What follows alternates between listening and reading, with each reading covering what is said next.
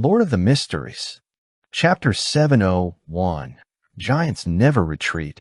Ulysses arrived at Snowman's location, but he failed to hit anything. It slid past, leaving behind a deep chasm. Behind it, fireballs exploded afterward, producing bursts one after another. Klein's somewhat stiff figure flashed about thanks to the fire. The King of the North didn't manage to open up a gap from him, as the 5 meters was maintained. By the time Ulysses came to a stop, Klein, who was still invisible, suddenly sensed something amiss. A corresponding scene appeared in his mind. He lunged forward as he clung close to the ground and appeared underneath the frost dragon. Meanwhile, Ulysses' thick and powerful tail had swung over, lashing it towards the nearby Ciadas and Mobit. Whoosh! With a loud crack, Mobit was sent flying as he dodged the frost dragon's tail. As for Ciadas, she failed to keep up. Although she had the aid of the gales to retreat and reduce the force, she had been struck in the side. The strike shattered the thick illusory scales that surfaced over her body, while her ribs fractured. She was also thrown out, but thanks to the wind, she didn't fall too hard onto the snow. If it were Mobit or Anderson, this strike would have instantly killed them. Thankfully, the storm pathway had the corresponding illusory scales to protect her. Furthermore, every sequence advancement brought about corresponding improvements. Ciadas was only heavily injured, but she didn't lose consciousness. She didn't even completely lose her mobility. At that moment, Ulysses' neck moved as it widened its mouth, spewing out a light blue beam of light. The beam of light swept past Snowman, freezing him into an ice sculpture. Edwina, Frunzier, and Anderson were blocked by the huge dragon's body. They couldn't help him in time with the use of their other Beyonder powers because of the distance. Bang! The frost dragon leaped up a little and turned around. When it hit the ground again, it left a slight tremor. At that moment in time, it was clearly in a terrible state. The crack on its right shoulder was abnormally nasty. Although the frozen light blue liquid barely stopped the wound from worsening, its corresponding claw was nearly maimed and could hardly be used. Many of the illusory scales on its body had shattered and abnormally dimmed. It was as though they had lost large amounts of vitality. Regardless, it had severely injured and restrained 3 of its opponents. The situation was much better than before, especially with Grizel being seriously injured. It was no longer caught up in battle and could now attack as it wished. Upon seeing this scene, Edwina's light blue eyes turned black again. Sticky vile thoughts slowly flowed. She suddenly clenched her right palm, causing Ulysses to raise its head in a roar. It was an excruciating pain as light blue liquid flowed from the corner of its eyes and mouth. At that moment, the only thought on the frost dragon's mind was to purge the emotional disturbance from its spirit body. Taking the opportunity, Edwina's eyes lit up and turned extremely pure. The light of dawn around her had quickly materialized into a sword. She wanted to play the role of a guardian to fend off the King of the North. She believed that Gehrman Sparrow definitely had his reasons for staying by Ulysses' side while being invisible. All he needed was time. At that moment, a figure enveloped in the original light of dawn had charged at the frost dragon. It was none other than the giant Grizel. His chest had sunk in. His grayish-blue skin was pale, and the broadsword in his hand had web-like cracks. However, he still bravely faced his enemy. Grizel cleaved at his target like he was burning up his life, emitting light and warmth. Giants never retreat. Amidst his roar, Grizel parried the frost dragon's repeated blows, and he managed to dodge the ice-blue breath in time due to its maimed front claw. Imprisoned, Frunzier ran over and began to restrict the King of the North's actions. Edwina also worked in tandem with him. Once Ulysses' rage allowed it to escape the restraints, she triggered its emotions again, allowing the restriction to continue and prevent the charge from happening again. At this moment, Anderson switched between throwing burning white spears and fireballs. Again and again, he dealt severe damage to the frost dragon. After Mobit managed to catch his breath, he continued stealing its thoughts or powers, stopping the frost dragon's attacks. Ulysses attempted to spread its wings a second time. It flew into the air a second time, sending snow flying, but with Frunzier adding another flight restriction, it could only give up when it sensed the difficulty in doing so. Klein, who kept switching positions by its feet, gained a deeper control of its spirit body threads. It had long reached the 20-second threshold, but he failed to achieve success. This was because the King of the North's spirituality was extremely potent. After a while, there was a clang. Grozel's broadsword was tainted by the frost dragon's breath as he was struck by its claw. The former shattered completely, turning into countless fragments as they flew everywhere. With sputtering sounds, the invisible walls in front of Grozel reached their limit as they let through several fragments that impaled his head and chest. Frunzier, who was similarly nearby, failed to dodge in time. The side of his armor collided with the fragments as his side was mangled. Giants never retreat. Grozel roared loudly once again. The light of dawn radiated from him once again as a sword made of pure light appeared in his palm. As the dark red blood on his face flowed, he parried the frost dragon's strike. At that moment, Klein was flicking the spirit body threads before he finally saw the opportunity to achieve initial control. 3 seconds. 2 seconds. 1 second. Ulissen's actions instantly froze as all its joints seemed to grow rust. The frost dragon immediately became alert and sensed that the source of the danger came from beneath it. Seizing the moment before its thoughts came to a complete halt, it instantly made the decision to sit down. It wanted to quash the despicable fella. Suddenly, its mind went adrift, having forgotten what it wanted to do. And about 20 meters away, Mobedzerost's knees buckled as he sat strangely on the snow. Klein took the opportunity to move his feet, walking to the side of the frost dragon's hind legs at a decent speed. His invisibility was beginning to wear off. After all, the mimicked ability definitely couldn't compare with the original. He extended his hands halfway as his spirituality jumped, his actions akin to controlling a huge puppet. Bang! Ulissen, whose thoughts were already slowing down, finally recalled what wanted to do. Its hind legs slowly bent as its hefty figure smashed downwards, but all it did was send snow and dust flying. No, good. Have to do that. Thoughts flashed through its mind sporadically as its heart suddenly contracted, condensing a terrifying light blue halo. This was the beyonder power stemming from its life. It could create a cold hell. With this, Klein and company would completely freeze. If not for Snowman's experience and powers being capable of restraining that state, more than 1 or 2 beyonders would have died. However, with it under Klein's control, everything Ulissen tried to do was clearly impeded. Edwina acutely noticed the source of danger, which she previously had no idea about. Immediately, she clenched her right fist, detonating the frost dragon's strong emotions. The King of the North's figure trembled in slow motion as the light blue halo that it had just converged scattered out of control. It failed to interfere with its environment. The frost dragon's mouth slowly opened as it let out a stuttering cry. Ciata stood up with great difficulty the moment she recovered a little. Upon seeing the situation, she immediately held back her pain and drew her bow. Her hair flared up again as heavy dark clouds appeared in midair once again. 2 different silver bolts of lightning added radiance to each other as they surged onto the bow, forming a terrifying arrow that swirled with a bolt of lightning. Ciata's face twisted as she released the arrow. The silver bolt of lightning instantly penetrated Ulissen's chest with a whoosh, tearing open a ghastly wound.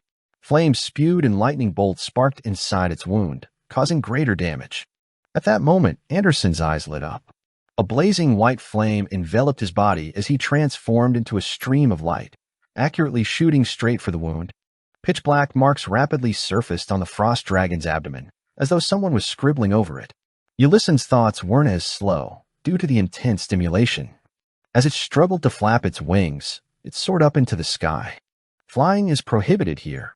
Frunzier added more restrictions in a timely manner. Bang!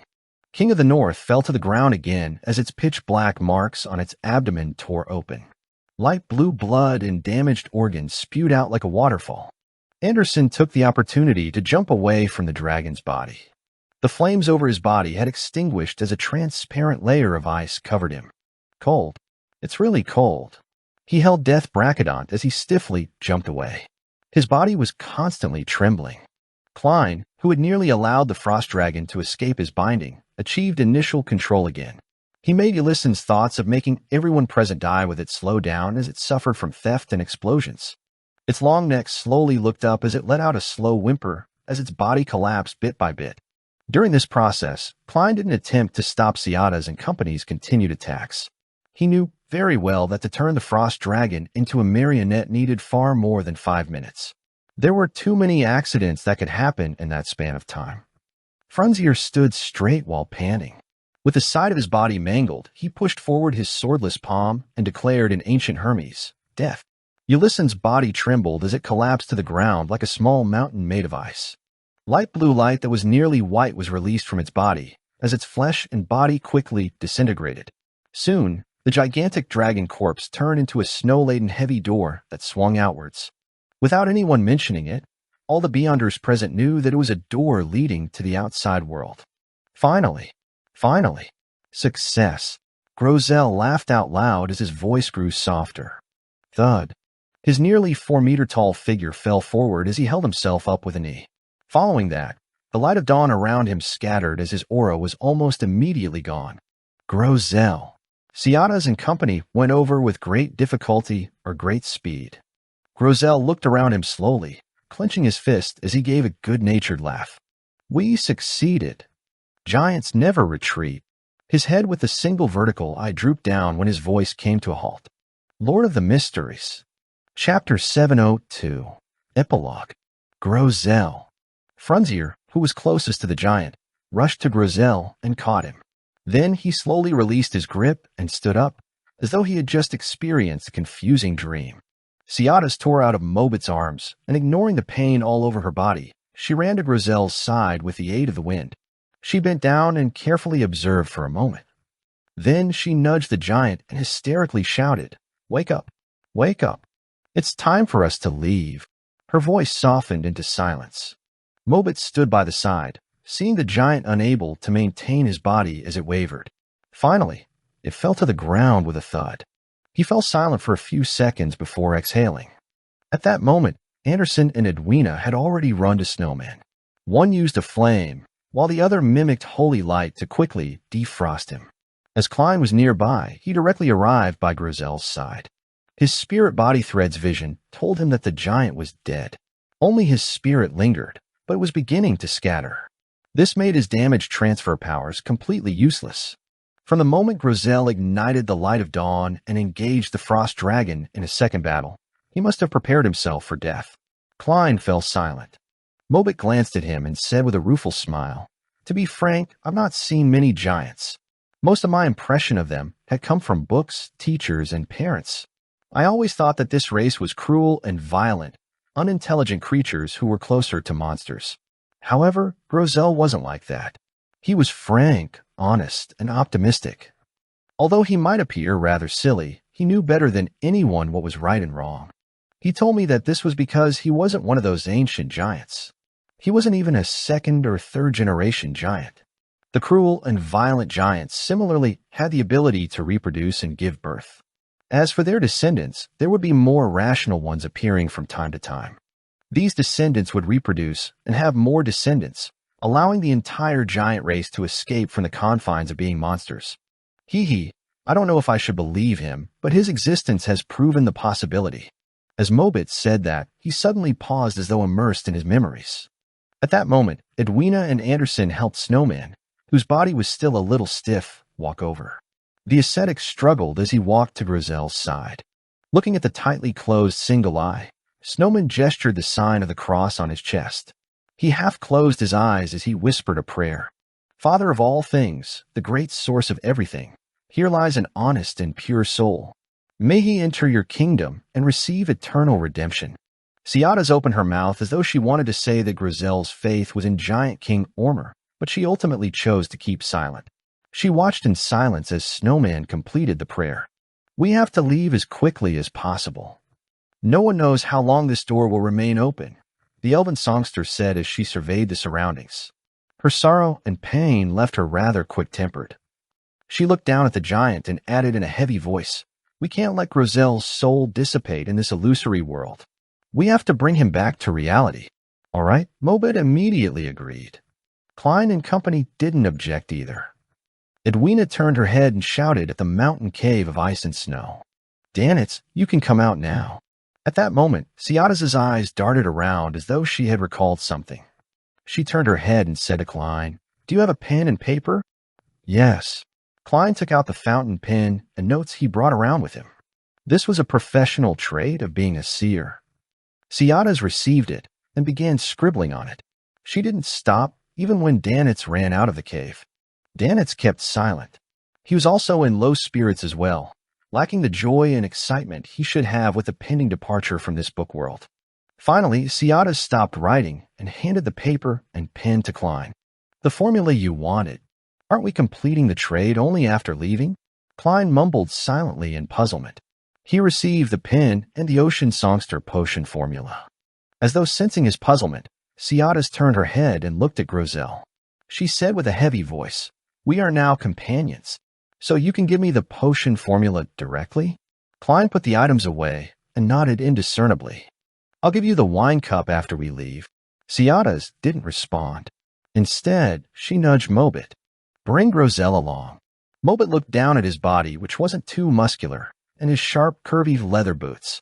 He gave a bitter smile of helplessness and walked to Grosel's thigh. Frunzier silently followed as he bent down to embrace the giant's left shoulder. Anderson looked around and skid. "All of you are injured or weak. Let me do it." He then lifted up Grosel's other shoulder.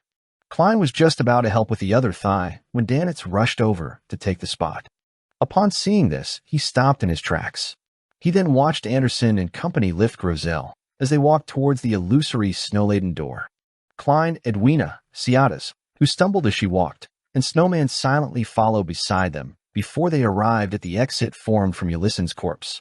At that moment, Klein surveyed the area and discovered that the light blue blood that flowed out from the King of the North had vanished. It was as though it had never existed. Indeed, it's a conjured monster that's almost real.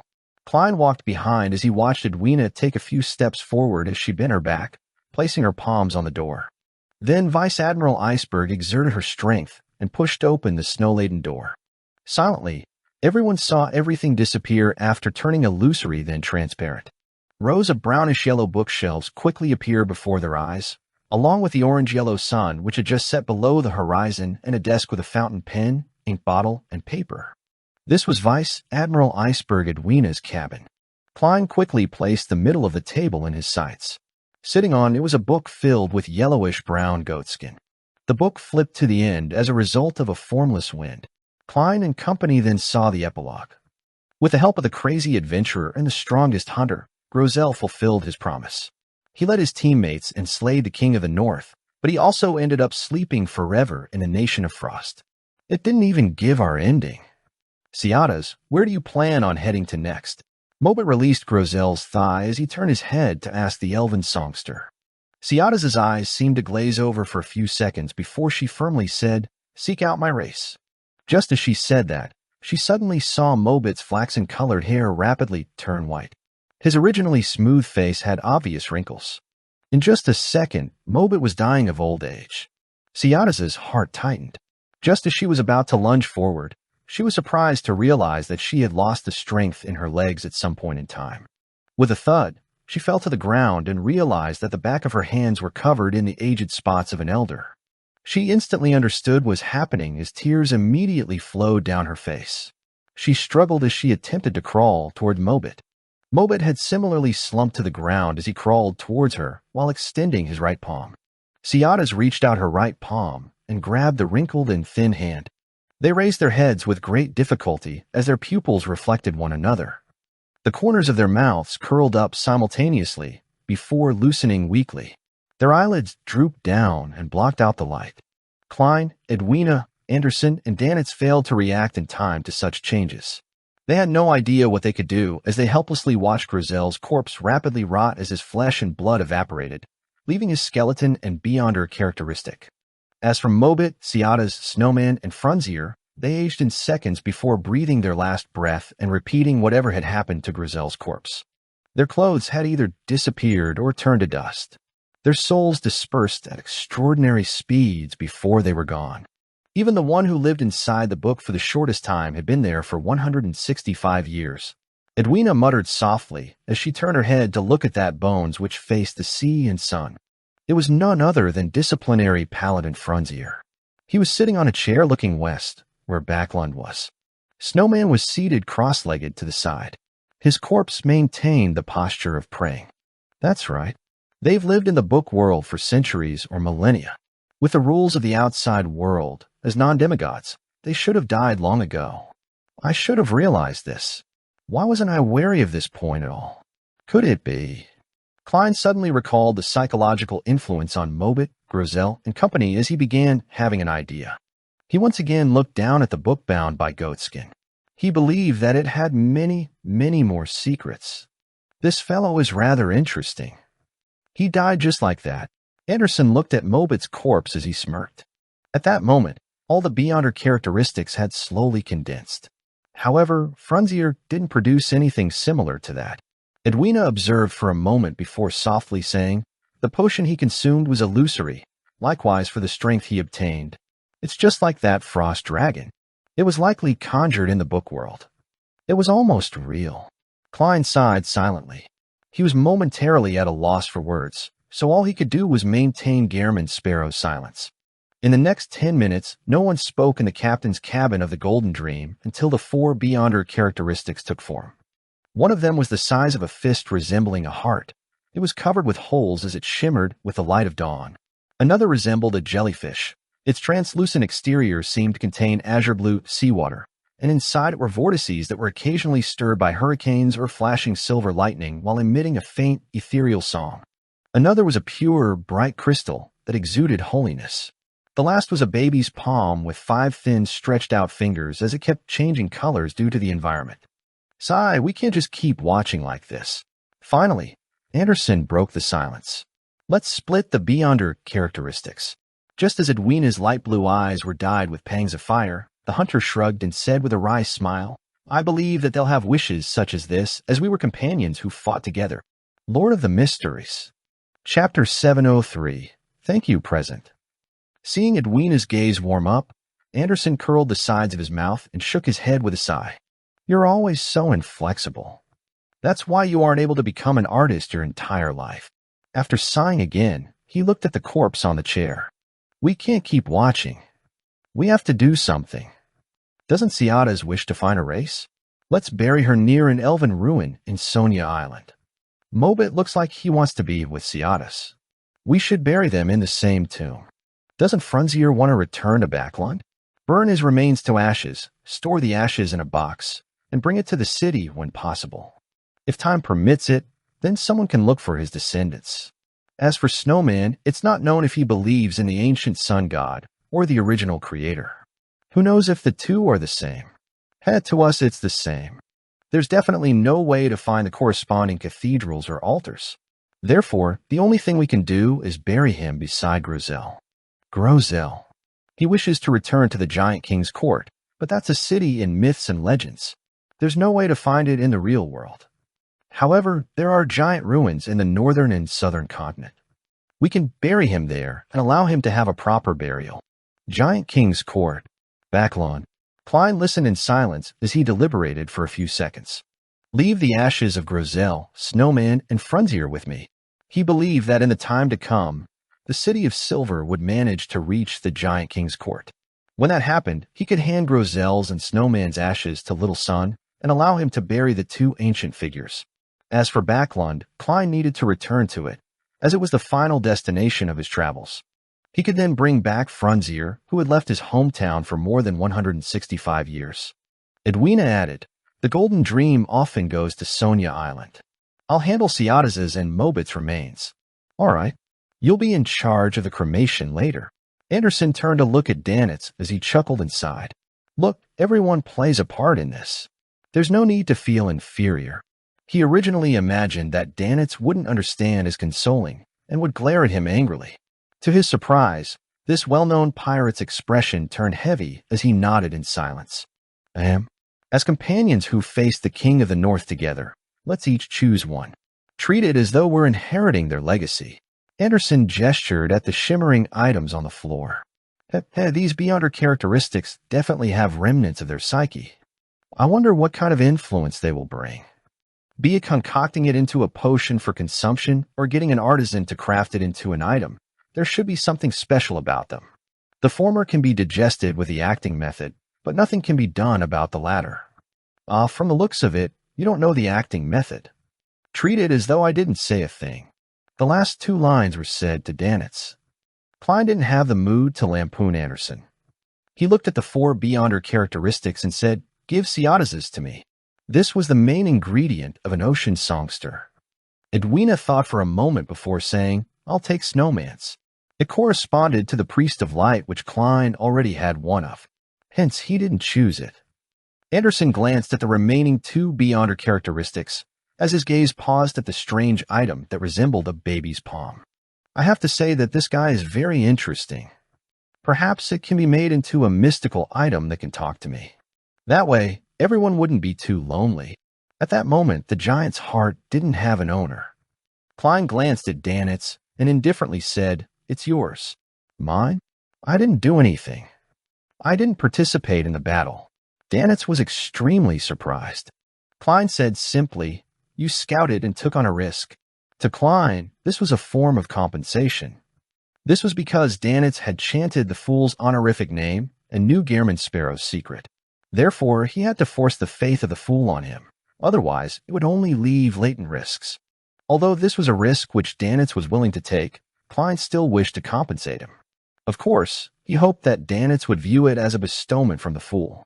And regardless of exchanging Grozel's Beyonder characteristic for money, using it to purchase the corresponding formula and ingredients, or making it into a defensive mystical item, all of them would be very useful for Danitz. "Take it," Edwina said as she looked at Danitz. "All right." Danitz nodded after a few seconds of silence. After distributing them, Klein took a few steps forward and bent his back to pick up Ciotaz's Beyonder characteristic. Looking at the azure-blue seawater sloshing inside the translucent membrane, he could vaguely hear the elf's beautiful singing. Just as he stood up, he saw Danitz nodding as though he was responding to a question. However, no one had spoken. Klein's gaze swept past Edwina's expressionless face and suspected if this mysticism magister was communicating with Danitz in a way others couldn't hear. Seeing Danitz give an affirmative answer, Edwina reached out to pick up Grozel's travels from the desk and closed it. She then handed it to Klein. "This is a token of my gratitude. Without me, all of you would have defeated the Frost Dragon." Klein didn't reach out his hand as he looked at the book comprised of yellowish-brown goatskin. "No, we definitely would have died. We had no way to defend against the king of the North's final frenzy. Besides, you were taking a huge risk entering the book." Edwina was like a teacher, explaining to him the reasons in a serious manner. "My only request is that you will tell me the answers if you figure out its origins and principles." Klein was very curious about the secrets hidden in Grozel's travels. He couldn't reject the offer as he reached out to take the magical book. Okay. At this moment, the importance of the Giant King's Court became more obvious. He even thought of buying the black iron key belonging to the giants and was worth 5,000 pounds while he was at it. However, he didn't immediately make the request to prevent Edwina from thinking that he was trying to fleece her. He prepared to wait a few more hours, or perhaps tomorrow, before borrowing the key from Vice Admiral Iceberg. He would head above the gray fog to divine its worth before offering to purchase it. Seeing Anderson and Danitz pick up their Beyonder characteristics, Edwina glanced at the darkening sky and said to Klein, "Where are you heading to next?" "Buy 'em," Klein replied frankly. Edwina nodded. "You can head there on the Golden Dream. We have plenty of rooms." Klein nodded indiscernibly as he agreed. Who wouldn't want a free ride? After dealing with the remains and cleaning up the captain's cabin, Edwina walked to the door and opened it. There were gasps of pleasant surprise as the mood in the corridor turned jubilant. "All right, it's fine now." Edwina looked around as a smile formed from her cold expression. The crew cheered loudly, making Anderson stroke his chin and frown. "It's more exaggerated than I imagined." Without a doubt, his words were drowned by the ebullient cheers. After everything came to an end, Klein and Anderson left the captain's cabin under Danitz's lead and headed for other rooms on the same level. Half turning his body to look where they were, Anderson suddenly sighed. "Is that it? Although we didn't get to know each other for more than half an hour, people who fought alongside you often leave a deep impression. But to think they suddenly died in a baffling manner. All of them." Klein was silent for 2 seconds before saying, "This world is filled with baffling deaths to begin with." "That's right." Anderson immediately smiled. "That's why optimism is needed to enjoy life. If I were to face death one day, I'll definitely be composed and cool, not losing my elegance at all. I would face it in the most handsome manner possible. Don't raise flags for yourself. Klein didn't say a word as he entered the room Danitz opened for him. Anderson took the room beside him. In the room, Klein stood at the window as he silently watched the darkening sea for nearly 10 minutes. Then he entered the bathroom, took 4 steps counterclockwise, recited the incantation, and went above the gray fog. Sitting at the high-backed chair of the Fool, he conjured the world's figure and made him make a praying pose. Honorable Mr. Fool, please inform the Sun that I've obtained the Sequence 6 notary potion formula he wants. I also have clues to the Priest of Light formula and main ingredients. He can delay payment by putting it on credit and pay for it in the future. Klein was doing this to prepare for his advancement to Sequence 4. The City of Silver had rich resources, so it was possible that particular main ingredients or difficult supplementary ingredients that were hard to come across would exist over there. Therefore, with him in no rush to get anything, he planned on letting Little Sun owe him. The reason why he didn't say that he had obtained the main ingredients and potion formula for Priest of Light was because he felt that it was too exaggerated. He planned on telling him once Little Sun was more or less done digesting the potion. After checking the conjured scene twice, transmitted it into the crimson star representing the sun as a stream of light. Afternoon town. Having just finished patrolling the periphery of the newly established camp, Derek's vision suddenly blurred, and he saw an endless gray fog and an indistinct figure praying inside a dark red glow. Immediately following that, he heard the World's voice and learned that his notary potion formula had been acquired.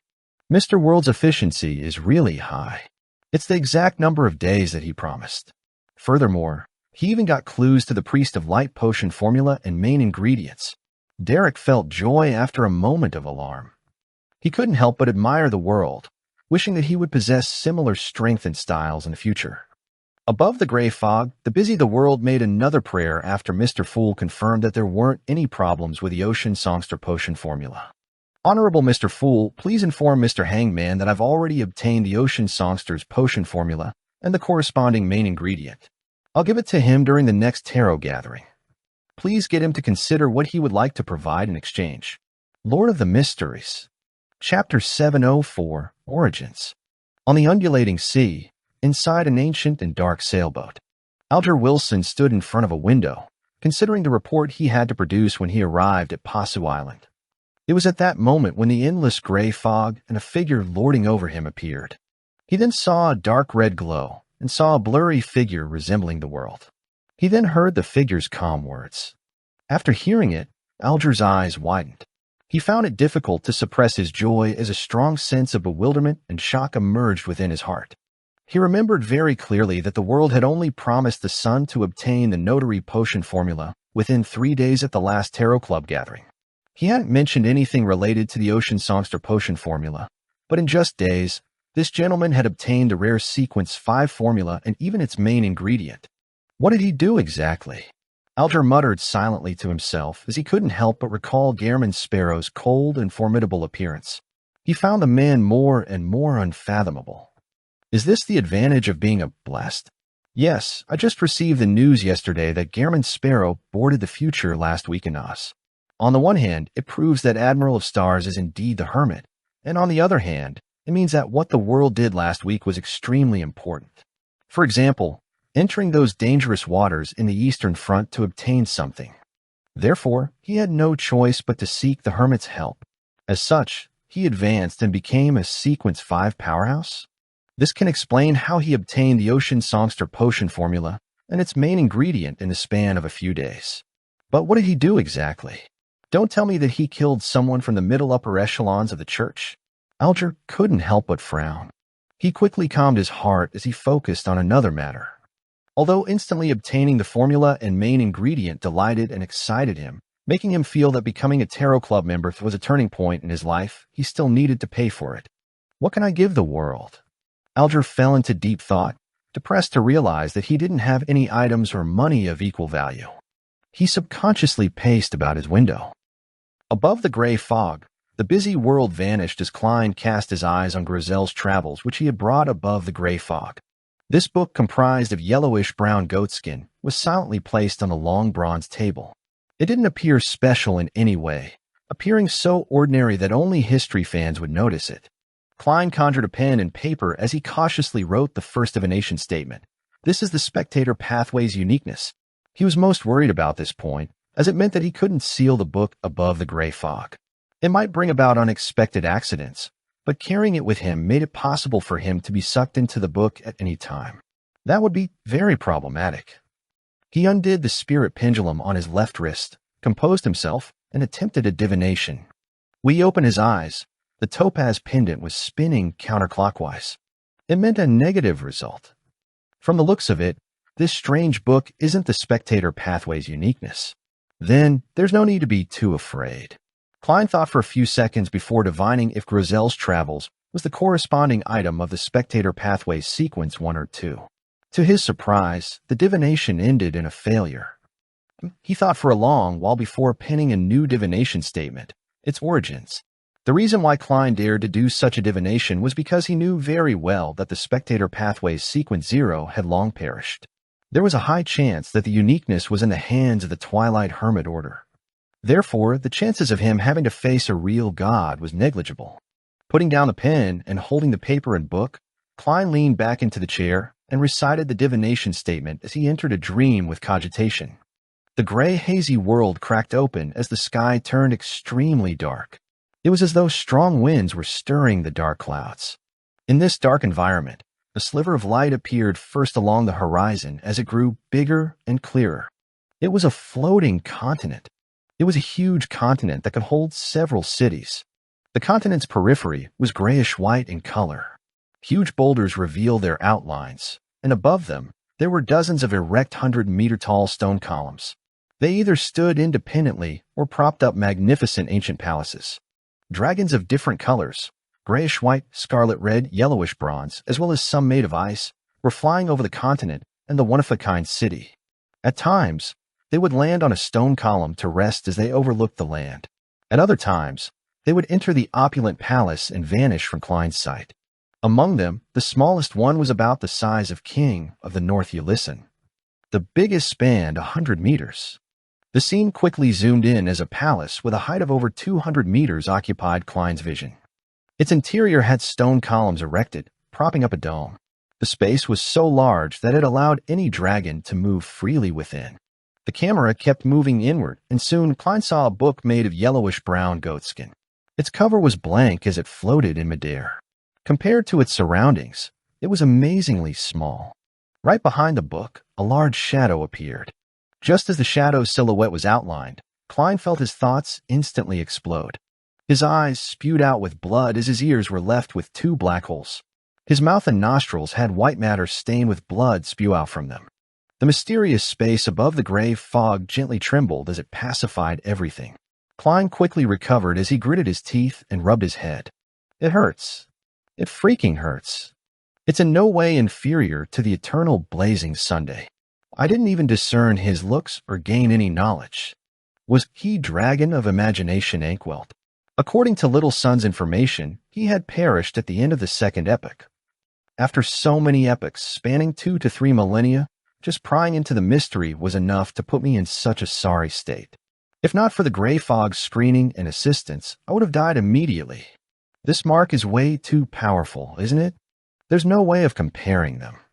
Its damage is inferior to the previous encounter with Eternal Blazing Sun, but one had died long ago, while the other is still alive. It just begs the question if the ancient gods are stronger than the real gods of the present day. Using nearly a minute to recover from the pain, Klein recast his gaze on Grizel's travels. He tapped the model table's edge and muttered silently, "This book's author is Dragon of Imagination Ankwelt, a book written by an ancient god, a storybook that can automatically deduce the ending. What is his goal? When this book was formed, the Dragon of Imagination likely hadn't encountered the ancient sun god and was fine. After all, it would take some time to go from the City of Miracles live seed to the Giant King's Court. And before Grizel was swallowed by the book, the Giant King's Court was clearly still in existence.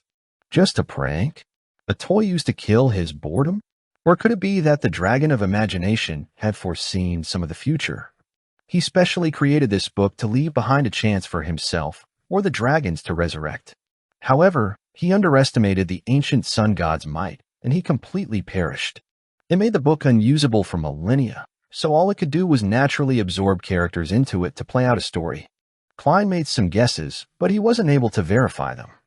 After some consideration, he thought of finding a chance to enter the book and search for clues. In the future, I can enter as a spirit body above the gray fog. Once I encounter any trouble, I'll immediately return. Yes, I'll make the attempt after I'm no longer with Edwina and Anderson. I have to be careful and cautious. Klein nodded as he divined if leaving Grizel's travels above the gray fog would bring undesirable changes to the mysterious space, but he was met with failure again. As for the reason, he actually knew why. This was a place that transcended the spirit world. Divining about matters involving this area naturally failed if attempts were made to obtain revelations from the spirit world. After deciding to frequently come above the gray fog to take a look so as to prevent any accidents, Klein threw Grizel's travels into the junk pile. He then waved his hand, summoning a golden wine cup that had been partially flattened. The cup had complicated patterns engraved on it, with the elvish phrases Calamity and Kohainum. Apart from that, there wasn't anything special. With it in hand, Klein silently rubbed it for a few seconds. Knock, knock, knock. Klein politely knocked on the door to the captain's cabin. Is there something? Edwina, who had let down her hair, looked at Gehrman Sparrow and asked. Klein handed over the elf queen's golden wine cup. Put this in Ciatas's tomb. All right. Edwina fell silent for 2 seconds before nodding and receiving it. She habitually studied the engravings and symbols on the cup before withdrawing her gaze in embarrassment. She then looked out the window and said, They'll be organizing a bonfire party. Will you be participating? No. Klein shook his head. I understand. I don't plan on participating either. Not everyone is like Anderson, who can quickly raise his spirits, Edwina said with pursed lips. Actually, it's not necessarily a bad thing. Klein was momentarily at a loss for a response. And apart from giving lessons, Edwina wasn't good at socializing. Immediately, the two of them fell silent. About 10 seconds later, Klein silently inhaled and broke the silence. Are you selling that key that originates from the giants? Yes. Edwina thought about it before glancing at her collector's room. She added, I can lend it to you for studying. You can decide whether to buy it before leaving the ship. Lord of the Mysteries. Chapter 705, Mythical Creature. You didn't even need me to mention it. I was still a little embarrassed to raise the subject. Klein secretly heaved a sigh of relief. After considering Gehrman Sparrow's persona, he calmly said, I do not take advantage of others. Just as he said that, he felt a little regretful. He was afraid that Vice Admiral Iceberg would really change her mind. Edwina's light blue eyes moved slightly as she said, The only condition is that you have to tell me the answer to anything you figure out. Phew. Klein didn't harp on the issue as he nodded. Okay. About a minute later, he carried an iron black key the size of a heptachord. And at that moment, there was a series of fervent singing from the deck. Your eyes are so mesmerizing that it feels like the light from dawn. When night comes and the sun has gone down, I almost start feeling melancholy, fervently awaiting your light. Oh, your eyes are so mesmerizing that it feels like the light from dawn one. Klein subconsciously went to the window and looked out.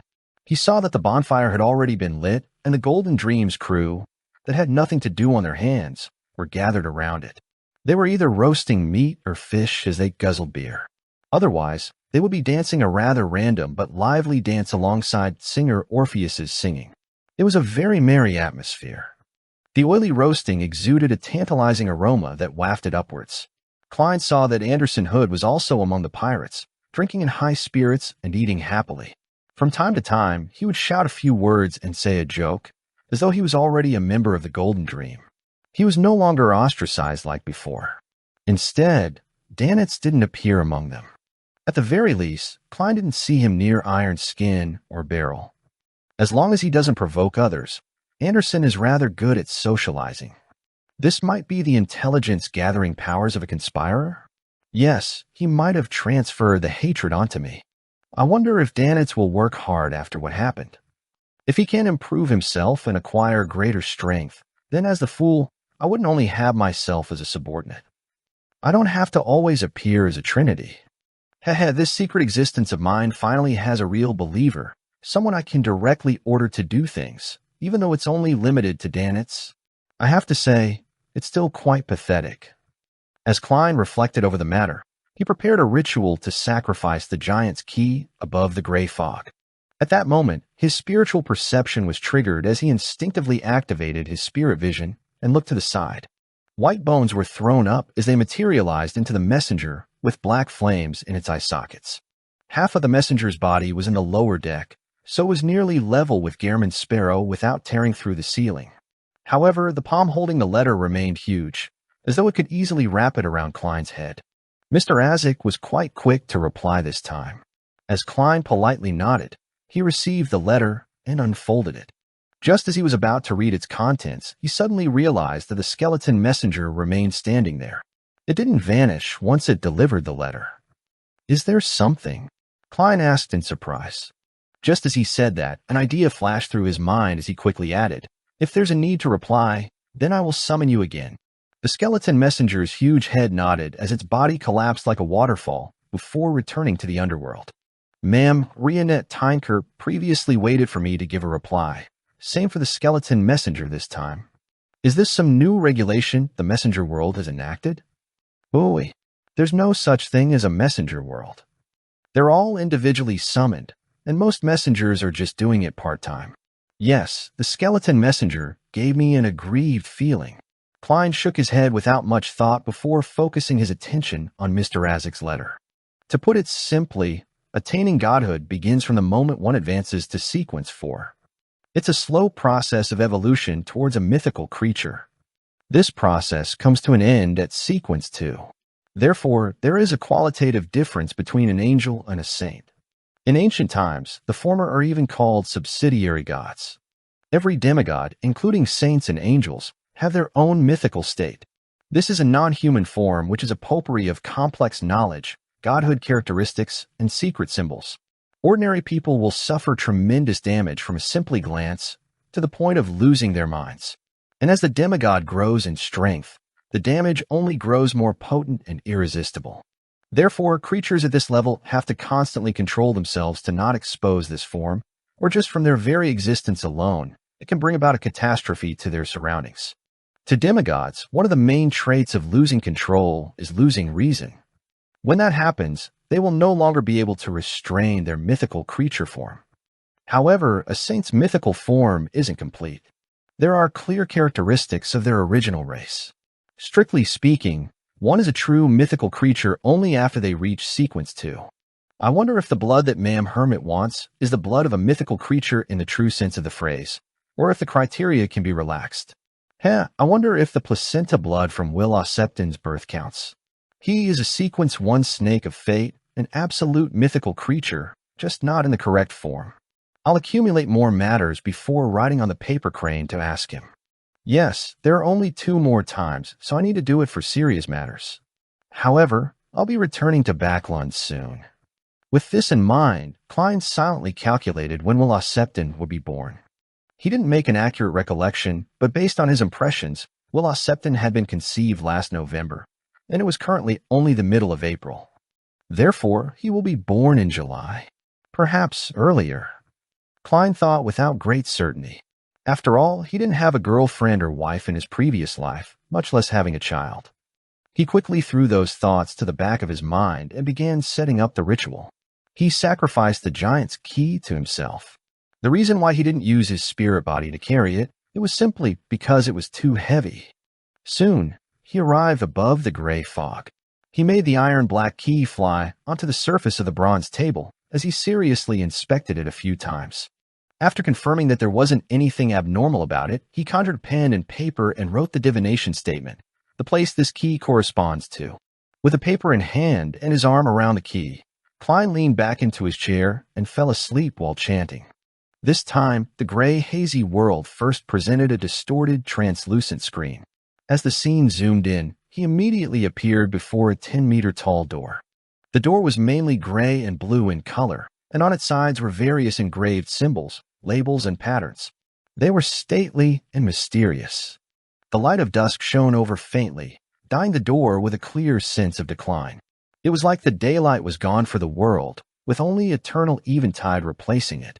Right on the heels of that, Klein noticed that the opening in the door's left side, at a height of 3 to 4 meters, there was a pitch-black socket which was equivalent to an adult's fist. The scene quickly shattered as Klein opened his eyes. A door similar to the black cloisters, but of a different color. The light of dusk. My interpretation is that it represents a particular door of the Giant King's court. Yes, the first distorted translucent screen should be the barrier between the forsaken land of God and the outside world. Therefore, without the gray mist eliminating interference, there's no way to see the scene via divination. Klein tapped on the edge of the model table as he made judgment. He had already decided to buy the Giant's key. After going through the hassle of bringing £5,000 in cash back to the real world, Klein tidied the items on the table and held a thick stack of cash. He left his room once again and walked to the captain's cabin.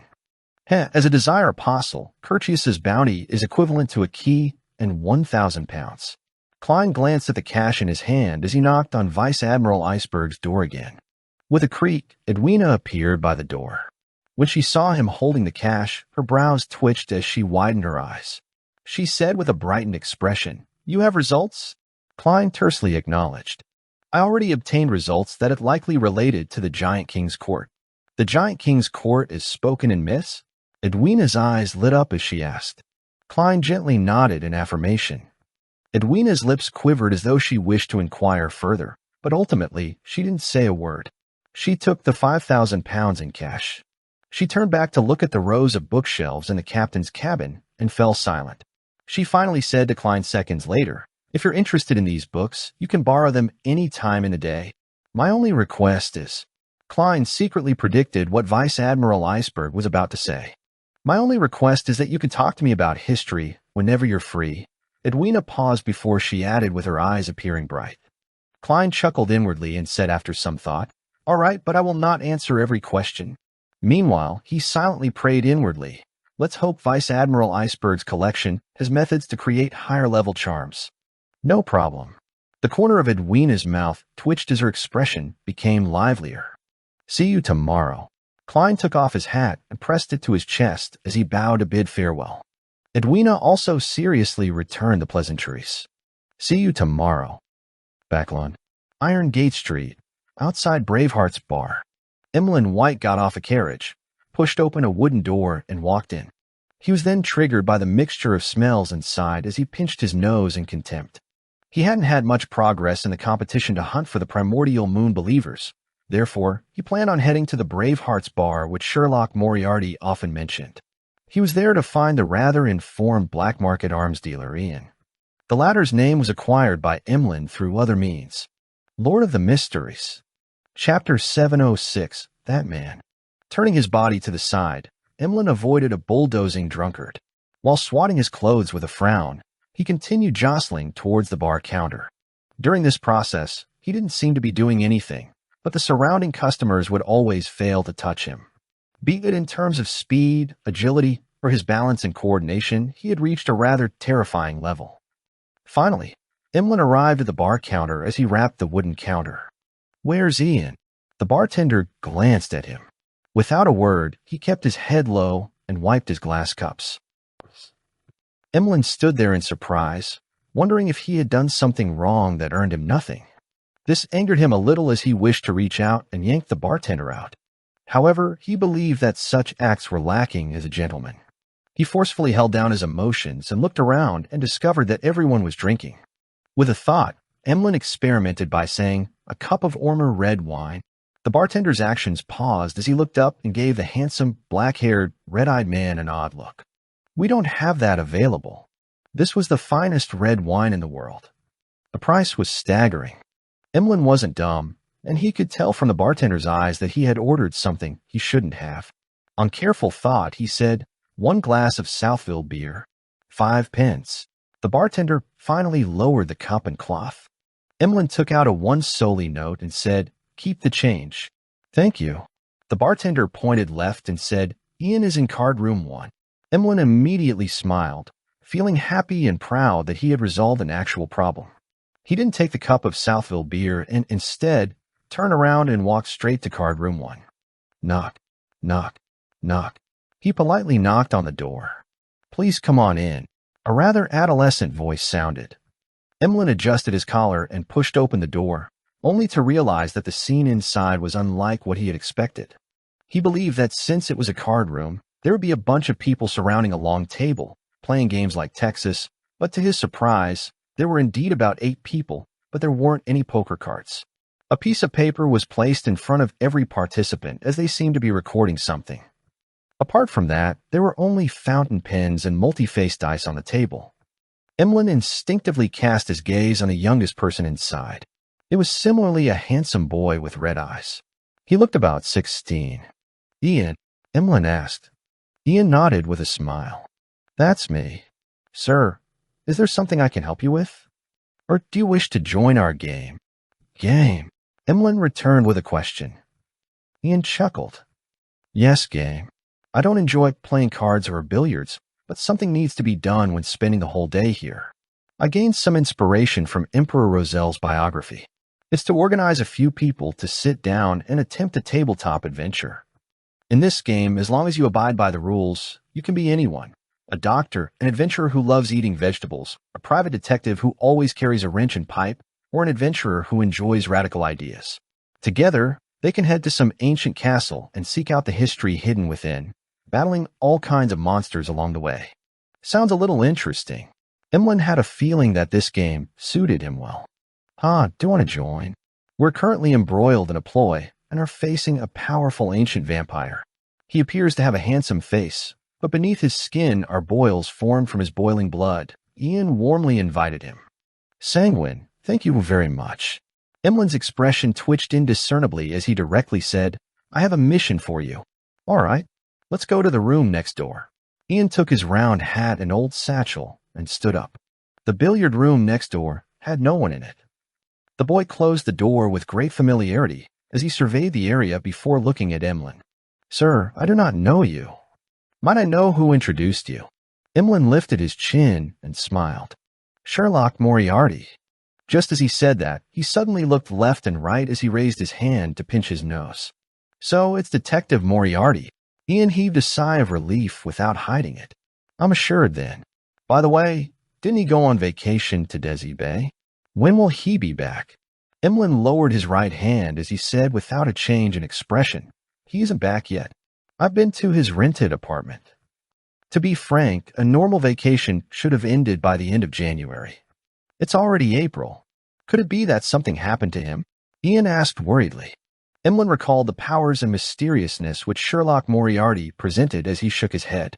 Perhaps he's caught up in a complicated case. Ian didn't speak further as he asked, "How may I address you? What mission do you have?" "You can call me Mr. White." Emlyn took out a piece of paper that resembled a bounty notice. "Help me find these 5 people." Ian received it and carefully flipped through it for a while. £20 for an effective clue, £150 for an exact location. Is that acceptable? No problem. Emlyn felt that the price was just too cheap. Compared to this, the prices seen at the Tarot Club were way more exaggerated.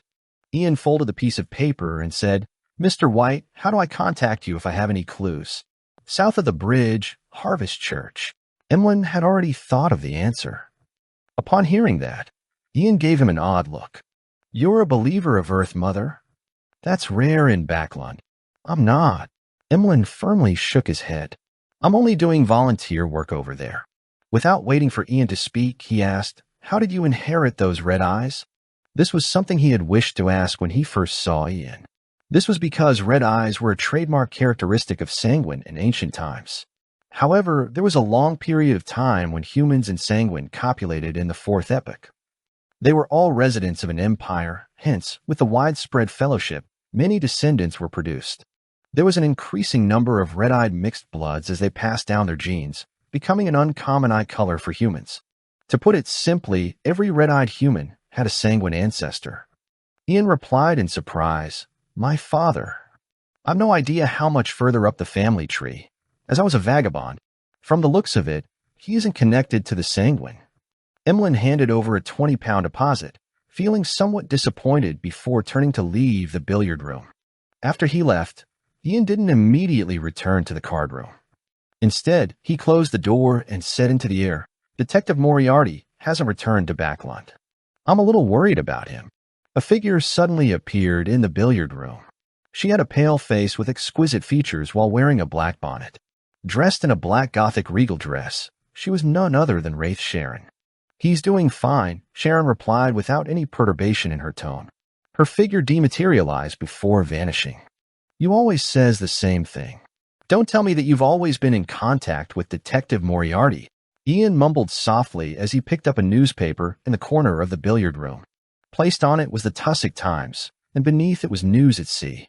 The latter was mainly used to report the situations of the different colonies of the Lone Kingdom and matters at sea. But due to technological restrictions, the news at sea that reached Backlund was severely outdated. It wasn't of much use to people who needed it, so subscription numbers were low, and the business was floundering. Later, with a suggestion from a new chief editor, the newspaper's style changed. It had more rumors out at sea, as well as all sorts of strange matters revolving pirates and adventurers. It appeared more like stories rather than actual news reports. To people's surprise, this change in style was welcomed. As it involved ghosts, specters, sea monsters, and treasures, it became the semi-literate people's prime choice to flaunt their knowledge to the illiterate at the various bars. After all, although the stories seemed fake, they were sufficiently interesting.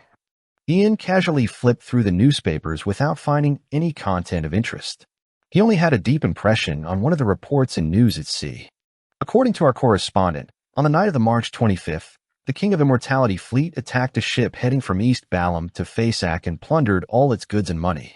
And living up to his title, Slaughter Curtius finished a bloody massacre.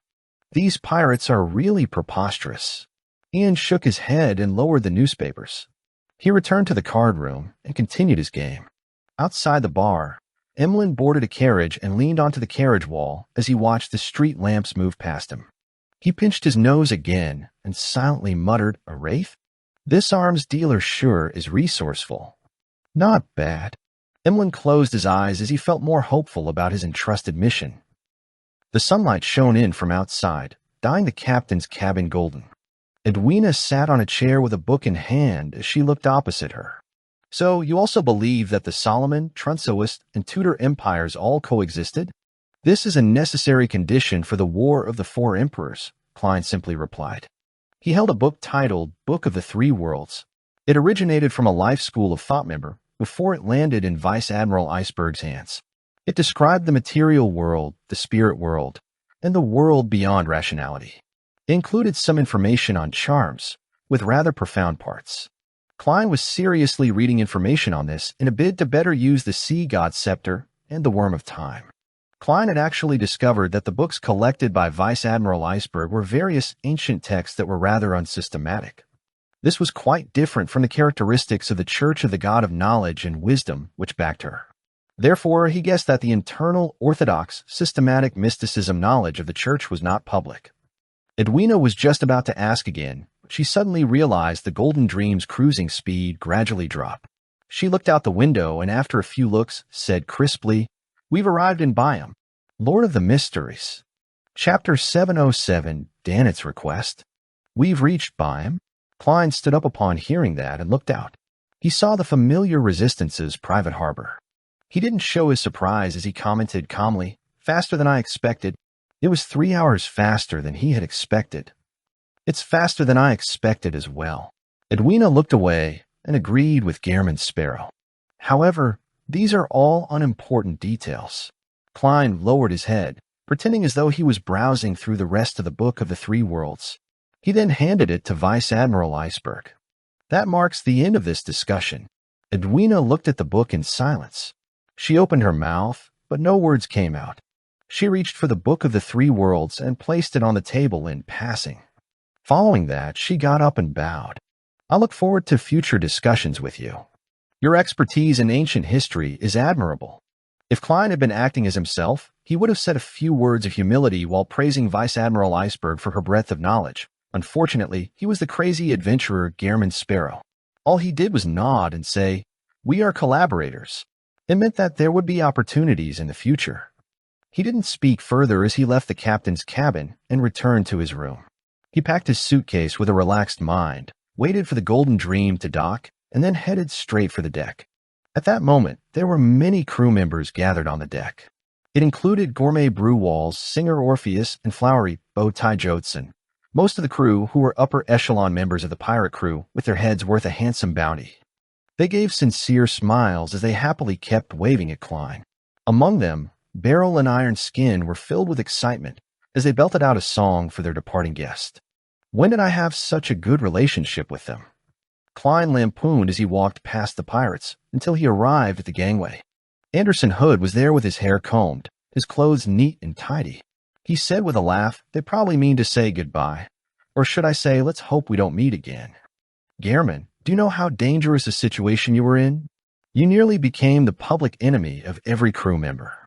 They were so eager to steer the Golden Dream to Byam in 5 minutes." Klein was just about to answer when he saw Danitz jog over, with a black cloak draped over him. "This fellow has really resolved himself to do better, and he plans to leave the Golden Dream to go at it alone? This is a little incompatible with my plans.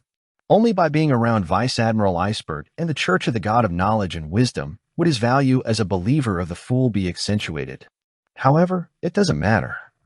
If Danitz can grow stronger, it will be even more meaningful."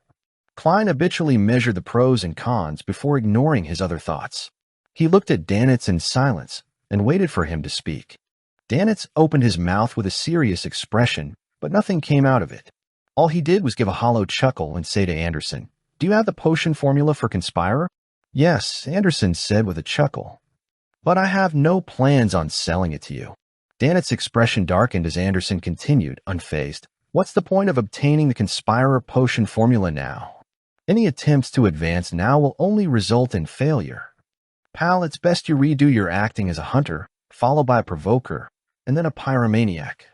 It's best that you get an artisan to make that giant's heart into a defensive, mystical item. Otherwise, I'm afraid you would be killed by others when the time comes. After you're sure about your chances, get the Conspirer potion formula from your captain. She has it. However, I believe that will be the end for you. Conspirer has very high requirements." Danitz's face twitched as he was being mocked, but he remembered every word Anderson told him.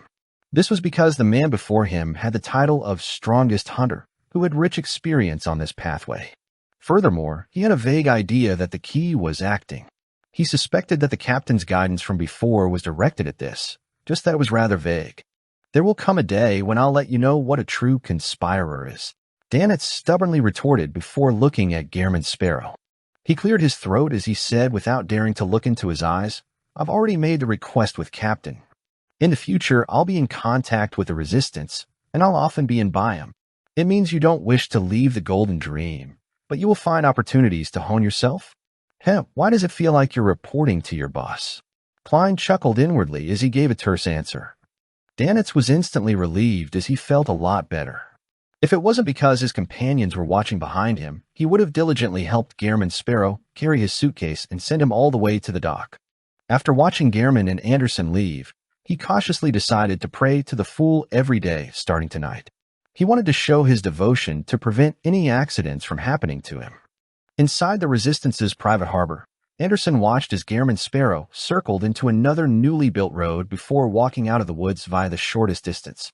"You seem familiar with this place." "This road wasn't here the last time I was here," Anderson said, partially bored and poignant. "Of course, there are so many people praying to me every day, telling me what they've done, and I occasionally give them a response, such as directing them to mend this road." Klein thought smugly but replied with a stoic expression, "Where does your friend stay?" "In a manor in the Byam City outskirts." Anderson sped up his pace as he led the way. An hour later, he brought Klein to a manor. There was an eclectic smell from various spices, mixed with an indescribable ersatz exoticism. After informing the gatekeeper of their intentions, the two didn't wait long before they saw a man of medium-sized build of less than 1.75 meters walk over. By his side were his butler and valet. The man's skin was somewhat sallow, with quite a tan. His contours were gentle, but his eye sockets were much more recessed than most Loanese. To Klein, he could basically determine the man's background. He was a Highlander from the Fainapotter Kingdom. The man was already a little plump, with a rotund, amiable face. He immediately laughed when he saw the Strongest Hunter. "Anderson, you aren't dead yet. I'm waiting to attend your funeral," Anderson replied without standing on ceremony. He then turned sideways to Klein. "Ukva Connor, Chris, the doctor of my former team." He didn't introduce Gehrman Sparrow to Ukva and said with a grin, "I brought you business." Ukfa instantly understood Anderson and didn't ask in front of his butler and valet. He led the duo towards the main building in the manor. Along the way, Klein saw buildings like windmills, bakery, brewery, and militia training grounds. The entire manor appeared like a miniaturized kingdom. Apart from the lack of a blacksmith, it was completely self-sufficient. Most iron products were cheaper buying them from the city than personally making them. This is the pastoral lifestyle. Klein sighed silently as he followed Ukfa into the house, into his study. Ukfa didn't call the mistress of the house over, nor did he carry his child to meet Anderson and Klein. Clearly, he didn't wish for them to have any contact with the mysterious world. Hence, after he closed the door, he went straight to the point. What's the business? Didn't you wish to sell that revolver? He has intentions on buying it. Anderson pointed at Klein. Gehrman Sparrow. Gehrman Sparrow? The powerful adventurer who easily hunted Wormtongue Mither. Ukfa said in surprise, but he didn't show any fear. Although he had distanced himself from the adventuring lifestyle, he knew that he couldn't be careless. Therefore, while in Byam, he would proactively keep himself informed to prevent trouble from happening. Anderson scoffed when he heard that. That's old news. This gentleman's achievements include successfully hunting Slaughterer Curtius while living to this day. Curtius? The second mate of the King of Immortality. Ukfa's expression changed. He couldn't hide his horror as he secretly turned wary. That's right, Anderson said with a self-deprecating smile. In the pirate's playground, he's the one who's recognized as the strongest hunter. Ukfa gulped as he looked at Klein. He couldn't help but smile and say, I believe you have the ability to buy Death Knell. Death Knell? Klein asked with piqued interest, but he didn't show it. That's the name of the revolver. It has accompanied me for a decade. Sigh, if it's not because it overlaps in functionality with one of my other mystical items and isn't of much use for me at present, I wouldn't be willing to sell it, Ukfa replied with a sigh. At that moment, Anderson scared with laughter. That wasn't what you said before. You said you preferred farming tools. A planter. Klein made the corresponding judgment based on Anderson's words and Ukfa's expression. Meanwhile, the corresponding potion names flashed through his mind. Sequence 9 Planter, Sequence 8 Doctor with the ancient name Healing Pastor, and Sequence 7 Harvest Priest. It's no wonder Anderson introduced him as his former team's doctor. Klein thought for a moment and said, Do you know Frank Lee? Haha, no. Although I'm from Fainapotter, my formula and ingredients were obtained by myself, one at a time. I had nothing to do with the Church of Earth Mother. Therefore, I wouldn't dare to return to Fainapotter. However, I've heard of Frank Lee. He's someone who gives the church quite a headache, Ukfa replied frankly. He's only a Sequence 6 biologist, but he's given such importance by the church. I really do wish to meet him if there's a chance. No, you won't. You will regret having that thought. Klein could tell from Ukfa's answer that he believed in Earth Mother and was likely a powerful Sequence 5 beyonder. By his side, Anderson's face twitched when he heard Ukfa. He said with lingering fear, That guy does give one a headache. In a certain sense, you can call him a devil. His powers and thoughts have exceeded the level of a Sequence 6. All right, let's not talk about him. Whenever his name pops up, I still remember the milk that was jettisoned. Ukfa looked at the duo in puzzlement as he restrained his looks of curiosity. He walked to the table side, opened a drawer, and pulled out an iron-black revolver that looked a little longer than an ordinary revolver. This is Death Knell, Ukfa introduced it solemnly. Lord of the Mysteries. Chapter 708, Revolver worth 9,000 pounds. Death Knell. Striking the enemy's death knell with every shot? I like this name. Klein controlled his facial expressions as he went forward without any anticipation or excitement on his face. He reached out to receive the iron-black revolver with a slightly long barrel. He was originally very worried that Ukfa would raise the price if he showed any strong desires for it. This was common in any transaction, but on second thought, with Gehrman Sparrow's reputation and with Anderson, the strongest hunter of the Fog Sea, as a witness, it was unlikely that Ukfa Connorchris would offend him despite possibly being a Sequence 5 beyonder. After all, he had quite the adventuring circles and had hoped to lead a quiet and settled life. He definitely had reservations that the crazy adventurer might sneak into the manor in the middle of the night despite not flaring up in front of him. Therefore, his attempts to maintain his calm and composed attitude became one of simply maintaining his persona. Realizing that Gehrman Sparrow was seriously inspecting and studying Death Knell, Ukfa gave a detailed introduction. Its powers are rather uniform, to reap the lives of others. There are 3 methods. First is weakness attack. There's no need to meet any conditions. Just directly inject your spirituality and pull the trigger. It will allow you to discover the target's weaknesses from a mysticism angle. In other words, it would be the aspects where defenses are weaker, and it will provide you with the corresponding accuracy, thus resulting in extraordinarily terrifying damage. The second is lethal attack. You have to cock the hammer before shooting. Its distinguishing feature is that wherever you hit the target, it will be equivalent to an attack on their weak spot. And if you really do strike the true weak spot, it will be capable of dealing a lethal blow to an enemy without overly strong defenses.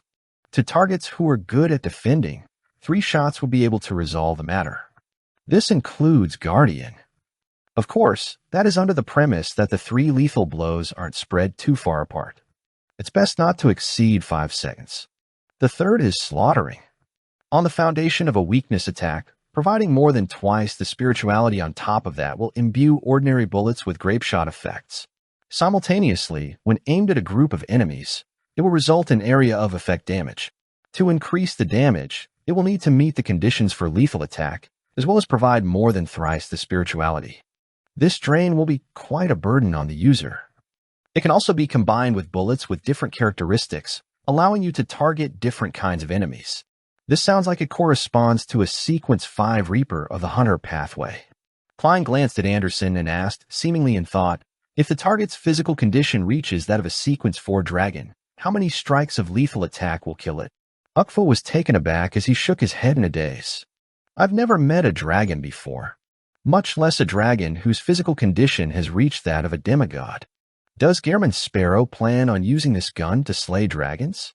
And a demigod dragon at that? Isn't that way too crazy?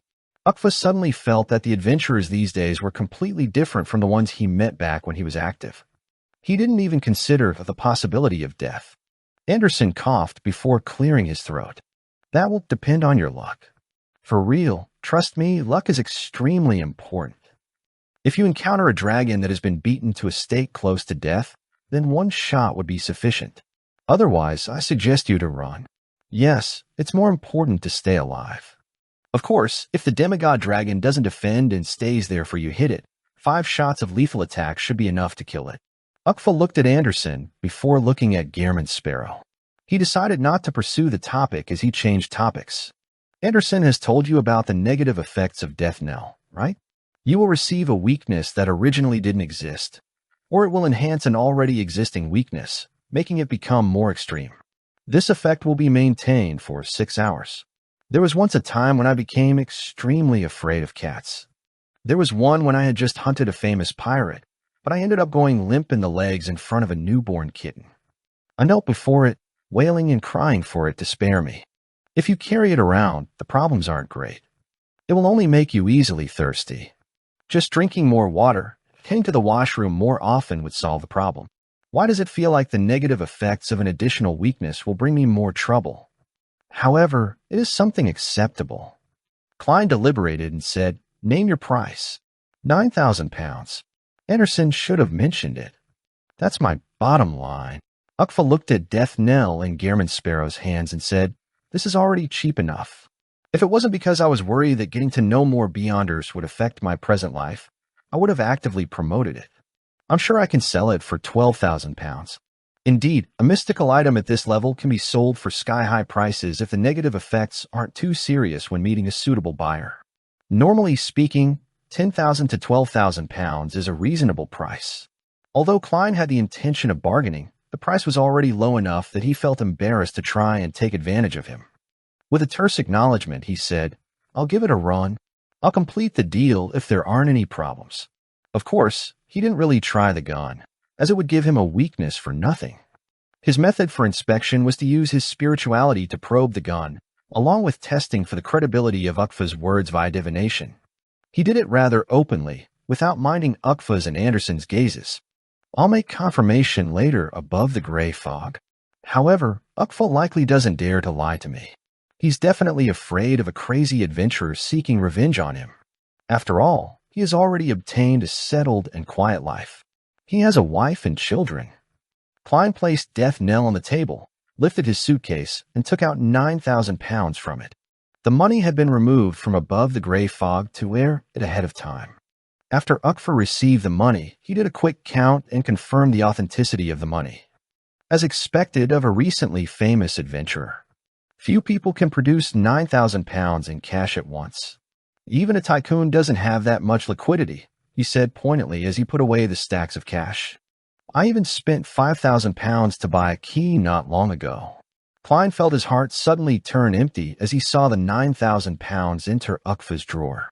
I've been out at sea for so long, saving up so much money, but in just moments it's all gone.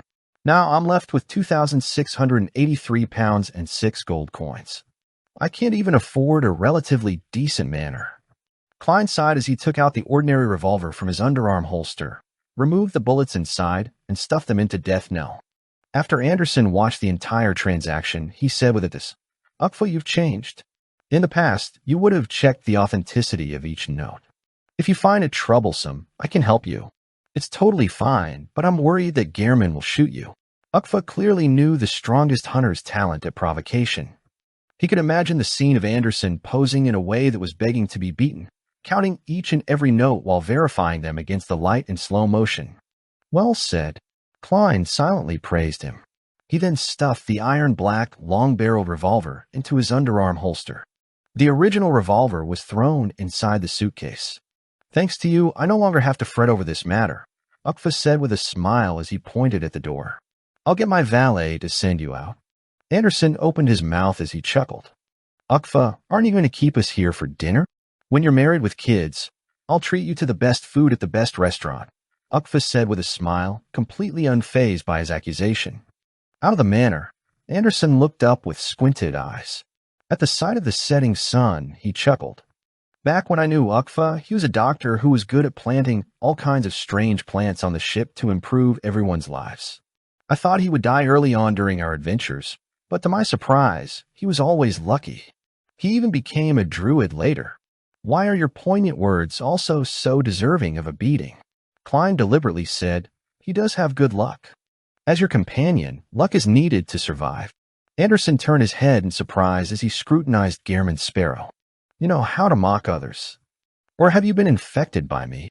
He wasn't too affected by it as he straightened his clothes, took off his hat, and said with a smile, All right, you've gotten the mystical item you need.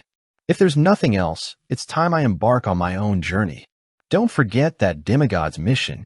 Klein succeeded in using a single sentence to crumple Anderson's expression. I already have an urge that compels me to finish that matter as soon as possible. All right, there's no need for goodbyes. Perhaps we might really meet again one day. Anderson gave a self-deprecating laugh, waved the hat in his hand, and turned ahead towards another path that left to Byam. As he watched the strongest hunter depart, Klein slowly heaved a sigh. Holding his suitcase, he followed the path he took to get here and headed for Byam under the red evening sky and the shelter of unique palm trees. Inside Byam City, after finding an ordinary inn to stay in, Klein began considering his subsequent plans. I'm finally free. I can attempt to act as a marionettist. I have to figure out the corresponding principles. That's the most pressing issue for now. Yes, marionettist. The focus should be on the marionette. I haven't actually created a marionette and controlled it in battle. I should start from there. This matter can be completed before returning to Backlund. Not only do Beyonders have to stay hidden there, making it difficult to encounter one, but no matter what one does, it's easy to get on the bad side of the church or some important figure. I need to be careful. It's not a good place to select and create marionettes. The sea is better. I'll go make my rounds at the bar later. I'll find a pirate who deserves death to give it a try. With this in mind, Klein immediately got up and left his room. As though he was bringing his certificate of deposit to a bank to withdraw the money, he headed for the nearby seaweed bar. Famous pirates often showed up there. Soon, he arrived at the bar's entrance. After straightening his clothes, he pushed open the heavy wooden door. Gazes subconsciously swept past his face before they moved away, as though it wasn't anything extraordinary. Following that, someone shouted with a suppressed voice, Gehrman's sparrow. In a blink of an eye, several figures in the bar ran for the back door. Before Klein could figure out what was happening, the bar was left relatively desolate and empty. Lord of the Mysteries. Chapter 709, Ellen's Warning. As Klein looked at the bar, which was so silent that he could hear breathing, he was taken aback. Only then did he step in and walk straight to the bar counter as though nothing had happened. I should change my appearance the next time I come, he thought in frustration, just short of face-palming. Ukva's lack of awareness that Gehrman Sparrow had successfully hunted Slaughterer Curtius had made Klein believe that the latest news hadn't reached the city of generosity, and he boldly came to the seaweed bar. To his surprise, the problem lay in Ukva, who had kept a distance from the adventurers' circles. He was a little behind on the news, and the crazy adventurer's infamy had already spread amongst the pirates around the Rorstad archipelago. Sighing silently, Klein sat in front of the bar counter and rapped the wooden counter. 1 glass of Southville beer. 6 pence. The bartender gulped his saliva with great difficulty. Klein took out a few copper pence and placed it in front of him. Without a change in expression, he asked, "Any developments recently?" The bartender took the money and carefully delivered the beer to Gehrman Sparrow. Then he forced a smile and said, "Admiral Amirius Revolt has been transferred back to Backland. Admiral Robert Davis has replaced him, becoming the highest-ranking naval commander of the surrounding waters for the kingdom.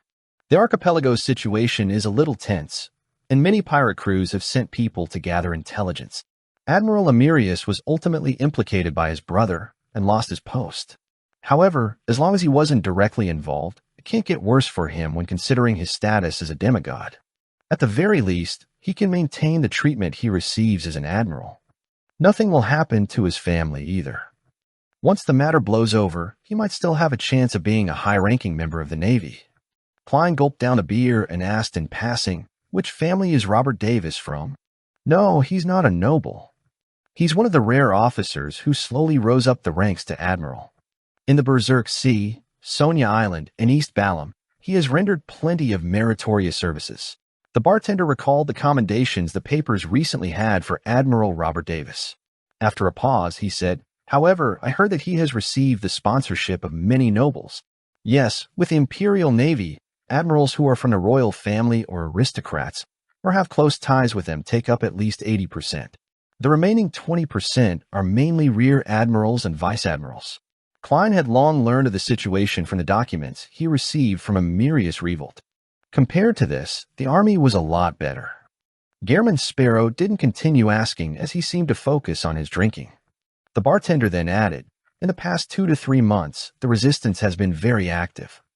They've been constantly attempting to destroy railways or set up blockades on public roads. They've given the Governor General's office quite a headache, forcing it to dispatch large numbers of soldiers to maintain a smooth flow of traffic. However, the resistance army seldom clashes with them head-on. I'm aware of that. It's all going according to my plans. In a place where the natives and mixed bloods take up 80%, it's not difficult for the resistance to gather accurate intelligence. Coupled with external sponsors, it wouldn't be hard for them to live on for short periods of time. The reason why they were in a dire situation in the past was all because Kelvetua was an irrational sea serpent. It often got them to attack key nodes in a city, fighting head-on with the Lone Kingdom's navy and army." Klein mumbled to himself in delight as he drank another mouthful of beer. He had also warned the resistance to not be overly active. If they forced the Governor General's office into a corner, the Lone Kingdom might send Sequence 5 Beyonders or even demigods who were good at pursuit and tracking. With the Resistance's strength, there was no way they could put up a fight. In the name of Sea God, Klein's instructions were to maintain while slightly improving their present situation and await for the global situation to change. This wasn't too far off. According to the various matters Miss Justice had feedback on, and with the hangman giving insight that affirmed this, it was certain that once the Lone Kingdom was done with its internal reforms and making the original and newly added ironclad warship become its main force in combat, a war against the southern continent's colonies was inevitable. He silently drank his beer till the bartender was done. He then wore his hat, got up, and left the bar, heading straight for his inn. Along the way, he saw bronze-skinned children with curly hair and natives with brown jackets and pantaloons. These people either made way in horror without even looking up, or they were hunched in a corner, looking at Klein with a complicated look in their eyes. Klein helplessly curved the ends of his lips as he silently returned to his room. He didn't immediately change his appearance and head to the various bars to seek out pirates. This was because he was certain that they would hide the entire night and not appear again. Just as Klein was planning to enter Grozel's travels to explore it, there was a knock on his door. Without needing to ask, all he did was grip the knob when the visitor's appearance naturally surfaced in his mind. It was a middle-aged man dressed in a dark red coat and white slacks. He wore a ship-shaped hat.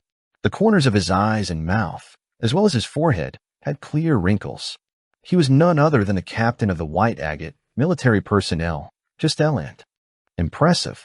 News of me appearing in Byam just spread, and he managed to find where I'm staying.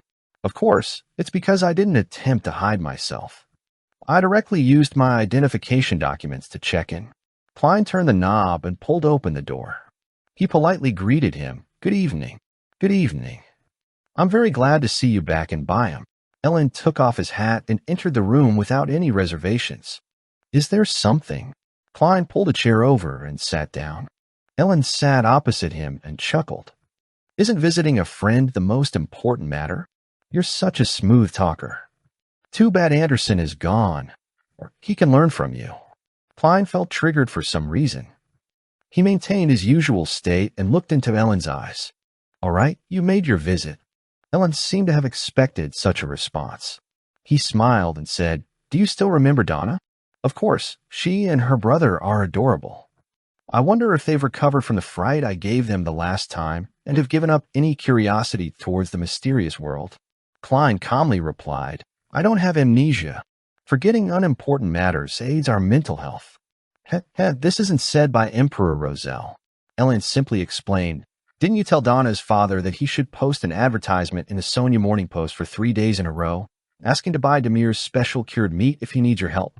He did so recently, but unfortunately you weren't in Byam or the nearby seas. What happened after that?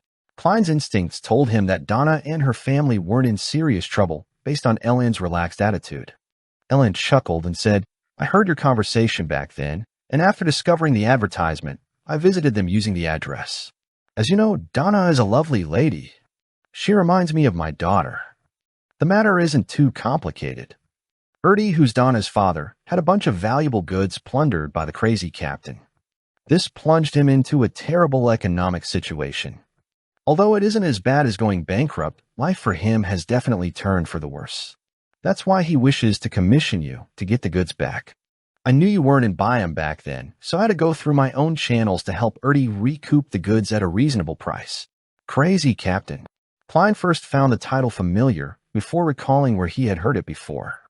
According to red-haired Helene, Vice Admiral Ailment Tracy's delivery of slaves for the Demonist sect was passed off to crazy Captain Connors Victor. The latter appeared to have close connections with many of the slave dealers and merchants in the Lone Kingdom.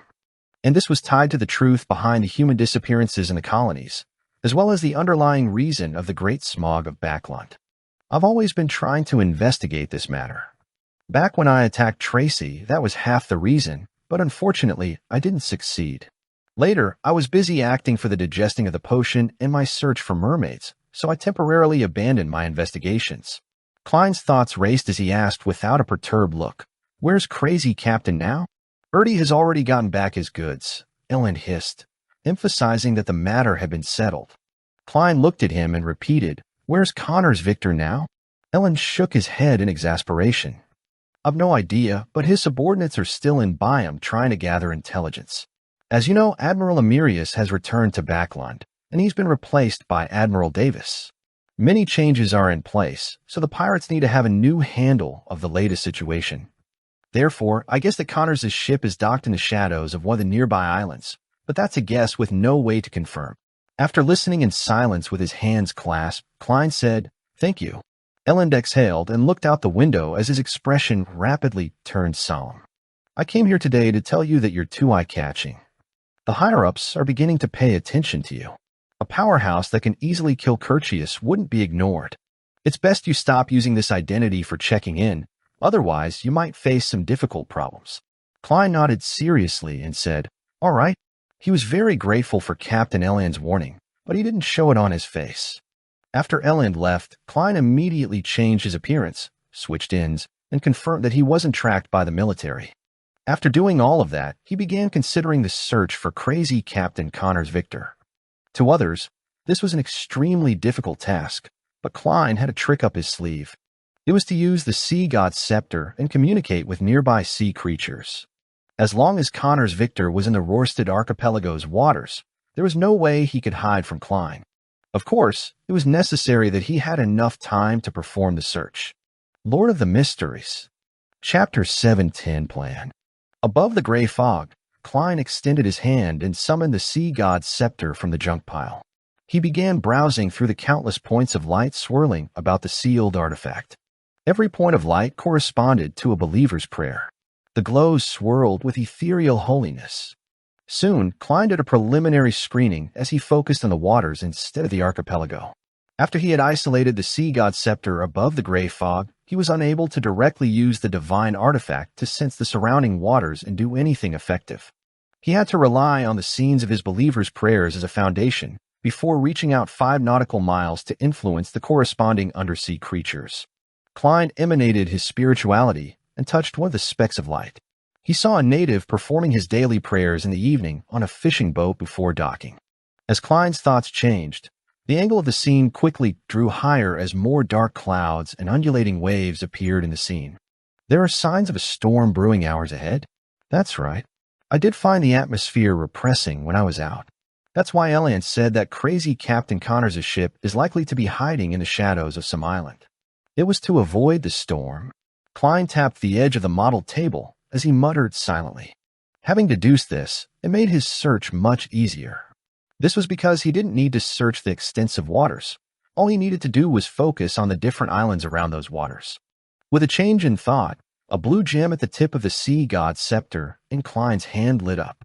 On the waters which no longer had the fishing boat, the crimson moonlight shone down on the deep blue waves that were slowly rising. Suddenly, splashes silently surged upwards as an exaggerated eye looking up into the sky surfaced. Beneath the eye was a massive silhouette. At the same time, all kinds of fish began surfacing nearby. They took in the indistinct halo that came scattering down, and they circled around before swimming down and headed in different directions. 10 seconds later, the waters in a 5 nautical mile radius returned to its previous state. The deep blue waves rose up to a high height again, awaiting the final eruption. Phew, this is a little draining. Klein raised his left hand to rub his temple. He wasn't only simply commandeering the sea creatures, he had also bestowed them with remnant beyonder spirituality to a certain degree. It allowed them to transmit the scenes they saw by praying after they discovered any docked ships around the island. This wasn't too difficult or complicated for the sea god's scepter, but it was burdensome and draining for the controller, Klein. Then, Klein selected a few praying believers situated on different islands around the archipelago. He then used the same method to command the sea creatures of the region. After doing all of this, he didn't bother throwing the sea god's scepter into the junk pile before returning to the real world. He took off his coat and collapsed into bed. Having expended his spirituality to the limit, he believed that he would fall asleep immediately. Yet his head began aching, preventing him from opening his eyes or falling asleep. Klein could clearly feel that his skin seemed overly sensitive. Lumps grew over his skin, and hidden beneath them were countless meat tendrils. Indeed, as Mr. Hangman said, if you drain your spirituality to 0 for 2 consecutive days, you'll definitely start hearing things and show signs of losing control. My body became a little abnormal just from reaching my limits once despite not even maintaining it for too long. Of course, it's because I've only recently advanced, and I haven't digested much. Furthermore, there's the excess from the potions from the prior sequences. Klein regained his train of thought as he attempted to cogitate the stacked spherical lights so as to calm the fatigue of his body and mind. Having gradually recovered, he finally fell asleep. By the time he woke up, it was in the middle of the night. At that moment, the winds were howling outside. The rain was pouring as the storm had finally unleashed its might after a prolonged period of brewing. And this wasn't a rare situation in Byam. Apart from that, the night was relatively serene. Klein went to the washroom to clear his bowels. Washing his hands and taking 4 steps counterclockwise, he once again appeared above the gray fog. He picked up the sea god's scepter on the end of the long bronze table and began browsing through the scenes from the sea creatures. The scenes were that of ships, all located at different ports, harbors, or the shadows of different islands. Although Klein hadn't seen crazy Captain Connor's Victor, he had previously learned of his traits and the various emblems of his pirate crew. Therefore, he wasn't afraid of failing to identify him. Scenes flashed past as he patiently scrutinized the details of the ships. About 10 minutes later, a look of unconcealed joy appeared in his eyes. He zoomed in on a scene as he pulled the orientation of the scene closer. He had found the suspected ship. The ship was docked at the back of Simeem Island, an island furthest from the Rorstad archipelago. Behind it was a towering cliff with churning waves below it. Its sails and flag had been reefed up, but there was a white skull emblem with an eye patch on the two sides of the ship. This was none other than the emblem of the crazy captain's pirate crew. Klein removed the spirit pendulum from his left wrist and made a confirmation with divination. The answer made him rejoice, as it was indeed Connor's Victor's ship. And Crazy Captain only had one ship. It's no wonder that despite most adventurers at sea knowing that Crazy Captain is in contact with the kingdom's human traffickers and slave merchants, the Church of Storm's investigations of the colony disappearances didn't point to him. He only has a bounty of 3,300 pounds. The pirate crew only has one ship, so it just looks like it's a small business. It's impossible for him to do large-scale human trafficking. What should I do next? Klein first sighed silently before considering his angle of investigation. His first reaction was to summon a massive undersea creature, hitch a ride on something akin to a whale, and head straight for Simeem Island while the storm continued. Then he could infiltrate and use his powers as a marionettist to control crazy Captain Connor's Victor without causing too much of a stir. But on careful thought, he felt that it was a rash decision. It wasn't a problem dealing with other pirates who weren't at the pirate admiral level, but since crazy Captain Connor's Victor was involved with a terrifying matter like the Great Smog of Backlund, he had to consider that Connor's normal actions were just a disguise. In consideration of how he might have another identity, with the ship concealing some secrets, there was a high chance that there was a trap that could deal with pirate admirals. Klein might not walk out alive despite being armed to the teeth if he made such a rash infiltration attempt. Should I summon myself and head over with the Sea God's Scepter as a spirit body? This can avoid some accidents, as I can immediately end the summoning if anything goes wrong. However, the Sea God's Scepter is essentially the Beyonder characteristic of a high-sequence Beyonder from the Storm pathway. As long as it appears in the real world, it might attract Sea King John Cotman. This will prevent the situation from developing as I expect it to. Klein looked at the storm and the scene as he came up with a preliminary plan. Before that, he conjured a pen and paper and wrote the divination statement. Dealing with Connor's Victor is very dangerous. Picking up the silver chain of the spirit pendulum, Klein reined in his thoughts and focused on the divination. Soon, he opened his eyes to see the topaz pendant turning clockwise at a high frequency and large amplitudes. This meant that dealing with Connor's Victor was very dangerous. It's as I expected. Thankfully, I didn't rashly rush over. Klein picked up the Sea God's Scepter and decided on executing the plan he had just thought of. It was to use the prayer scene and strike Connor's Victor's ship with the Sea God's Scepter from afar by using the cover of the storm. He would rouse the nest and force out its secret. After grasping the relevant situation, he would end the attacks before Sea King John Cotman sensed the abnormality or arrive at the scene. Klein wouldn't feel disappointed if Connor's Victor unfortunately landed in the hands of the Sea King. This was because he would have to think of the means to pass the information to the three churches after he figured out the truth of the Great Smog of Backlund. If Crazy Captain successfully escaped, Klein would have pried into his secrets by rousing the nest. He could then subsequently formulate a plan of attack. Phew. Klein slowly exhaled as he watched the ship bob about with the dark crashing waves before raising the Sea God's Scepter high in the air. At the tip of the scepter, the blue gems that circled around it had begun to emit a bright light. Lord of the Mysteries. Chapter 711, The Storm Attacks. Simeem Island. Under the towering cliff, dark sea waters were being roused by the surrounding waves as they churned about considerably. On Crazy Captain Connor's Victor's ship named the Single-Eyed Skull, a few pirates donned cloaks as they pulled up their hats.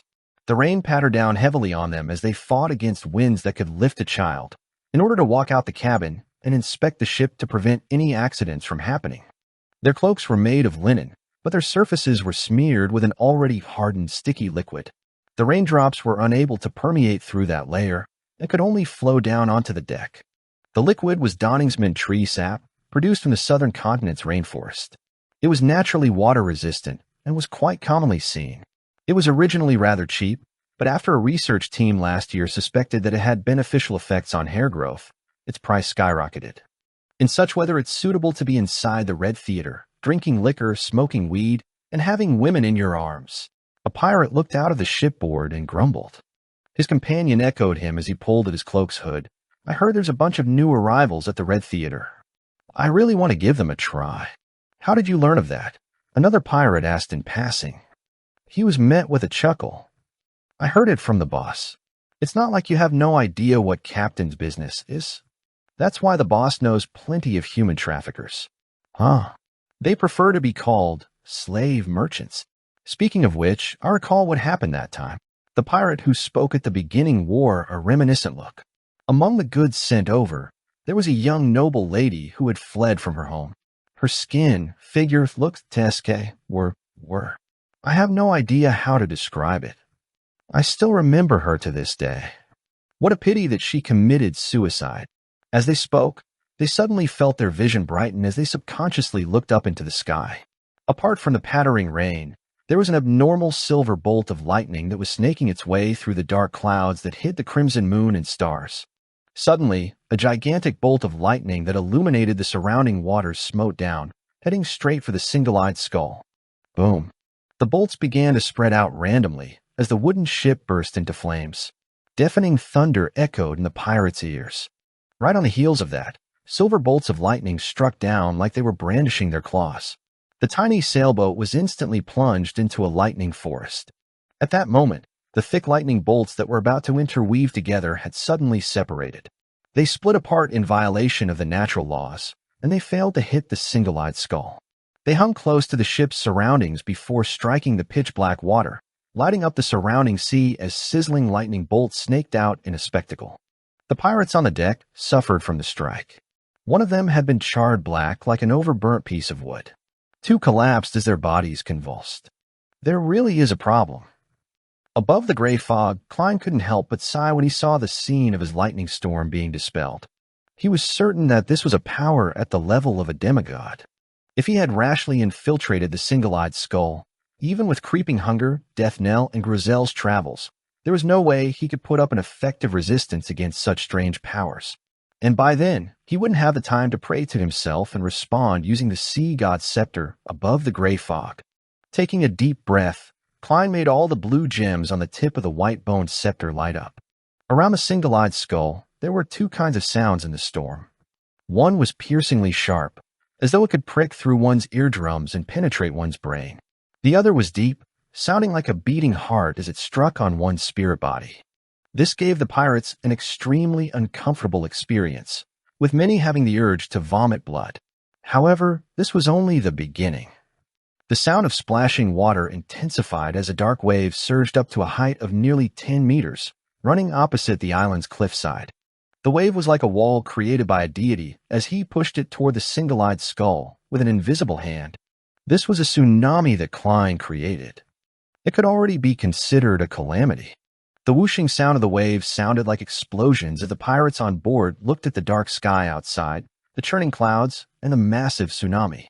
It felt like the apocalypse mentioned in mythical legends had arrived. They lost all will to save themselves.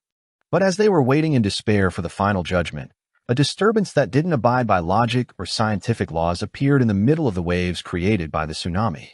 An indescribable vortex rapidly took form as it tore through the entire wave, causing the terrifying waves to rapidly collapse as a result. Amidst a rapturous rumble, a secondary wave threw the single-eyed skull up high into the air as the gigantic wave from before dispersed, spraying a portion of its load onto the ship. One of the masts broke, and the ship was in shambles. Even the deck was completely flooded. Whoosh!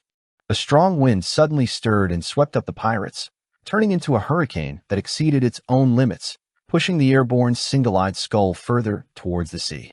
The ship began to ride the squall as it flew across the sky, covering a distance of several nautical miles without landing in the undulating waters. It was as though it was an airship that continued stably proceeding forward. Klein was amazed at the demigod or sealed artifact to the corresponding level inside the single-eyed skull for nullifying the tsunami. He cited his lacking sequence, as he couldn't create the destructive tsunami that Helvetia had previously created, despite stirring the powers of the mysterious space above the gray fog. In the meantime, he controlled the hurricane and ensured that the single-eyed skull didn't lose its support and plummet, afraid that it would leave his 5 nautical mile range of influence. At that moment, his goal wasn't to destroy the single-eyed skull, nor was it to capture crazy Captain Connor's Victor, but to force out the demigod or sealed artifact hidden inside the ship. A powerhouse or item at this level was scarce in the world. By seeing their appearance, he would know who they were sooner or later, as well as which organization they belonged to.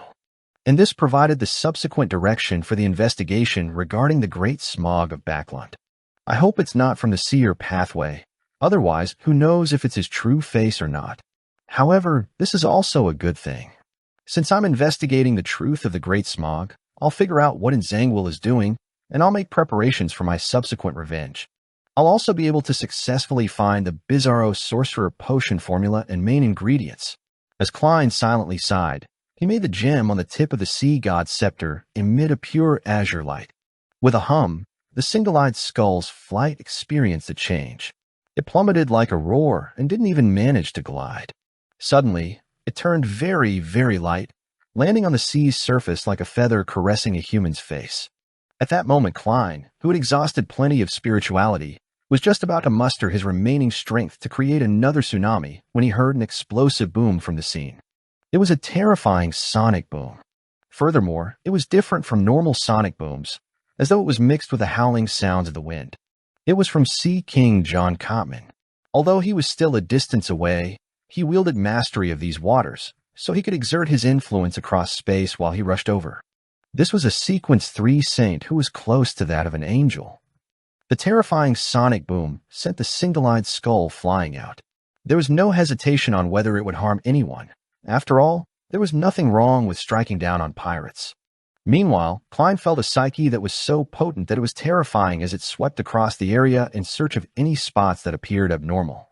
It caused the scene before his eyes to be affected as everything turned indistinct. After resisting another blast, Klein calmly and rationally ended the response. He shut down the corresponding prayer scene before throwing the sea god's scepter into the junk pile. The gap isn't anything trivial. If Sea King didn't appear, I wouldn't have the confidence in forcing out that demigod. My sequence is still too low, giving me troubles when using the scepter, as it's overly burdensome. However, at sea, the storm pathway is really powerful. They're practically mobile calamities. The powers displayed by that demigod had the key elements of distortion, confusion, loaning, and violation of normality. It appears to be the Black Emperor paths of the divine. Others might not realize it, but I have the corresponding card of blasphemy. It definitely isn't only a Sequence 5 mentor of disorder. An Earl of the Fallen? The military has a portion of the potion formula for the Black Emperor pathway, but it seems to be limited to the first 5 sequences. They lack sequences 4 and above. Although Klein failed to force the demigod or corresponding sealed artifact out, he had gained a certain number of clues from their reaction. He suspected that a particular faction in the royal family wasn't only cooperating with the demonist sect in Nzangwil, but was also secretly in cahoots with a faction that wielded most of the sequences of the Black Emperor pathway. The descendants of Solomon or Trunzoist. Is King of the Five Seas Nast involved in this? Klein was in serious thought when he heard overlapping prayers in his ear. It broke his train of thought as he instinctively emanated his spirituality and touched the rippling light beside his chair. Then he saw Danitz. This well-known pirate had his eyes closed as he piously prayed to the fool. Klein took out his pocket watch in a daze and took a few looks at the time to confirm that it was almost 3 a.m. Is he nuts? Why is he praying in the middle of the night? Does he not want me to sleep? Klein watched carefully in exasperated amusement and discovered that Danitz looked tipsy. There was even faint singing echoing outside. The crew members of the Golden Dream are having another bonfire party? Are they celebrating the departure of Gehrman Sparrow? To think they celebrated all the way into the middle of the night. Klein instantly understood why Danitz was praying at that moment. He took a deep breath as he emanated his will into the halo, saying in a deep voice, "Those who say my name are on my mind." Sea King John Cotman arrived at Simeem Island as he began searching for the abnormal tsunami that had happened here, as well as the ship that belonged to an unknown pirate crew. He was certain that there was a demigod on board that ship. This tall and brawny cardinal of the Church of Storms with thick, dark blue hair, a high-ranking deacon of the mandated Punisher, clenched his fists as the dark clouds in the sky cracked open, sending crimson sunlight scattering across the sea.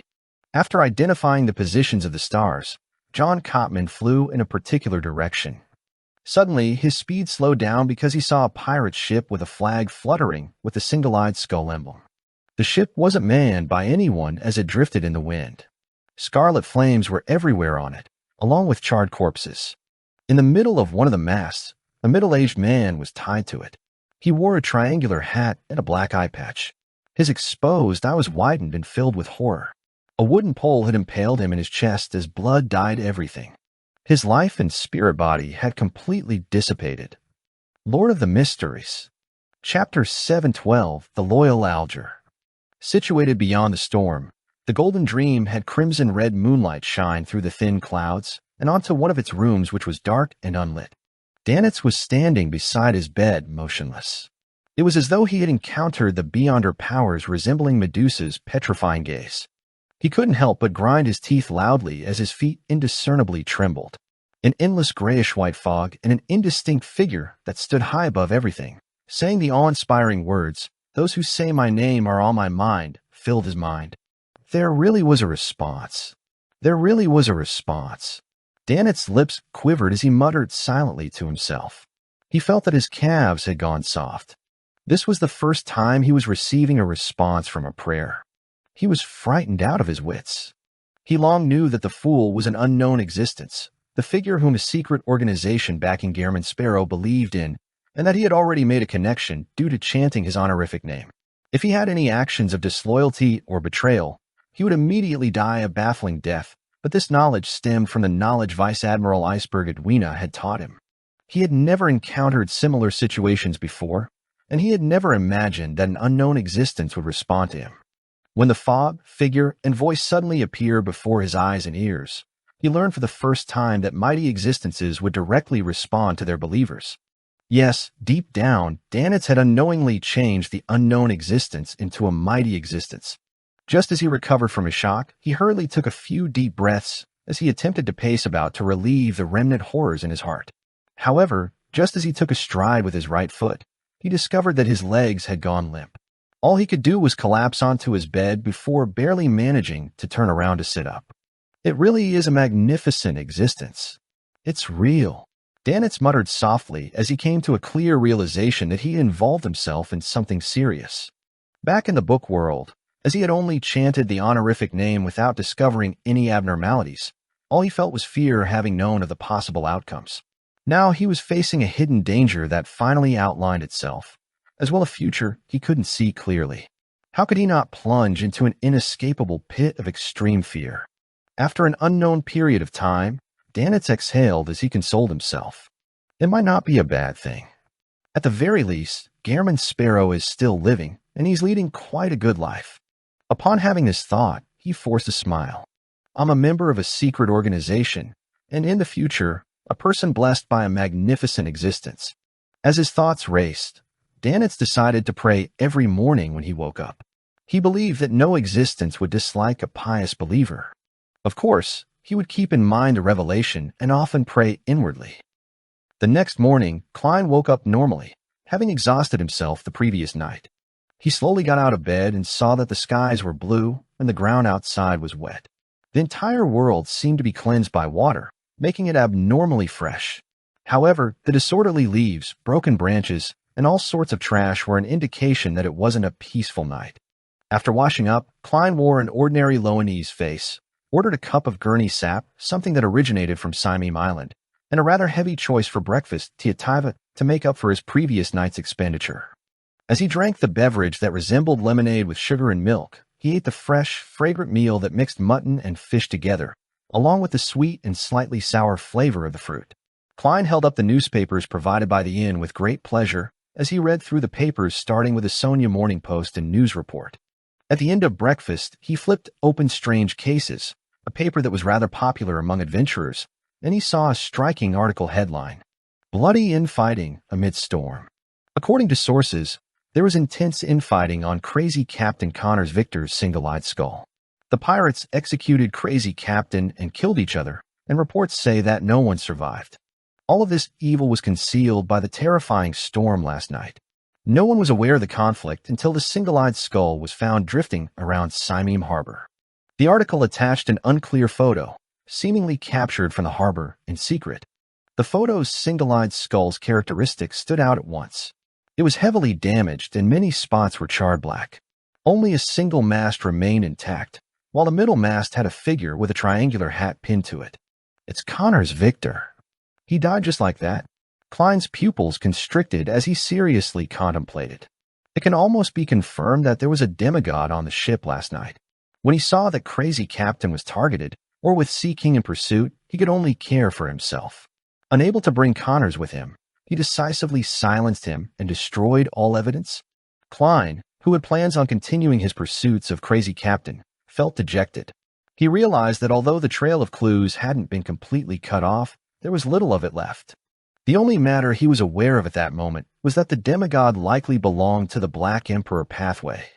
From the intensity of the storm last night, the single-eyed skull was likely sent to the harbor by Sea King John Cotman so as to do any follow-up investigations. I wonder if they will have any additional findings. Yes, I can get Mr. Hangman to keep an eye out for it in the Church of Storms. There's no need to inform him since the tarot gathering will be this afternoon. The world can directly commission him to do so. Klein quickly made up his mind before downing the rest of the gurney sap. Then he returned to his room and planned to retrieve the radio transceiver, which he had placed above the gray fog for an extended period of time to contact Rhodes. He wanted to see if it had any other clues regarding the Bizarro Sorcerer Potion formula. Having left Oravizi Sea, which was also where the Aurora Order's demigod had previously targeted him, Klein now dared to use items with the gray fog's aura. However, he knew very well that he couldn't do it frequently, and each use couldn't be for too long. Otherwise, there was the possibility of the true creator detecting it. Due to this reason and his wariness against the Rhodes, he planned on doing whatever he could do himself, and he would seek advice from others if possible. He only planned on playing the question-and-answer game if he was out of options.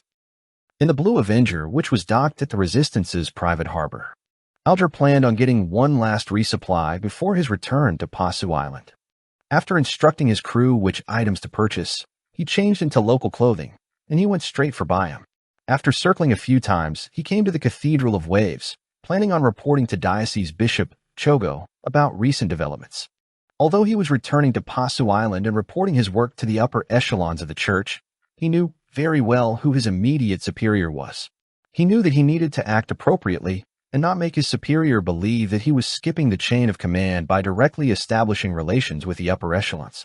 Chogo remained hale and hearty, as he was very pleased with Alger's proactive reporting. After he heard that, he said with a brisk tone, "There's no need to worry about it. It's just routine reporting. I've already informed His Eminence Cotman that you're devoted to the Lord and are loyal to the Church. You're one of the most trusted captains, and His Eminence Cotman will inform the Council of Cardinals of this."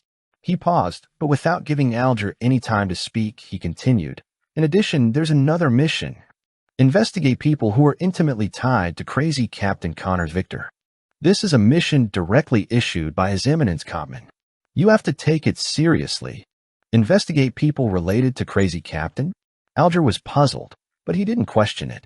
Instead, he struck his right fist on his left breast and said, "Yes, Your Excellency." The grizzled Chogo nodded and thought for 2 seconds before asking, "Do you know Gehrman's Sparrow?" This question sounded like a bolt out of the blue. It left Alger's pupils constricting as he nearly lost control on the spot. Thankfully, he was mentally strong, allowing him to barely maintain his normal state. "I've heard of him.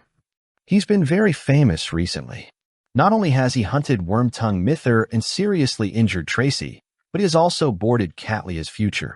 Alger droned on to hide the stirrings in his heart. Chogo made a terse acknowledgement. "You were at sea, so you're a little behind on the news. Gehrman Sparrow killed Curtius at Toscarter last week and obtained his bounty. That pirate was indeed a devil, a Sequence 5 devil. Curtius? Agalito's second mate?"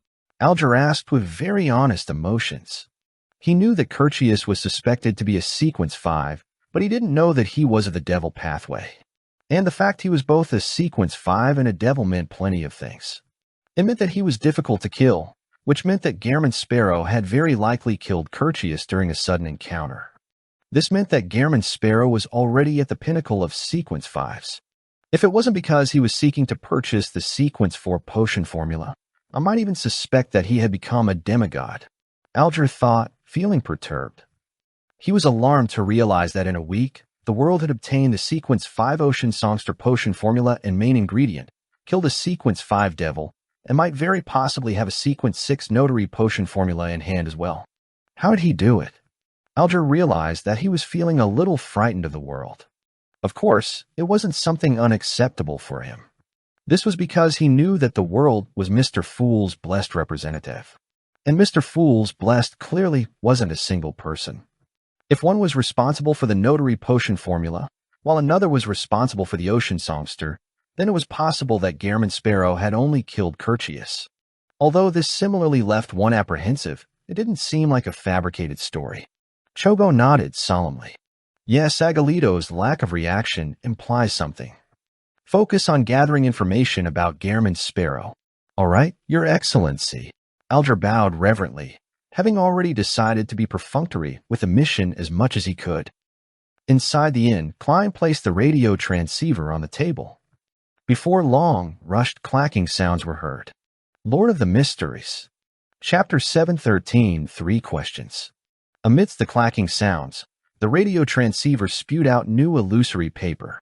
On the paper were words composed of Loanese. Great Master, your loyal and humble servant, Erodes, has finally caught up to you. There's no need to be so excited. Oh, the way Erodes speaks is as professional as always. He didn't express his bitterness about not being able to contact me for prolonged periods of time, nor did he question me about why I haven't been looking for it. It directly blamed itself by claiming that it hadn't caught up to me. It makes me feel a little guilty. But I still need to be wary. Klein was momentarily at a loss for an answer. Erodes didn't wait as it used the radio transceiver to produce an emoticon of carefully peeking out on the illusory paper. Great Master, the ruler above the spirit world, your servant has sensed that you are one step closer to returning to your holy throne, am I right? This fellow has evolved really quickly. He's already using colored text to form a nascent form of emoticons. From Erodes's point of view, I'm a true god taking steps to find myself. That's why, although it can clearly sense that I'm only a Sequence 5, it still treats me with respect and is even more humble. Klein understood that the mirror was deliberately asking a question, so he nodded in a frank manner. Yes, you have already answered my question. As an exchange and a rule that I need to overlook, you can raise a question to me. Erodes typed quickly in response before adding a smiley face. Klein didn't hesitate and asked directly, where can the potion formula for Bizarro Sorcerer be found? The illusory paper spat out a long paragraph of complicated symbols before turning into a mirror as it represented a realistic scene. It was a dark cathedral without any natural light source. Inside it was a bunch of squirming things that were all so blurry. It looked as though it was a pencil drawing that had been wiped by an eraser, preventing any exact details to be seen. However, Erodes added a bunch of text at the bottom of the scene. This is Zeradol. In his advancement to Sequence 1, attendant of mysteries, he lost control and became a monster. However, Great Master, you have to be careful. He is a very crafty person. Perhaps everything about him is just an act with a purpose. I'm unable to look at him directly, as it will bring me harm. Aside from him, you will be unable to obtain the potion formula from any demigod from the Secret Order. This is because back then Zeradol would directly provide the high sequence potion to them. And there's almost no way to use any Beyonder methods to reverse divine it. What a detailed answer. And it even gave me the additional knowledge that the Sequence 1 corresponding to the Seer pathway is attendant of mysteries. Does it mean being an angel that serves upon mystery? From the looks of it, the Secret Order approach can only work by directly facing Zeradol to obtain the potion formula. And I'm not even capable of viewing him directly. It's no wonder the Snake of Fate Septon told me to find the crazy Zeradol without mentioning the Secret Order. Klein was moved by Erodes's attitude. If he didn't feel that he lacked the level and strength to commandeer the sealed artifact, he even planned on truly treating it as his servant. Amidst the clear clicking sounds, another segment of the illusory piece of paper appeared, presenting another scene. It was a towering mountain peak. On it was a swath of dilapidated palaces. Inside it was a gigantic stone chair. Klein was very familiar with this scene. Without a Rhodes's footnote, he knew what it represented. The Antigonus family's treasure, hidden at the main peak of the Hornacis mountain range. White paper continued being spat out as a new scene was presented. Just like a movie, it had changes in the camera angle. The first scene that appeared in Klein's eyes was a lofty Gothic-style bell tower and beautiful palaces around it. The former represented the Bell of Order, and the latter represented the Sodila Palace. They were landmark buildings in Backland. The scene changed, and soon there was a new building on the paper. It was a pure black cathedral with two symmetrical bell towers. The scene of the cathedral's interior grew larger, and soon it presented the entirety of the interior. It was then fixed at a pair of iron black doors that swung open. The door was abnormally heavy, and on it were 7 dark sacred emblems, as though they were guards of the tenebrous heaven. Cheney's Gate, St. Samuel Cathedral. Klein recognized the familiarly styled door. Based on the architectural style, he confirmed that the cathedral was the church of the Evernight goddess's headquarters of the Backland Diocese, St. Samuel Cathedral. White paper was spat out, and the scene changed as it plunged deep into the darkness. On an empty bookshelf built from bones, there sat an ancient notebook. It was a black hard-covered book. Klein recognized the notebook at once. It was the Antigonus family's notebook which had caused the death of the original Klein. After going round and round, everything came back full circle. Klein silently observed it for a moment, and after the scenes disappeared did he regain control of his thought processes.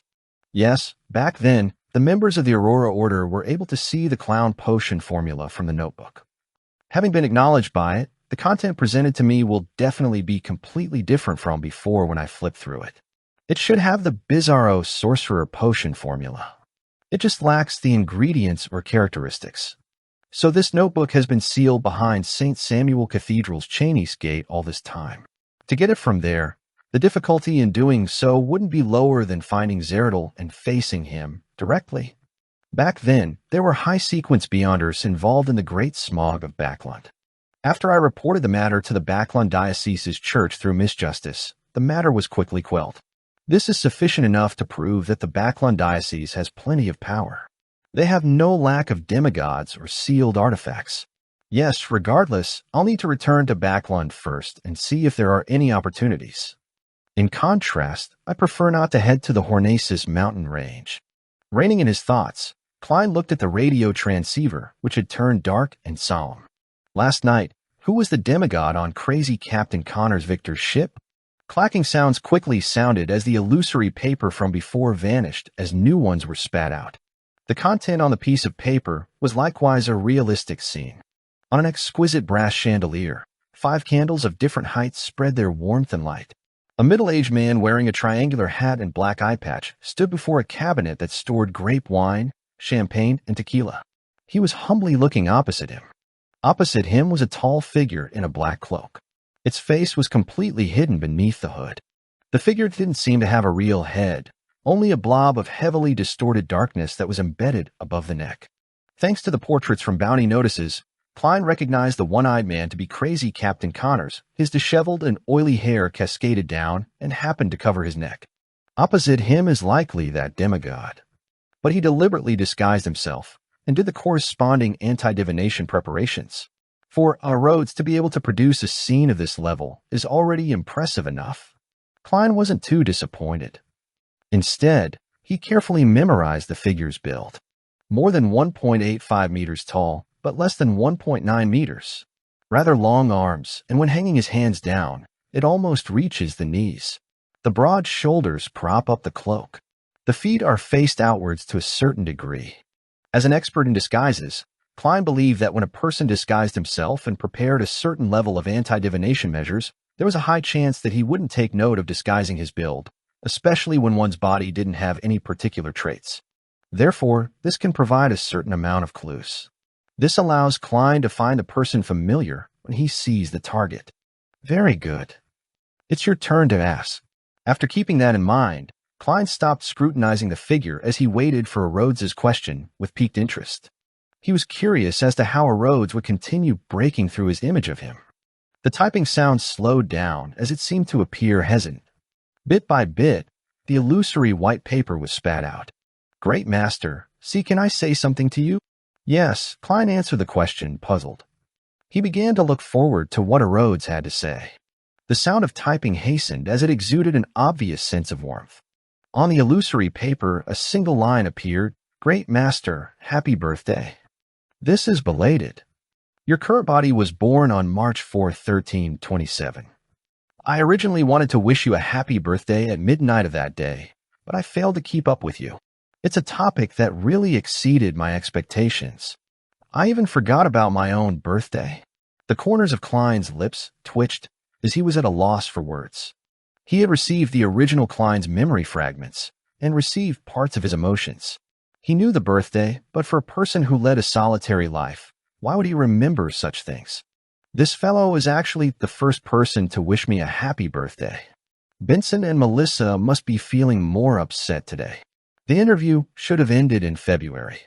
I wonder if Benson succeeded in becoming a civil servant. Klein felt poignant as the way he looked at the radio transceiver warmed up. He thought for a moment as he calmly asked, Third question, your origins. The typing sounds paused for 2 seconds before sounding out again. A white piece of paper was spat out as a new scene surfaced. Large amounts of black sticky liquid spewed out from the ground as they spread outwards in a distorted manner. They grew different numbers of arms and legs before becoming strange monsters that charged ahead. During this process, a speck of light was shot out along with the black liquid before landing on a rock, to which it rapidly fused together, turning into a mirror with ancient patterns and black gems adorning its two sides. What kind of strange scene is this? This was how Rhodes was born? What was that speck of light? Where did it originate from? It does seem like a Beyonder characteristic. Klein came up with a preliminary interpretation of the scene. The typing sounds didn't stop as another line appeared. Great Master, do you have any other questions? Taking note of the time, Klein shook his head. No. You have finished answering the questions, and it's time for me to leave. Great Master, the ruler above the spirit world, your loyal and humble servant, Rhodes, looks forward to serving you again and hopes to be able to continue following in your footsteps. At the end of the illusory piece of paper, a hand-waving emoticon was presented. Lord of the Mysteries. Chapter 714, New Diary Pages. Inside the quiet room in the inn, the dark and silent radio transceiver instantly returned back to normal as its surroundings stopped being eerie. Klein busily set up the ritual and sacrificed it above the gray fog before having the time to consider the answers he had received. According to the clues provided by Rhodes, and combining the answers from Mr. Azik and Willa Septon, Klein had a basic idea on how he should proceed. It wasn't just because he wished to return to Backlund for some rest and reorganization, but because he viewed the large city as a main locale that he would spend a long period of time being active in. He wanted to see if he could steal the Antigonus family's notebook from the Church of the Evernight Goddesses St. Samuel Cathedral. If he confirmed that there weren't any solutions, he would attempt to switch to neighboring Beyonder pathways. But if that was impossible, he had no choice but to take the final route, head to the main peak of the Hornacis mountain range. I definitely can't use my identity as Sherlock Moriarty when I'm back in Backlund unless I wish to dig out in Zangwill or the royal family faction that's hiding in the darkness. However, when contacting people I'm familiar with or using the resources of the Church of Steam, I can transform back into Sherlock Moriarty. In short, I have to create a new identity. Furthermore, it has to be completely separate from Gehrman Sparrow. I won't directly return to Pritz Harbor this time. I'll make a detour to Desi Bay and make sure that no one can figure out my background.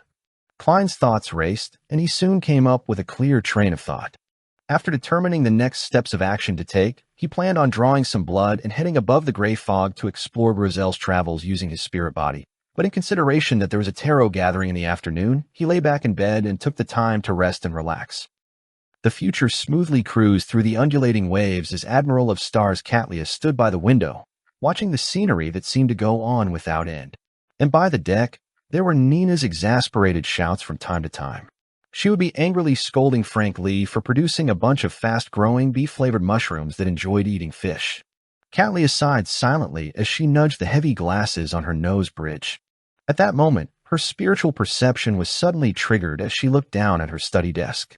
At some point in time, a few pieces of yellowed paper had appeared there. The Emperor's diary entries. She finally sent a messenger over. Katlia turned around in delight and picked up the few pieces of paper that were akin to a preliminary probe. By 3 in the afternoon, having memorized the symbols, Katlia saw the illusory crimson light surge at her like a tide, drowning her within. Under a high dome propped up by stone columns, Katlia saw similar red beams soar up, transforming into indistinct figures. She didn't look carefully, as she realized that a pair of familiar glasses had naturally appeared over her nose bridge. It was almost a perfect replica of the one from the outside world. Then she caught Miss Justice elegantly stand up from the corner of her eye. Miss Justice briskly greeted the figure at the seat of honor. "Good afternoon, Mr. Fool." Audrey was in a good mood recently. After she returned to her family's castle as an obedient daughter, she helped her mother, Lady Caitlin, resolve some psychological problems that stemmed from her age and physical condition. She received extremely good feedback, allowing her to conclude more of the acting principles for psychiatrists. Amongst them, the most important principle was to help others resolve psychological issues. She suspected that this was the reason why the potion's name was psychiatrist and not psychologist. Miss Justice is very happy. Klein appeared infected as he nodded with a smile as a response. During this process, he noticed that Mr. Hangman appeared to be preoccupied with concerns. He looked like he was hesitating and struggling, having not made up his mind. This means that Mr. Hangman is able to buy the Ocean Songster's potion formula and main ingredient, but he will have to pay a huge price. I thought he would request to pay for it in installments. The fool Klein reined in his gaze without any signs of unrest as he surveyed the area. After Miss Justice was done with her greeting, Katlia looked towards the end of the long bronze table. "Honorable Mr. Fool, I found 3 pages of Rozelle's diary. Here it comes. I wonder if the 3 diary pages specially selected by Queen Mystic will be valuable. For instance, providing clues to the card of blasphemy for the seer pathway. This will be able to provide me with another alternative." Klein was filled with anticipation as he calmly and naturally said, "Very good. You can think of a request." "Yes, Mr. Fool." Katlia replied in an impeccable manner before requesting to conjure the contents of the diary pages. Upon seeing her behavior and thinking about how she acted in the dream, Klein was rather gratified. He felt like a teacher, having successfully reformed a student. This is the first time Ma'am Hermit is providing Emperor Rozelle's diary entries. With the standards and abilities she has showcased, it's impossible for her to have failed to find it in the past. Yes, in the past, she was more of an observer. After being punished by Mr. Fool, she is truly integrated into our tarot club. Together with how Katlia had performed last week, Audrey made a judgment. Meanwhile, she sensed that Mr. Hangman didn't seem normal. He looked like he was anticipating something, but was also unable to bring himself to part with something. She was rather intrigued. Klein didn't wait too long before the 3 diary pages were conjured and came into his hands. Derek and the other members instinctively fell silent, so as to not disturb Mr. Fool's reading. February 9th. Today is Bornova's birthday. He's already a healthy, strong, honest, and kind young man. His piousness has won the church's favor. Everyone is congratulating me, saying that Bornova will definitely become a saint. They praise him for how pure and flawless his faith is. I should be very happy, but I can't hide my dismay. I wish that my children can be more human, to have more emotions. I hope that they can be themselves, and not just a believer of a deity. However, almost everyone believes from the bottom of their hearts that Bornova's present state is excellent. Matilda is the same. Likewise for Seal. Most of my noble officials share the same feelings. Only Bernadette shares my point of view. She has told me in private that she believes a person should be more self-centered, as long as they don't harm others. Recalling the words Zeradol had said during Bornova's birth, as well as the premonition I've had after becoming a demigod, my heart is turning heavier. Adorable angel. What an adorable angel. Is this you being wary of me? Is this how you are attempting to control me? No, you can probably never understand the pride inside me. To me, so what if you're a deity? I can replace you. February 11th, contact with Zeradol was fruitless again. Ever since he obtained that Antigonus notebook, the number of times the secret order leader appears has been decreasing. I've no idea what secret he's scheming. Anyway, he will definitely not tell me. February 12th. I made a mystical item very suitable for Bernadette. This can allow her to effectively avoid the hidden sage's nagging, as long as she doesn't proactively pray and seek a response. Yes, this item seems to be able to help saints enter the easternmost front of the Sonia Sea, where the battlefield of the gods is. It prevents one from being influenced by the true creator's ravings, and that place likely hides the secret to the forsaken land of God. I was only making a present for my daughter out of fun. To think that it has such powerful effects. Bernadette, your dad is really the best artisan in the world. Best artisan? Does this mean that the Emperor had already reached sequence 2 of the Savant pathway when he wrote this diary entry, that he had become an angel? With the god of steam and machinery present, this is the peak an artisan can attain. It's no wonder that Queen Mystic can freely enter and exit the battlefield of the gods. So it's because of a gift from the Emperor. Indeed, a child with parents is like a treasure. Klein felt wistful. In addition, he could sense Emperor Roselle's repressed and angry feelings from the diary entry. He used his comprehension skills that were honed from his previous life to figure out what was written in between the lines. After he became an angel, the Church of the God of Steam and Machinery obstructed him and suppressed him. The God of Steam and Machinery had exerted some influence on his youngest son, born Nova, making him become the most devout believer and appointing him as someone who could become an angel and enter the land of perfection. And this not only made Emperor Roselle submit to the suppression while having misgivings, but this had also stirred thoughts of rebellion in him. The Emperor later became a public enemy of the world because of this rebellion? Klein nodded inwardly. Meanwhile, he noticed a matter regarding Zerdal. He suspected that the miracle invoker only began aiming for sequence 1 after he obtained the Antigonus family's notebook. For this, he planned many things, but something happened during his advancement, turning him into a monster. Of course, just as Rhodes said, Zerdal might not have lost control. He could be hiding something or plotting something. After quickly scanning through it, Klein flipped the page and looked back. It wasn't continuous, and it was brand new content. October 5th. A few primordial moon believers were caught by the men in black organization I established. They failed to complete the corresponding sacrificial ritual. Their behavior has intrigued me, as their strength seems to come directly from the Crimson Moon. Unfortunately, large amounts of data have confirmed that the Crimson Moon is really a satellite that's revolving around our planet. Then, how is it fusing physics and mystery together? With my present strength, it's not impossible to head for the Crimson Moon. At most, it will be troublesome and a little difficult, but it doesn't seem to be necessary. October 17th, I've finally made up my mind. I will attempt to switch to the neighboring Mystery Prior pathway. Only by doing so can I become a sequence 1. I've always suspected that the hidden sage is only a conceptualized uniqueness. Due to some sort of accident, it became sentient and awakened. Therefore, this pathway's sequence 1 position is likely still empty. Lord of the Mysteries. Chapter 715, Madness in his later years. I've long obtained the potion formula of Knowledge Emperor from that most ancient organization. Now, it's time to seek the corresponding ingredients. It might already belong to a particular angel, and it might have fused with an object around it, turning into a warped and evil monster, or a chaotic and terrifying sealed artifact. In short, I have to be careful. It's best that I find a suitable helper. Knowledge Emperor. This sequence 1 potion name is rather interesting. If I hadn't directly seen the blasphemy slate, I would have imagined that it belonged to the reader pathway, making it belong to the Church of the God of Knowledge and Wisdom.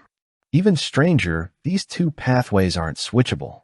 I once discussed this matter with that mysterious leader and old Mr. Hermes. We basically came to a consensus and believe that the reader pathway represents the omniscient part of omnipotent and omniscient, and the mystery prior and the savant pathways correspond to knowledge itself, which is categorized into 2 aspects. One is more about mystery, while the other is more about reality. When I become a knowledge emperor, Bernadette can stop worrying about the hidden sage's infusion of knowledge. She can also stop being afraid of pursuing knowledge. The emperor eventually switched to the mystery prior pathway. I wonder if he successfully became a knowledge emperor. Perhaps it's because of this that his ties with the Church of Steam completely fractured, making him the public enemy with no one to help him. All he could do was place his hopes on the Twilight Hermit Order. Klein thought poignantly as he came up with possible conjectures. Apart from that, he was rather interested in the Emperor's explanation of how the reader pathway wasn't interchangeable with the mystery prior and savant pathway. He believed that by deepening his understanding of it, he might be able to figure out the rules and rationale behind the interchangeability of Beyonder pathways. To the typical Beyonder, the reader, mystery prior, and savant pathway belong to the knowledge domain. There should be a very strong connection between them, yet the former is different. Reader belongs to the omniscient part of the phrase omnipotent and omniscient. Then the secret suppliant, which is the shepherd pathway, is the omnipotent part. Then there must be a certain intersection between the two. For example, being potent as a result of being erudite, and being erudite as a result of being potent. Therefore, they can be interchanged. Starting off from this angle, the storm pathway can be understood as omnipotence in the sea, land, and air domain. The spectator corresponds to the psyche, making it a powerful supplement for storm. Then, why can the sun pathway be interchanged with them? Considering how there was an ancient sun god who was deemed to be omnipotent and omniscient, does this mean that the sun pathway is the foundation that accommodates omnipotent and omniscient? Yes, according to such a thought process, mystery prior and savant are different aspects of knowledge itself. That's why they can be interchanged. Then, how is assassin and hunter differentiated? What about the Evernight Death and God of Combat pathways? In moments, Klein thought of many things, but he didn't have the time or sufficient knowledge to delve deeper into his analysis. All he could do was temporarily throw the corresponding questions to the back of his mind and will the third diary page to the top of the stack. At a cursory glance, Klein suddenly became focused. This was because the diary page was very different from the past ones. It didn't have a date, and the words were spaced apart. Because it was the original copy, the weight placed on the page when the words were penned was obviously out of the ordinary. Klein swept through the page as the contents were reflected in his mind. No, impossible. How can that happen? If my predictions aren't wrong, I'm not the only one who met with that encounter. No. How can that happen? The thing that I saw tells me that everything will be destroyed. Likewise for everything I've created. No, I can't accept such an ending. I have to work hard to save myself. I can't rely on the 7 deities. As long as I ascend to the throne of Sequence 0, only then will I and the things I value be preserved. Should I attempt to pull Mr. Dorr back into the real world? No. Although he claims to be only a Sequence 1, I believe that he isn't just an ordinary Sequence 1. It's very likely that he will bring unexpected catastrophe upon me. The Chinese words, which were much larger than those on the first 2 pages, had occupied the yellowed piece of paper in a haphazard manner. There wasn't much content, but it left Klein's head throbbing painfully. Back when he was writing this diary entry, Emperor Roselle was very likely a Sequence 1 knowledge emperor. The content he wrote was infused with a potent sense of mystery and was colored with his emotions. This also meant that if Klein had read the contents in the real world, he might very well turn mentally unstable or go mad and lose control on the spot. Thankfully, Ma'am Hermit doesn't know Chinese. Otherwise, she would have mutated when she was memorizing the contents. Even if she doesn't understand Chinese, she must have found it especially tiring and draining. If one is exposed to it for extended periods of time, visual and auditory hallucinations can't be avoided. Furthermore, there's a high chance that early signs of losing control will appear. Klein thought, congratulating himself for his good luck. His focus quickly turned back onto the diary entry as a sense of puzzlement surfaced. What did the Emperor see that made him so emotional? His mood was also rather extreme. No, the agitation and rashness, as seen in the words, are a little abnormal. It doesn't match the image of someone who has occupied a high position for extended periods of time. It doesn't match the level of an angel. Even in his final days, he said that after he dies, he didn't care if floods deluge the heavens. He didn't lose his composure or appear that agitated back then. Who influenced him? Or did something corrupt and pollute his thoughts? Also, he mentioned that he's not the only one who met with that encounter. What is he referring to? Transmigration. It's true that he isn't the only one who transmigrated for no baffling reason. There's also me, or even more. As thoughts flashed through his mind, Klein didn't waste any time. He made the 3 diary pages vanish as he smiled at Katlia. Have you thought of the request? Katlia bowed in preparation as she said, I wish to know why Emperor Roselle went mad in his later years. Audrey, who was in the same row as her, blinked. She believed that she had heard wrongly, that she didn't expect Ma'am Hermit to immediately ask such a heavy question. Furthermore, how does she know that Emperor Roselle went mad in his later years? Also, she only handed 3 pages, so how could she ask a question of this magnitude? It doesn't abide by the principle of equivalent exchange.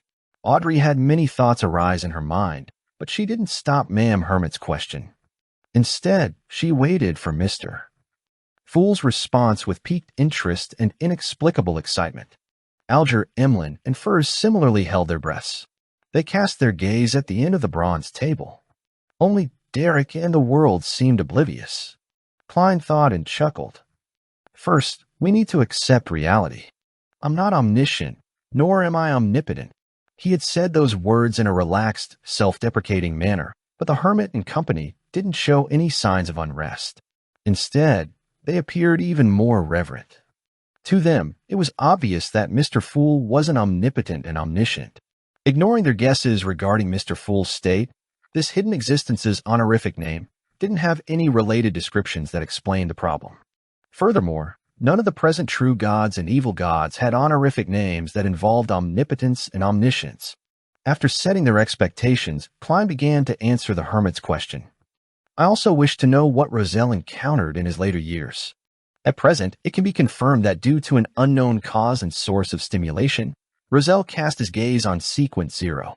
He didn't explain what Sequence 0 corresponded to. In the Tarot Club, there were more people who knew of it than those who didn't. Even those who didn't know could have guessed something. Sequence 0. The Emperor wanted to become a god. It's no wonder that it said that he went mad in his later years. Audrey knew what Sequence 0 meant as she instantly sighed. Likewise for Alger. Catlia clearly knew what Sequence 0 implied. She expressed her gratitude while in thought as she retracted her gaze. Sequence 0. Emlyn and Furs ruminated over the phrase, as though they had just realized that there was a position above Sequence 1 that belonged to true gods. Derek looked at Mr. Fool with a muddled expression. He didn't understand what was wrong with Emperor Roselle's attempt, someone who had a strong presence in history. In the City of Silver, if anyone had the chance, every resident would wish to become a Sequence 0 true god, so as to create a more sustainable living environment, or to lead everyone out of the Forsaken Land. Klein didn't elaborate as he leaned back into his chair and surveyed the area. You may begin. With that said, he controlled the world to look at Derek before smiling deeply. The notary potion formula you want has been acquired. Thank you, Mr. World. According to the agreement, I will remember the debt and await your request, Derek said sincerely. All right. Klein gave a response by controlling the world before making a show of him requesting Mr. Fool to conjure the formula. Before long, the potion formula was in Little Son's hands. Derek received it in glee as he ravenously scanned the contents of the goatskin. Sequence 6, Notary. Main ingredients, 1 set of crystallized roots of the Tree of Elders, 5 feathers of a spirit-packed bird. Supplementary ingredients, 100 milliliters of radiant spirit-packed trees juice, 1 golden-rimmed sunflower, 1 white-rimmed sunflower, 5 drops of aqua fern juice. Without waiting for the others to speak, the world looked at Alger and said once more, As you know, I have your Ocean Songster potion formula and main ingredient. Audrey and company were momentarily dumbfounded. Catlia couldn't hide her alarm as she looked at the world. She vividly remembered that Gehrman Sparrow had just hunted Slaughter Curtius a week ago. How did he obtain the Ocean Songster potion formula and main ingredient? Don't tell me he killed an Ocean Songster. That would be considered a quasi-high-ranking member in the Church of Storms. It's only been a week. Catlia found this unrealistic. Lord of the Mysteries. Chapter 716, Island in Ruins. Mr. World has also obtained the potion formula and main ingredient for Ocean Songster. He's really impressive. Derek moved his gaze from the goatskin in his hand and looked at the gentleman seated at the other end of the long bronze table. In his mind, the world's toughness had reached a whole new level, one that could match the weaker members in the 6-member council. Furs was also similarly astonished as her poignancy grew deeper. She remembered that back when she first joined the Tarot Club, Mr. World gave her the impression that he was gloomy and reserved. Apart from that, nothing stood out. In the subsequent gatherings, he began to show that he was experienced and knowledgeable, as well as possessing rather impressive abilities. At a glance, he was a senior Beyonder who had experienced many things, just second to Mr. Hanged Man amongst the Tarot Club members. This image had already formulated in Furz's mind, but in recent months, Miss Magician was repeatedly surprised by the world. He was first capable of obtaining rather important information, and following that, he sold plenty of Beyonder characteristics in a short span of time. He made her involuntarily suspect if he was a Beyonder assassin who was active in the mysterious world. She feared him from the bottom of her heart, but along with that came happiness. This was because it meant that she could commission Mr. World with certain requests that would be met with high chances of success. When the new member, the Hermit, appeared, Furz even imagined that Mr. World's halo would be blanketed by this powerful lady. But to her surprise, he had snatched the limelight and blinded everyone with his magnificence. To obtain the Ocean Songster potion formula, its corresponding main ingredient, and the notary potion formula was seemingly impossible by human standards. He really is impressive. I admire this kind of quiet and ordinary person who is actually very capable. Sigh, I wonder when I can become a Viscount.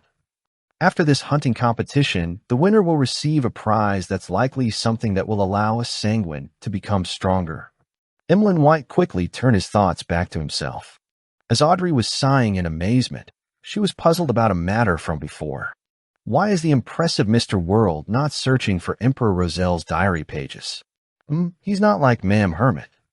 He has already joined the Tarot Club for quite some time, and he doesn't need to observe. It's not like he doesn't have any requests that don't require him to search for Emperor Rozelle's diary pages to obtain something from Mr. Fool. Then, why isn't he searching for them? Has he privately submitted them? But why? Imperceptibly, Audrey felt that Mr. World and Mr. Fool had a connection to a certain degree, but she wasn't able to confirm it, as there were just too many possibilities. At this moment, Alger turned to the seat of honor after a few seconds of silence.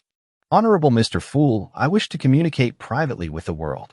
Here it comes. Klein nodded with anticipation as he isolated everyone's senses. Alger waited for 2 seconds before turning back to look at the world, Gehrman's Sparrow. I will use an unknown primitive island's coordinates in exchange.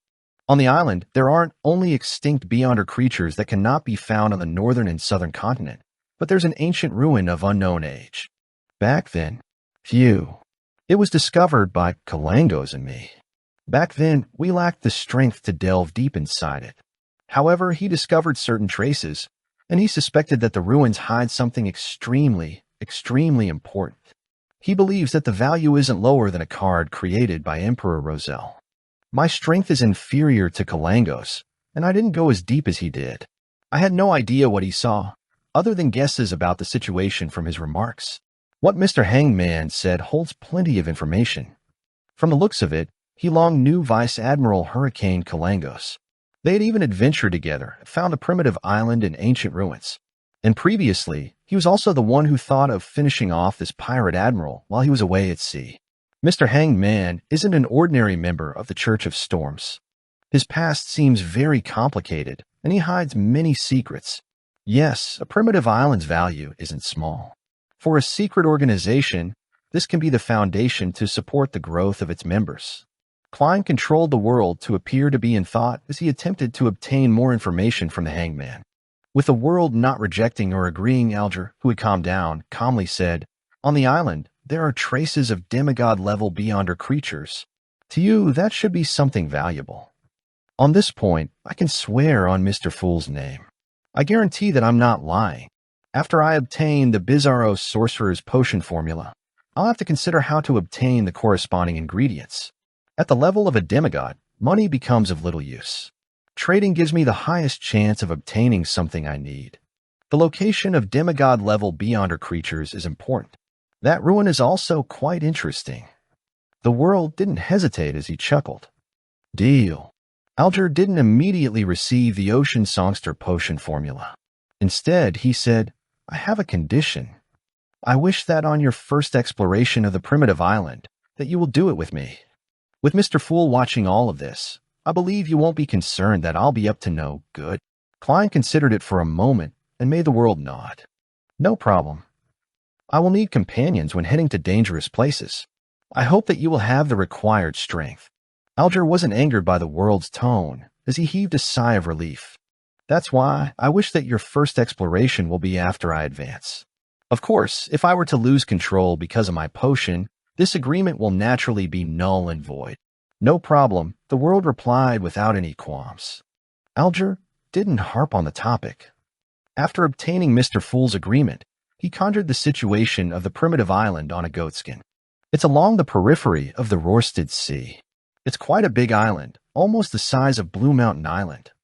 Klein received the goatskin and quickly scanned through it to gain a general understanding of the primitive island. He quickly looked up and said, I'll hand over the potion formula and main ingredient after the gathering ends. All right. Having made his choice, Alger no longer had any reservations. When hearing that, he felt upheavals going through his heart, but he appeared even more staid on the surface. After the duo's private conversation came to an end, Katlia retracted her gaze at the world and looked at Furs. The meteorite crystal has been obtained. 600 pounds for 60 grams. That's fast. Ma'am Hermit is really efficient. Furs felt delighted, but she was also stumped. After last week's gathering, she had already obtained the crystallized blood of a Lavos squid. For that, she had paid 600 pounds, leaving her with 230 pounds. Adding the 150 pounds she received this week from her royalties, she was still short of 220 pounds. I'll first borrow from Zio. She should have that much. After I succeed in advancing, I'll try to earn money as quickly as possible. I have to. Furs silently drew a breath and said, All right. We will do the transaction tomorrow at this time. The hermit tersely acknowledged and without wasting any time, looked at Audrey. The black hunting giant lizard's spinal fluid has been confirmed. 1,800 pounds. There are temporarily no clues for the illusory chime tree's fruit. That's already very good. Better than I expected. Thank you, Ma'am Hermit. Audrey sincerely thanked her without even minding the price. She recently realized that there was a benefit to establishing the Relic Search and Preservation Foundation. She could use her funds in a more secretive and unnoticeable manner. It made it difficult for her parents to notice. After confirming the two transactions, Katlia surveyed the members as though she was one of them. Any clues to the blood of a mythical creature? Klein immediately controlled the world as he chuckled with a hoarse voice. Are you referring a pure mythical creature? Pure mythical creature? There are impure mythical creatures? Audrey and company were puzzled but interested by what they heard. Katlia was taken aback as she said, a pure one, which means the blood of an angel. 1 drop is enough. She didn't introduce it in detail back then because she believed that for the time being such a high-level object wouldn't appear in the Tarot Club unless Mr. Fool was willing to provide her with help. And clearly, Mr. Fool didn't need anyone to explain to him what a mythical creature was. I have certain clues, but I can't guarantee that I can obtain it. Furthermore, it might take another 3 months at least. Klein controlled the world to give the response. The other Tarot Club members fell silent. They never expected the world to have clues to an angel's blood. What can he accomplish? Audrey, Furs, and company had their impression of Mr. World refreshed again.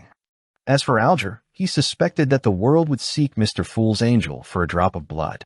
After a brief moment of silence, Emlyn, who suddenly realized that his advancement wasn't necessarily as obvious as the other members, weakly said, Are there any clues regarding my previous commission?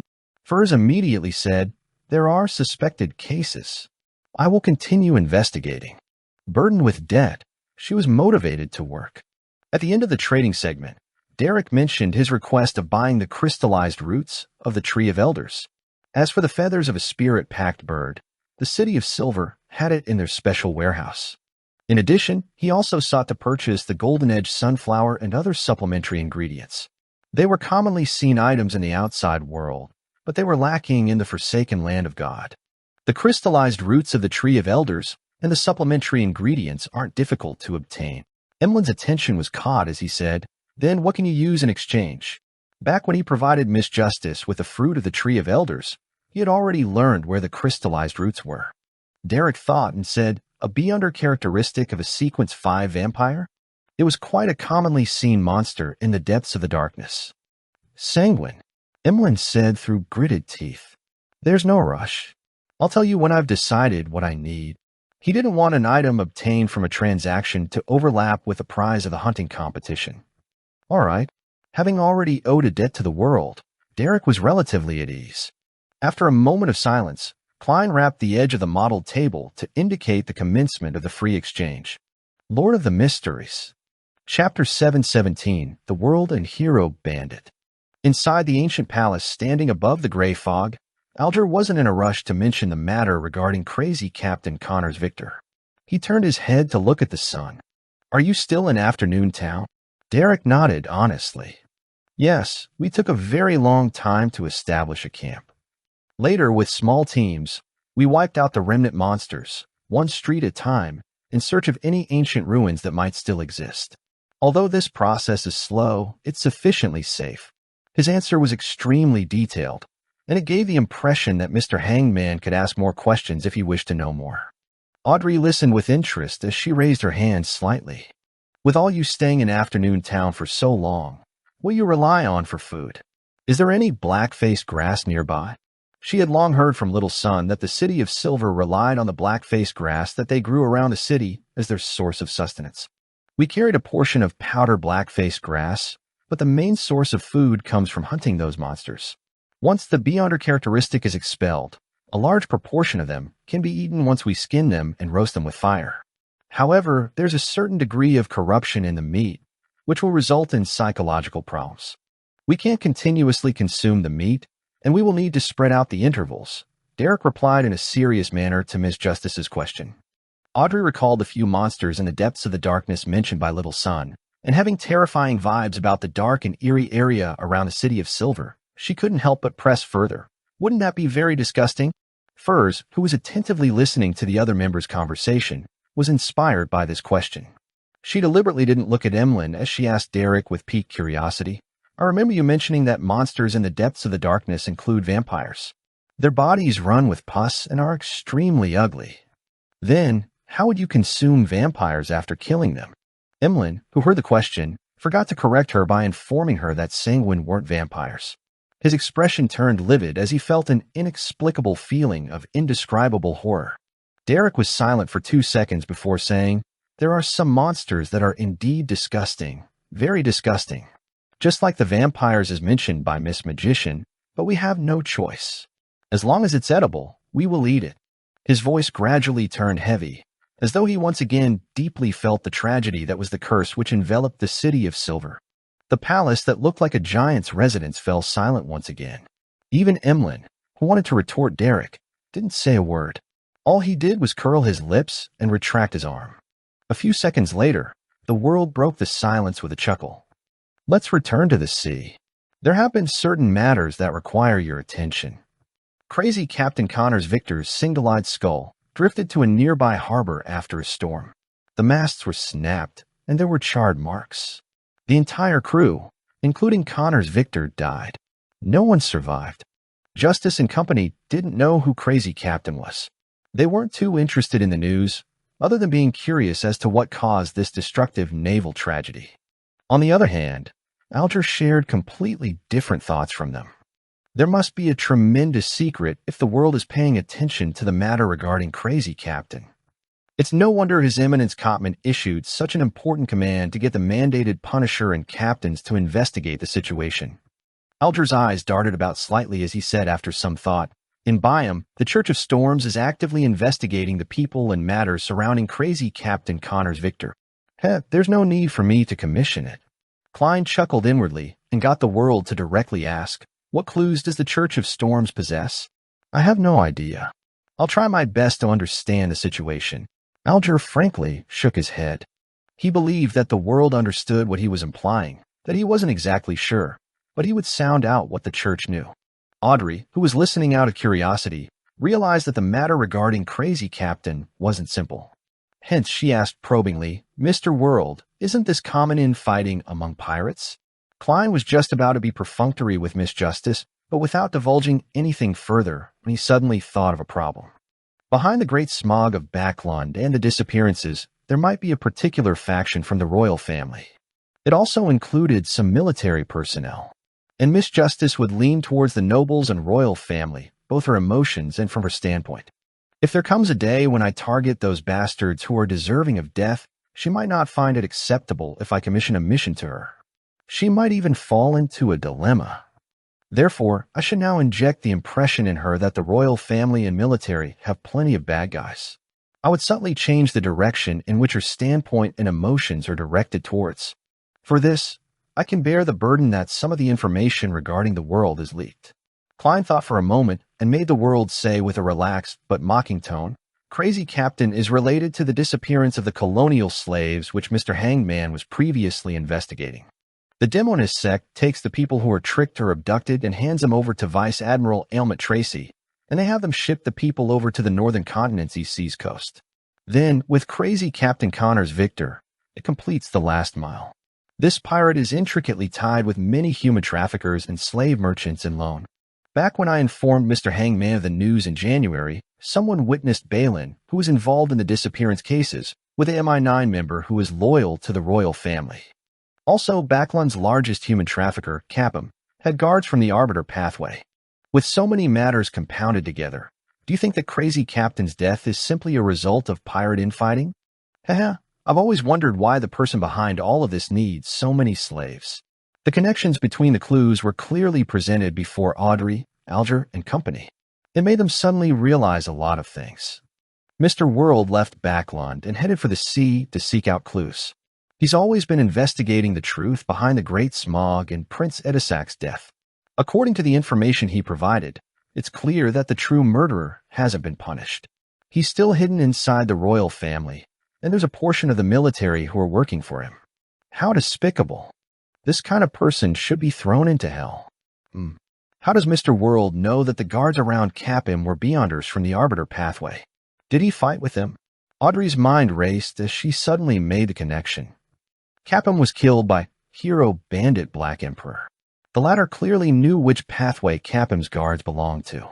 Hero Bandit Black Emperor is Mr. Fool's blessed. Mr. World is suspected to have certain connections with Mr. Fool. He has never sought Emperor Roselle's diary pages. Therefore, Mr. World is Hero Bandit Black Emperor, and he's also Mr. Fool's blessed. He doesn't hand in Emperor Roselle's diary pages because he hands them over in private. Some of his actions from before were to hide his identity as a blessed. This is a test given to him by Mr. Fool. It's really hard to connect Mr. World with Hero Bandit Black Emperor. The latter feels like a hero. Audrey felt like she had stumbled upon the truth as she began to wonder what kind of person Mr. World, who was also Hero Bandit Black Emperor, was actually like in real life. Alger and Catlia instantly understood why Gehrman Sparrow had attacked Tracy. This blessed was seeking out the truth behind the Great Smog of Backlund. And the truth hidden behind this was something Mr. Fool was interested in. Furs and Emlyn, who lived in Backlund, also vaguely sensed something when the world mentioned Capim. After all, Hero Bandit Black Emperor's legend was rather striking in the recent half-a-year. He became an important character in many run-of-the-mill novels. Even Furs herself had thought of making him the protagonist in a love story between a hero bandit and a young royal lady. They finally understood why the world had noticed in time that something was brewing in Backlund and that a tragedy was about to happen. This was because this gentleman had been tracking the corresponding clues the entire time. From the looks of it, the matter in Backlund is far from over. There will likely be another accident in the future. I really wish to flee from this place immediately, but Zio definitely wouldn't want to. I have no way of explaining this to her. Furs suddenly had thoughts of fleeing Backlund. Emlyn wasn't too afraid. From his point of view, the Sanguine's important figures were in Backlund and were definitely able to provide some protection if a disaster really happened. After 2 seconds of silence, Alger said in a serious manner, "I will try my best to investigate this matter." He had already sensed that the truth behind Crazy Captain's death hit a rather terrifying storm. As such, he was a little apprehensive and afraid, but he also trembled with excitement that he was involved in the most important matter regarding the southern and northern continents. After Catlia heard that, she nodded. "I will also seek out relevant information. If there are more clues provided, perhaps I might be able to help." Klein thought for a moment before letting the world speak frankly. On the night of Crazy Captain's death, a high-sequence Beyonder suspected to be from the Black Emperor pathway appeared on his ship. However, this demigod managed to escape before John Cotman arrived. Black Emperor pathway. Demigod. Alger and Catlia ruminated over these phrases as they considered an angle of attack. Audrey and company were astonished that the Tarot Club had discussed the development of demigods to something directly involving demigods. The cases that they were involved in were really increasing in level. As for Derek, he didn't understand a thing. With Crazy Captain's matter coming to pass, Catlia glanced at the world before deliberately mentioning her tidbit. Another incident happened at sea. Last week, the crazy adventurer Gehrman Sparrow hunted the second mate of the King of Immortality, Slaughterer Curtius. He was a Sequence 5 Beyonder. How impressive! Furs, who was only a Sequence 8, sighed from the bottom of her heart. She knew very well what it meant to be a Sequence 5. Yes, he really is a legendary adventurer, Audrey echoed. Emlyn turned agape before he closed his mouth. He felt that he was still a distance away from that level. Alger said without any signs of unrest, "It's because of this that the investigation of Gehrman Sparrow's origins has become an important mission of the various major organizations. Are you implying that the Church of Storms has gotten you to investigate me?" Klein instantly read in between the lines as he made the world chuckle. "I wonder where I can claim this commission. I wish to use some unimportant information in exchange for money. I have some understanding of Gehrman Sparrow. Oh, Mr. World is hinting that he doesn't mind me exchanging what appears to be important, but in reality, is actually meaningless information regarding Gehrman Sparrow in exchange for rewards and trust?" The Hanged Man nodded in enlightenment. The free exchange continued for a while until Derek finished learning this week's list of ancient Hermes terms before everything came to a close. After he watched the bowing Miss Justice and company leave, Klein cast his gaze onto Grizel's travels. Lord of the Mysteries. Chapter 718. Characters in the book. Not finding himself overly exhausted, Klein rubbed his temples and beckoned over a tiny metallic bottle from the junk pile. Inside it was a tiny tube of blood that he went through great effort to extract from his vein, and he had long brought it above the gray fog.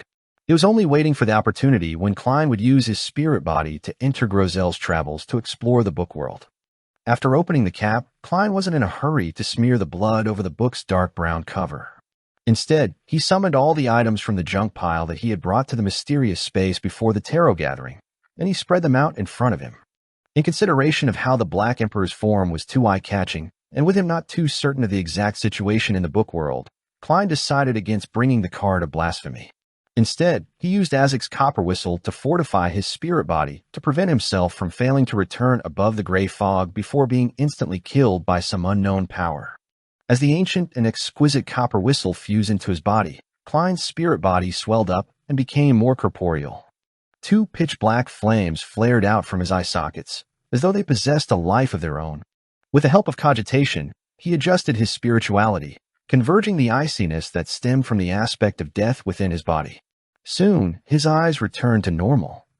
This was like an evil spirit taking on an ordinary form to lure prey into its proximity. Right on the heels of that, Klein wore creeping hunger and held death knell while he hid the nightmare beyonder characteristic in his body. The latter was prepared for him to seek out any abnormalities when exploring the dreams of the living entities in the book world. After completing all his preparations, he poured a few drops of blood and smeared it over the cover of Grizel's travels. After a brief wait, his vision turned blurry, as though countless translucent objects were hidden within it. Following that, it turned clear. There were blue skies, white clouds, grayish-brown city walls, and passers-by. This is no longer the land of ice and snow from before, but a city that looks very normal on the surface. Klein stood by the side of the dirt road as he observed the residents of the book world. He discovered that most of them wore linen shirts, a short brown coat, and loose dark-colored trousers. Their overall style was akin to that of the Lone Kingdom centuries ago. He looked down at the format of the tailcoat, starched shirt, and damaged dark red bow tie as he silently changed it all out. Instantly, he was no different from the people around him. He then walked to the city gates in preparation to enter. At that moment, a leather-vested soldier at the gate stopped him. "Entrance fees. 1 little. Do I look rich? I don't even know what a little is." Klein mumbled inwardly, amused. He then communicated with him at a spiritual level, successfully transferring the soldier's attention onto a merchant caravan behind him. As a quasi-wraith who could possess anyone and control them, exerting a psychological influence on others was nothing extraordinary. It wasn't a particularly potent ability, but it was extremely useful against ordinary people. When Klein entered the city, he walked through the streets in a seemingly relaxed manner, but he inwardly remained wary. He felt that public hygiene was slightly better than Backlund a few years ago. It appeared to have a mature sewage system, preventing the situation of any waste and trash being dumped. I couldn't tell that this is an illusory world inside a book at all. Everyone has spirit body threads. Klein proceeded forward as he observed. Suddenly, he noticed a stone building that was more than 10 meters tall to his side. It only had 2 stories, and the top of the door was about 4 meters tall. Beside the building was a signboard. It was written in a language that was completely different from any of the outside world's languages, but Klein instantly understood what it meant. Peso Blacksmith Guild. There's a blacksmith guild. This place really hasn't entered the age of steam. Just as Klein was feeling poignant, he saw the door creak open, and out walked a giant with 4 long limbs. The giant's skin was grayish-blue, and his head had the trademark single vertical eye. In his hand was a huge and heavy sledgehammer. He walked across the street with his lips curled. The humans walking past him didn't show any fear, as though it was a common sight. They even greeted the giant. "Good afternoon, Grozel." Grozel. Klein, who was rather face-blind to giants, had his pupils constrict. Only then did he realize the familiarity. He was just about to chase after them when he discovered that the giant had turned into another street, vanishing from his sights. Klein stood on the spot, silently observing the intersection as he came up with a few guesses. There's another Grozel in the book world? No, the ending of the travels is that Grozel died in battle in the Nation of Frost. This is another story. Filled with all kinds of questions, Klein wasn't in a rush to find Grozel. He turned and entered a bar by the side of the street. Such places were often the places with the most messy and multifarious information in a city. It aided him in quickly gaining a grasp of the entire situation. The bar's lighting was dim, and the ventilation wasn't the best, making the air appear somewhat turbid. At that moment, there weren't many customers drinking. Most of the people were by the bar counter, chatting happily with each other or the bartender. Klein slowly walked over when his gaze froze. He saw a man wearing a black pointed hat and an asymmetrical coat by the side of the bar counter. He looked pretty handsome with his flaxen-colored hair, deep brown eyes, a high nose, and thin lips. He was none other than the Solomon Empire Viscount, Mobit Zarost. Upon seeing him, Klein recalled the scene of the Dream Stealer's rapid aging before he collapsed onto the ground as he struggled to crawl towards elvish songster Ciatas and grab her hand. All of that remained clear as day, as though it had just happened yesterday. Yet Mobit had once again appeared before his eyes. Klein's expression grew heavy as he walked over and sat beside Mobit. He didn't say a word, as he knew that Mobit was one to start a conversation. "Outsider, first time in Pesot? I swear I've never met you before." Mobit put down a cup of distilled liquor as he turned his head to the side. "I come from the Nation of Frost." Klein randomly cooked up a story. Mobit immediately laughed loudly. "You're a funny one. This is the Nation of Frost, but of course, that was many years ago. Ever since the King of the North was killed by a bunch of adventurers, no heroes, this place is no longer plagued by ice and snow. Everyone believes that it should be called the Nation of Neverwinter." Klein fell silent without responding. "Why so serious? It looks like you have your own troubles." Mobit rapped on the wooden bar counter, showing signs of sympathy. He downed a mouthful of spirits and said, "I'm telling you, men should absolutely not get married. It's the beginning of suffering. Do you know? When she gets worked up a little, she would beat me up. When she's happy, she beats me up. Same when she's embarrassed or angry. Anyway, she beats me up for any reason. From this very moment, I've decided not to return home again. Does this mean you got married to Ciatas?" Klein kept silent for 2 seconds as he sized up Mobit's face. He discovered that there were no signs of bruises and swelling on his face. This meant that the elvish songster knew that men needed to put on appearances. He asked with a sigh, "Then why did you marry her?" Mobit was taken aback as he smiled wryly. "I came here with a merchant caravan. When I first saw her, she was just that beautiful. Her singing was moving and seemed to hide indescribable sorrow. I'm as afraid of her now as I was infatuated over her back then. I definitely won't return. Hey, why do you seem a little sad? You don't have to be sad for me. I'm already free." At that moment, The door to the bar suddenly opened as a beautiful female voice shouted, "Mobit, come out here. I'm counting from 10. Never come back if you don't come home." 10, 9. Mobit immediately jumped up and ran to the door. As he ran, he muttered, "I know you don't have any patience. You always jump to 2 after counting to 8. Klein turned his body and saw Ciada's figure, but he no longer had the intention of communicating with her. The real Mobit and Ciada's were already dead. The ones living in the book world were just 2 characters. Standing up and leaving the bar, Klein came to a nearby, deserted alley. He planned on confirming the kind of spirit world this world had. He quickly outlined spherical lights in his mind as his thoughts gradually emptied out and his body and mind became tranquil. As his spirituality spread out bit by bit, several indescribable illusory figures appeared around him. However, up high in the sky, it lacked the 7 lustrous brilliances of different colors that contained endless knowledge. The 7 lights don't exist here. The number of spirit world creatures here are lacking. This place is indeed a fake spirit world created by the book. Klein took a step forward and found the colors in his vision saturate to the extreme as it overlapped with the obvious differences. He wasn't in a rush to explore the spirit world. He exited it and began window shopping through Pesot and chatted with others. Before long, he found Grizel's residence. The giant ran a blacksmith shop. He was taking an afternoon nap on a huge bed on the 2nd story. Klein directly entered by passing through the wall and came to Grizel's side. He observed the giant for a few seconds and took out the Nightmare Beyonder characteristic from his spirit body. With some difficulty, he used some of its powers that it came naturally equipped with. Deep, serene darkness quickly spread as it instantly enveloped Klein and Grizel. And in a spirit body state, Klein directly saw a blob of irregular, hazy, spherical light. His spirituality immediately emanated over and touched the spherical light.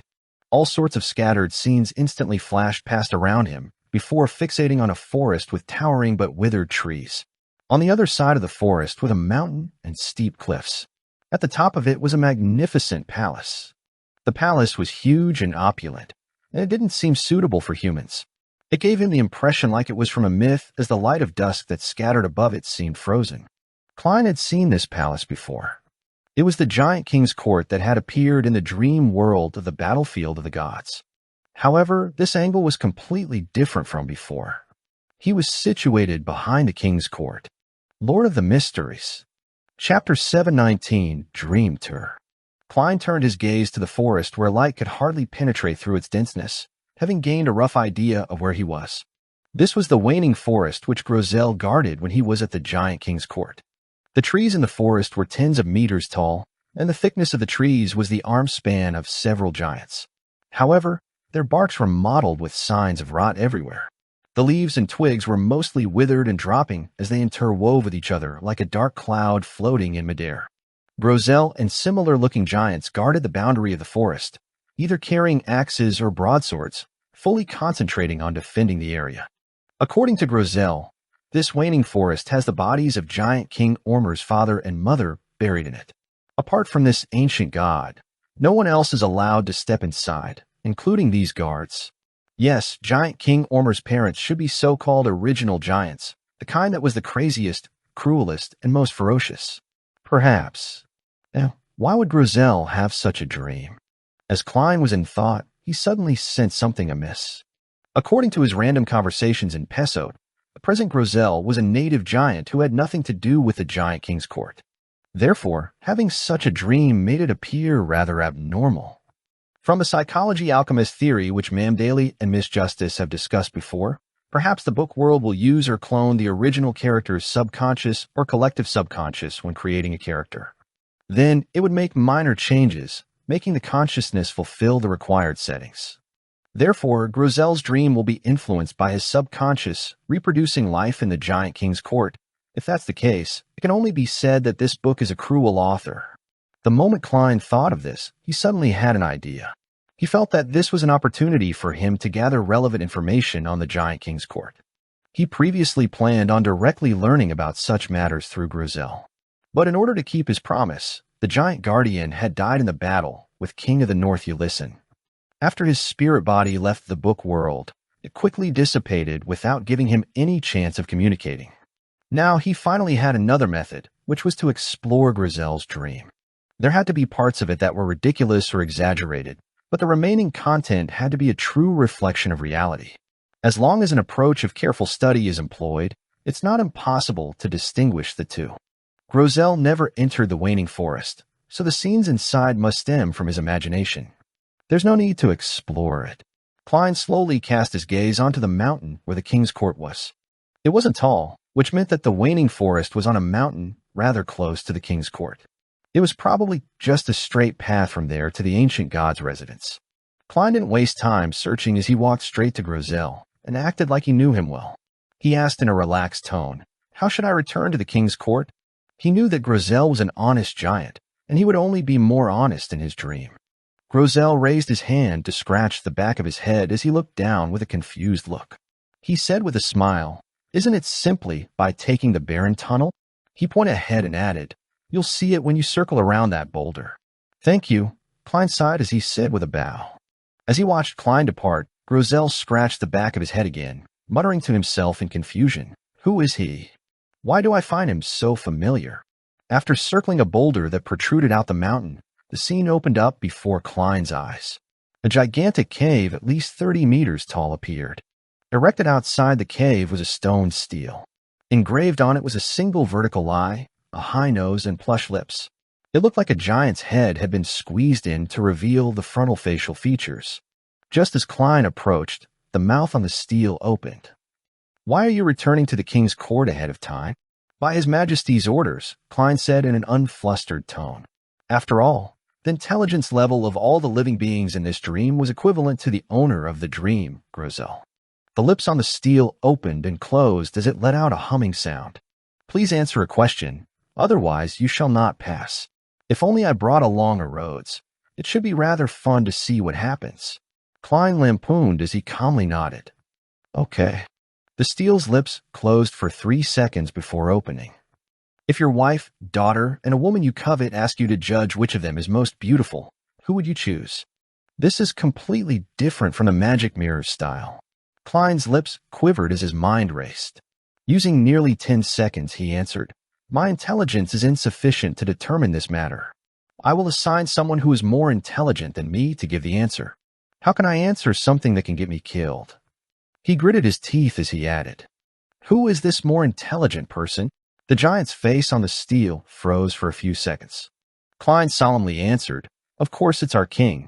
The stele was shocked beyond words. It took quite a moment before it said, "All right, I'll consider it as you answering the question. You may pass." Klein immediately crossed the strange stele and walked into the cave.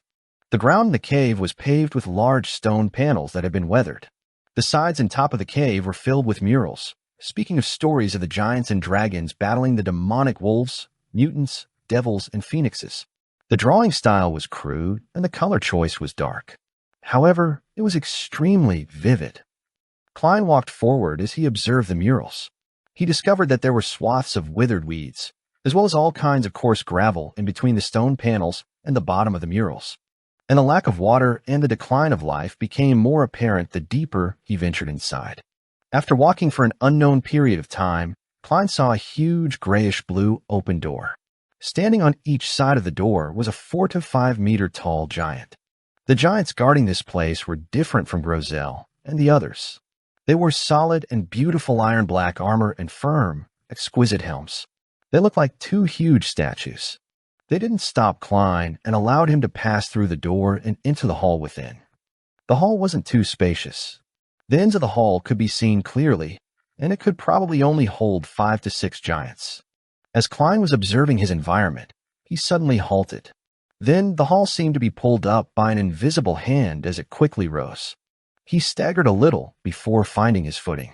All he saw were grayish-black walls flashing by as they kept sweeping downwards. In about 10 seconds, there was a thud as the hall stopped ascending. At this moment, it wasn't the cave tunnel outside the door, but a magnificent palace propped up by stone columns. Klein briskly left the original hall as he sized up his surroundings with piqued interest. This is the Giant King's Court's elevator. This seems to be the place where the guards live. Outside is a long table taller than humans, with extremely large chairs. On the 2 sides are rooms, and inside them are neatly ordered beds.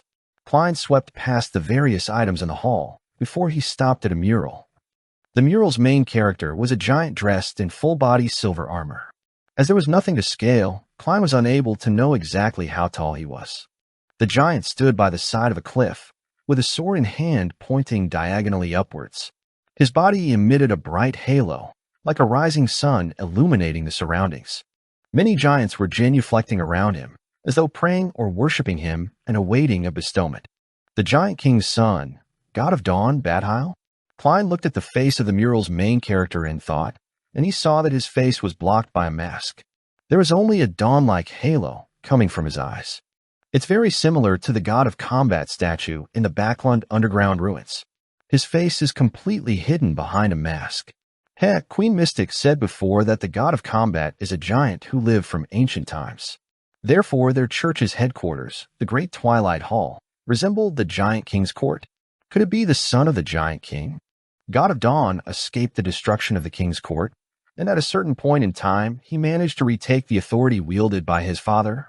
Klein made a bold guess, but he lacked any evidence or clues. He used the correspondence principle to look at the wall opposite the mural. There's also a mural there, but the main character was no longer God of Dawn, Badheil. Instead, it was a female giant in a leather vest and long skirt. This female giant stood sideways. Her facial contours were soft, and her single vertical eye was focused beneath her. Long dark brown hair reached all the way to her back. Her right hand was spread out as she held items like wheat and fruits. Around her were golden fields, clear lakes, and trees covered with fruits and colorful mushrooms. Giant Queen, Goddess of Harvest, Omabella? Klein looked around, but he didn't see the mural representing Giant King Ormer. There's no depiction of the ancient god, because this is the residence of remote guards? Then, going out from here will likely be the interior of the Giant King's court. Klein carefully walked to the door. He used the method he employed in the dream world of the battlefield ruins of the gods by activating creeping hunger and using the strength of a zombie to open the door. However, there wasn't a palace in the frozen dusk that he had imagined outside. Instead, it was a gray, hazy world. It appeared to be a cliff with a bottomless pit. According to Miss Justice's previous experience, this is likely the boundary of the dream. The only way is to head down and enter Grizel's subconscious. Finally, I'll arrive at the sea of collective subconscious. Miss Justice discovered a mind dragon in a human sea of collective subconscious where she was. Then, in this book world created by the Dragon of Imagination, what would be contained in the sea of collective subconscious? Klein's mind whirred as he conjured a staircase that led down into the hazy world. The staircase didn't head straight down, but spiraled around deep into the gray haze. The bottom couldn't be seen, nor were any of the details of the mind world that were possible to discern. Lord of the Mysteries. Chapter 720, Philosopher. After silently observing it for a few seconds, Klein walked forward as he got onto the staircase and carefully walked down it. The surrounding light gradually dimmed with a gray, hazy luster that enveloped the extremely silent world. The moment Klein proceeded down the staircase, he felt more and more like he was being locked inside a dark, silent room. Slowly, his ears could hear his sloshing blood and his beating heart. The latter sped up as it was invaded by panic and horror which he could hardly keep in check. Klein focused his mind as he imagined the stacks of spherical light so as to stabilize his emotions and recover.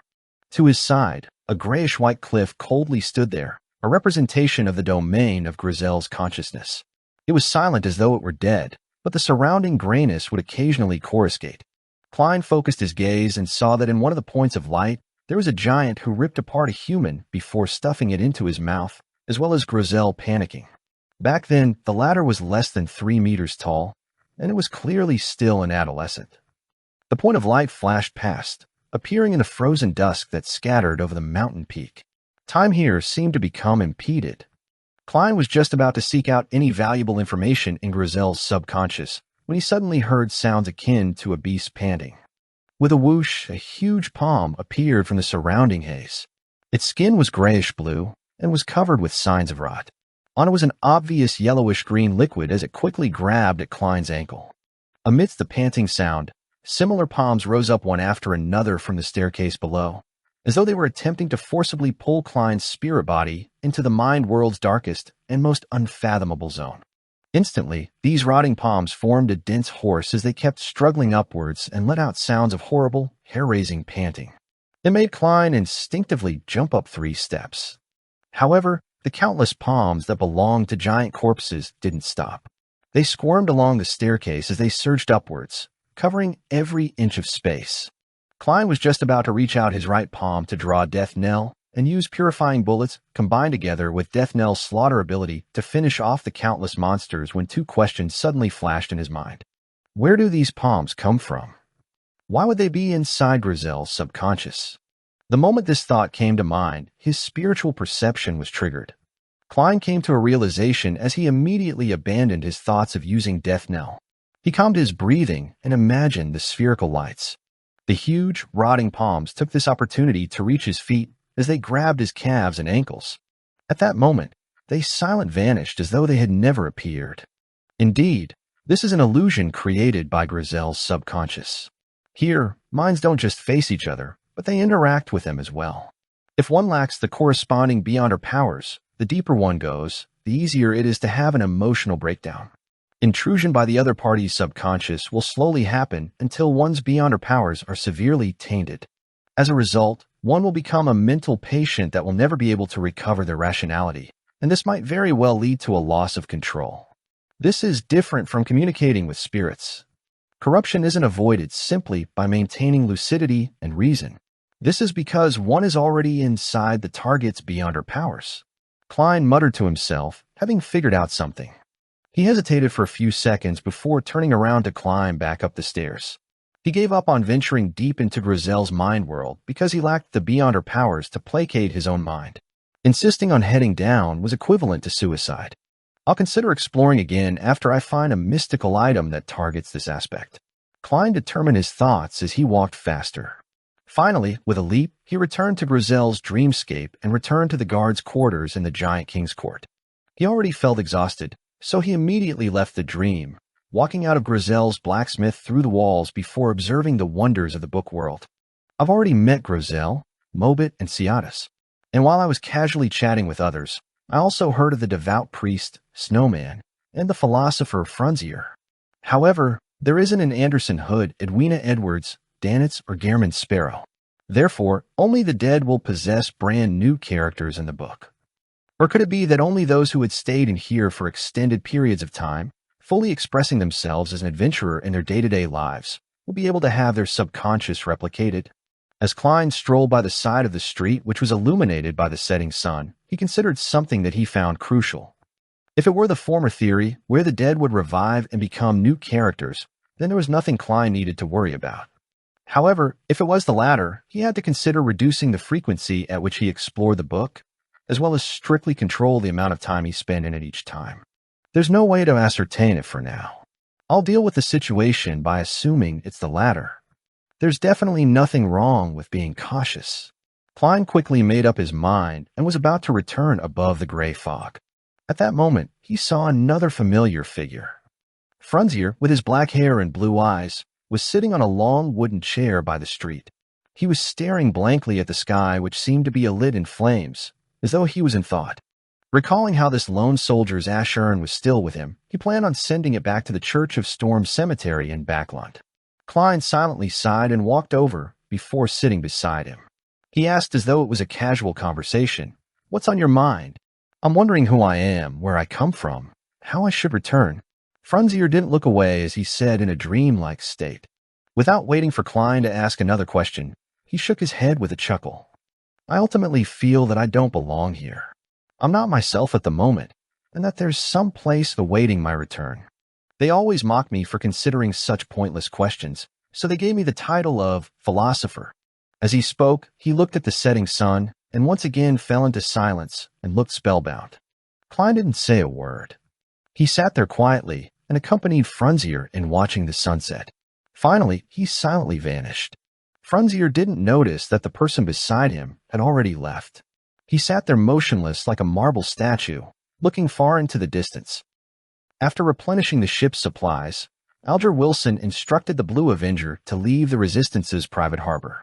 It wasn't going to stay too long in the Rorstad archipelago. He had to return to Pasu Island to make his report by the designated time. At that moment, in the captain's cabin, he was watching in anticipation at the illusory door that was formed by items with spirituality and a burgeoning flame. It was the door of sacrifice, and it was also a door of bestowment. Amidst an illusory creaking sound, the mysterious door slowly opened, revealing an infinite depth and darkness within its interior. Light shot out from within before converging immediately. After everything calmed down, 2 items had appeared on the altar at some point in time.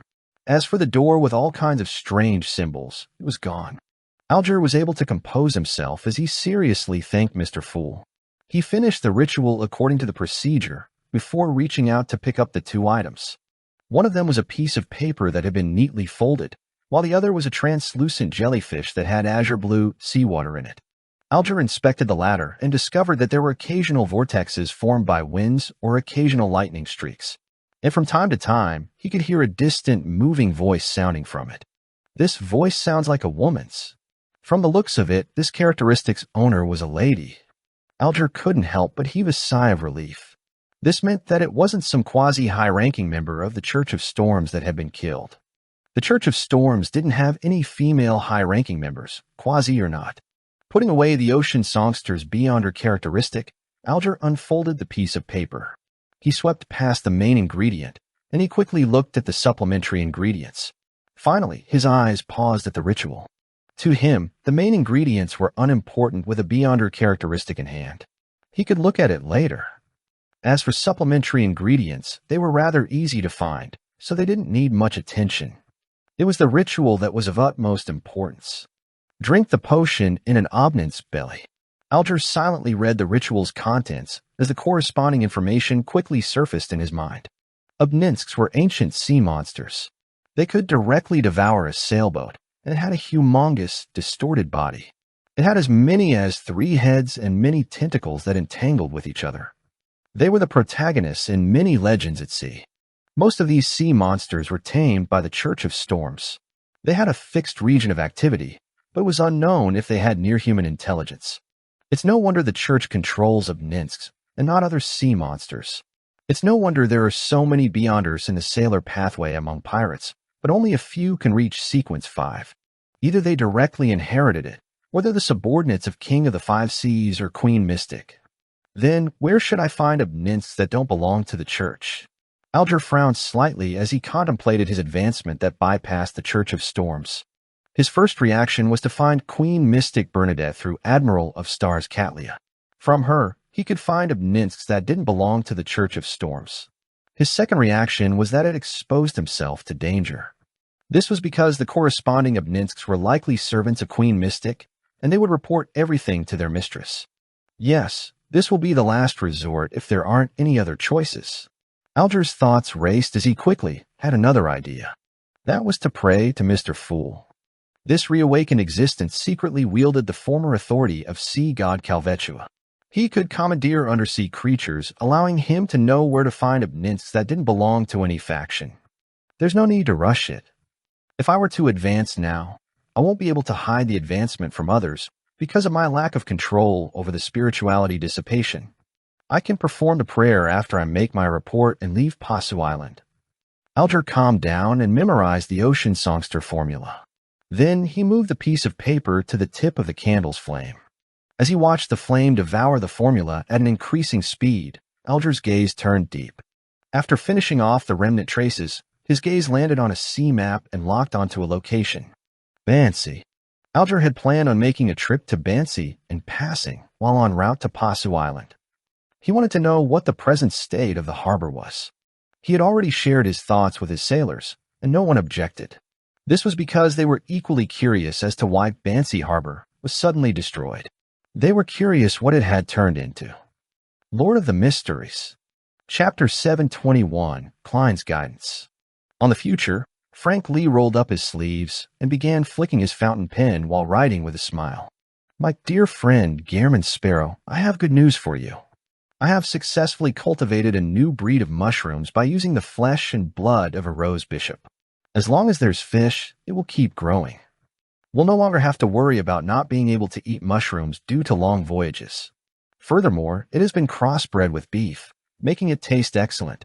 Its only flaw is that there's no way to make it catch fish by itself. External help is needed, but I don't think it's too big a problem. After all, based on what Nina said, it wouldn't corrupt the ocean. Well, let's just pretend she's right. I've mailed you some dried mushrooms. As long as you give it water and fish, they will immediately become normal and reproduce by themselves. I hope you will like my gift. After going on and on, Frank finally folded the letter and placed it in an envelope. He stuffed 3 dried mushrooms into it before applying glue and sealing it. After doing all of this, he took out the note Klein had given him, followed the description written, and began to seriously prepare the ritual needed to summon the messenger. This wasn't complicated for Frank, so it didn't take long for him to set up the altar and create a wall of spirituality. Finally, he solemnly placed a lone gold coin before the candle. He lit the candle, softly chanted the incantation, and stared at the flame. He watched it burgeon as a headless woman walked out with 4 heads in hand. Frank first jumped in fright before staring at Rionette Tinkers for beautiful blonde, red-eyed heads that looked identical with patience as he muttered, "How is it done? Why are they completely identical? If planted in soil, will more be grown?" The eyes of the 4 heads held by Rionette Tinker turned in different directions before uniformly falling on Frank Lee's face. Suddenly, the soil stored inside all kinds of vessels within the room flew out and piled before Frank. Following that, Frank floated up as he tumbled in midair with a shocked expression. He was thrown straight into the pile of soil with his head first. His legs kept struggling as they dangled outside, but he was unable to pull himself out of the soil pile any time soon. Only then did 2 of Rionette Tinker's 4 heads reach out forward, separately biting down on the letter and the gold coin. Only after she completely disappeared did Frank Lee finally find the best spot to exert his strength to escape the soil as he fell to the ground. She's powerful. Frank first sighed with a sense of lingering fear. Following that, he wiped the soil beside his mouth, bit into it, and chewed on it carefully before muttering to himself, "It's a bit sour." At that moment, Katlia, who had just finished a sacrifice in her cabin, sensed something. Her dark purple eyes subconsciously looked towards Frank Lee's room, and she vaguely saw a crudely made illusory doll. The doll didn't have a head. The scene flashed as Katlia closed her eyes immediately. She felt her eyes were burning as she couldn't help but have her tears flow out. She knitted brows little by little as she muttered in disbelief, "Ancient bane." After sending the meteorite crystal and black hunting giant lizard spinal fluid to Miss Magician and Miss Justice, Klein returned to the real world. He lay himself down on a reclining chair as he allowed his body to rock gently. He began considering where he would head to next. With news of Gehrman Sparrow's sighting and crazy Captain Connor's victor's matter, it's unlikely that the pirates will openly appear in Byam for some time. They've either left the harbors or are hiding themselves, making it difficult for others to find them. That is to say that there's no need for me to stay here. The matters regarding the resistance can be directed by responding to them through Sea God or by going through Danitz. I'll head to the seaweed bar later. I'll get a fake identity, buy a scalp ticket, and head for Desi Bay's Conant City. That's not only the biggest harbor around here, but it's also Davy Raymond's hometown. I previously agreed to this Red Glove's request when I released him from creeping hunger that I would pay this beautiful Bay City a visit and tell his daughter that revenge has been exacted. Yes, I'll also think of a way to return the Nightmares Beyonder characteristic to the church.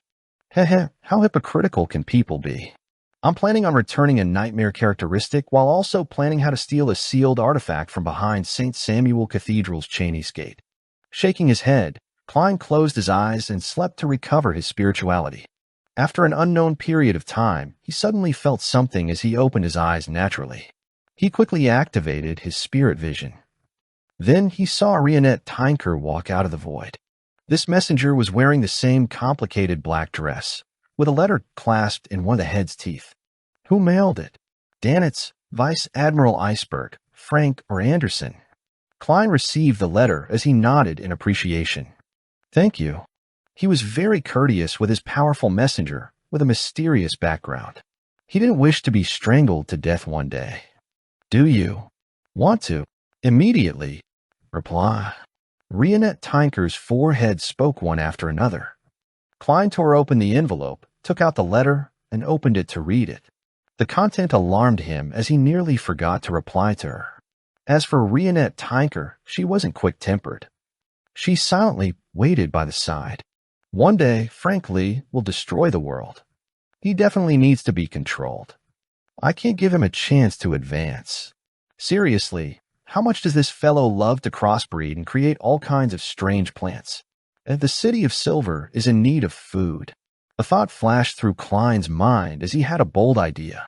It was to direct Frank's research efforts towards all kinds of food that suited the City of Silver. This way, cows, fish, mushrooms, rose bishops, the sea, and the world would be safe.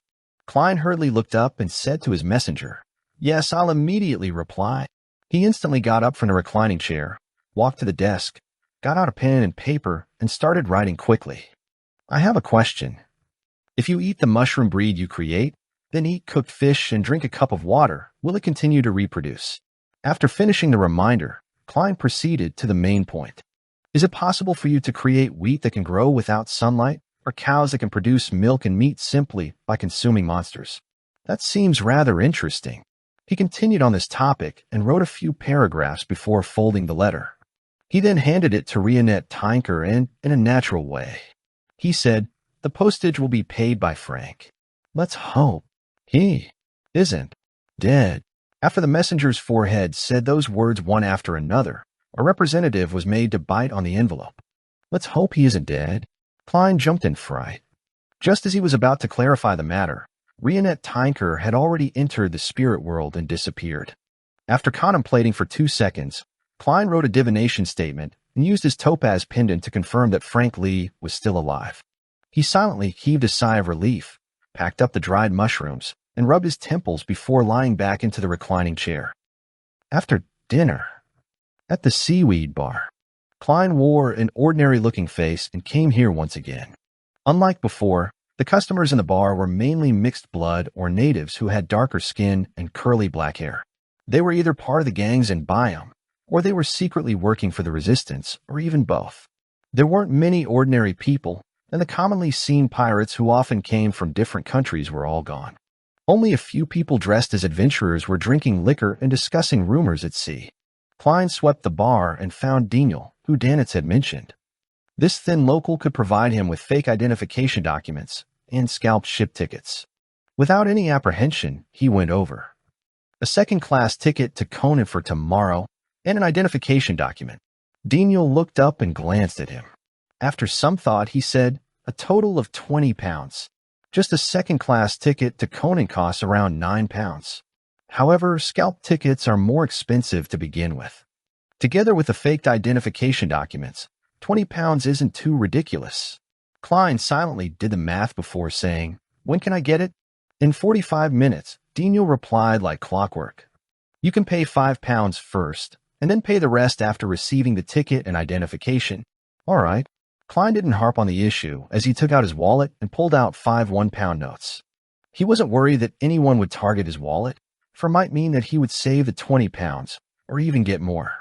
Moments after Daniel checked the authenticity of the notes and was about to inform his subordinates to get working, he suddenly realized that the bar was extremely silent. Klein also sensed it as he subconsciously looked towards the door. There were 2 people there. One was wearing a formal tailcoat and a black trench coat, with brown hair neatly combed backwards. His eyes weren't big, but they were bright and piercing. He had a thin mustache around his mouth, making him exude a gentlemanly feeling while also looking a little sloppy. The other person wore a hooded robe which was rather rare. His face was hidden in the shadows, making it impossible to identify him. The sloppy gentleman scanned the area and was rather pleased with the crowd's reaction. A silver coin was tumbling in between his fingers as he walked towards Daniel. The hooded person followed behind him, taking out something from his clothes and stuffing it into his mouth, producing crunching sounds. The silver coin stopped moving when the sloppy gentleman came in front of Daniel. He said with a chuckle, "Prepare 10 tickets to Pritz Harbor tomorrow for me. They need to be split between 3 different ships." "Yes, Mr. Oder." Daniel stood up in a panic as he replied. Klein momentarily failed to recall who the sloppy gentleman who was tumbling the silver coin in his hand was. Only when he heard the name Oder did he find him familiar. As he was recalling, he saw the man in the hood take out a coffee-colored sweet before popping it into his mouth. He was munching on it, producing the sounds. After obtaining an affirmative reply, Odor and the man didn't stay any longer. They walked to the staircase in the quiet atmosphere, and they headed for the second floor of the bar. Daniel exhaled as he turned his head to see Klein looking puzzled. He then said, Odor. The adventurer Odor, who serves the dawn. I remember Silver Coin Viper Odor. He's always claimed that he works for Queen Mystic, but no one could prove it. I can ask Ma'am Hermit later. The last I heard of him was at Demir Harbor. He was apparently mixing with Admiral of Blood's intelligence officer, Old Quinn. However, the latter has already been finished off by Mr. Hamitman. Klein instantly recalled many things as he deliberated and asked, what about the other one? Who knows? Daniel turned his head to instruct his subordinates as he got them to prepare some identification documents and the corresponding ship tickets. Lord of the Mysteries. Chapter 722. An Unpeaceful Night. As Silver Coin Viper Odor wasn't a pirate, there were all kinds of rumors about him, most of which could hardly be verified.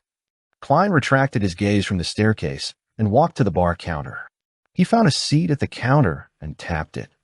A cup of Zarhar. This was a locally produced malt beer.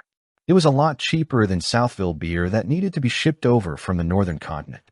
3 pence. The bartender recovered from his silent state as he picked up an overturned cup. The crowd in the bar began to break out into whispers as they were illuminated by the gas wall lamps. All of them were discussing the reason for Silver Coin Viper Odor's purchase of 10 tickets. He's definitely being pursued by someone. 10 tickets among 3 ships.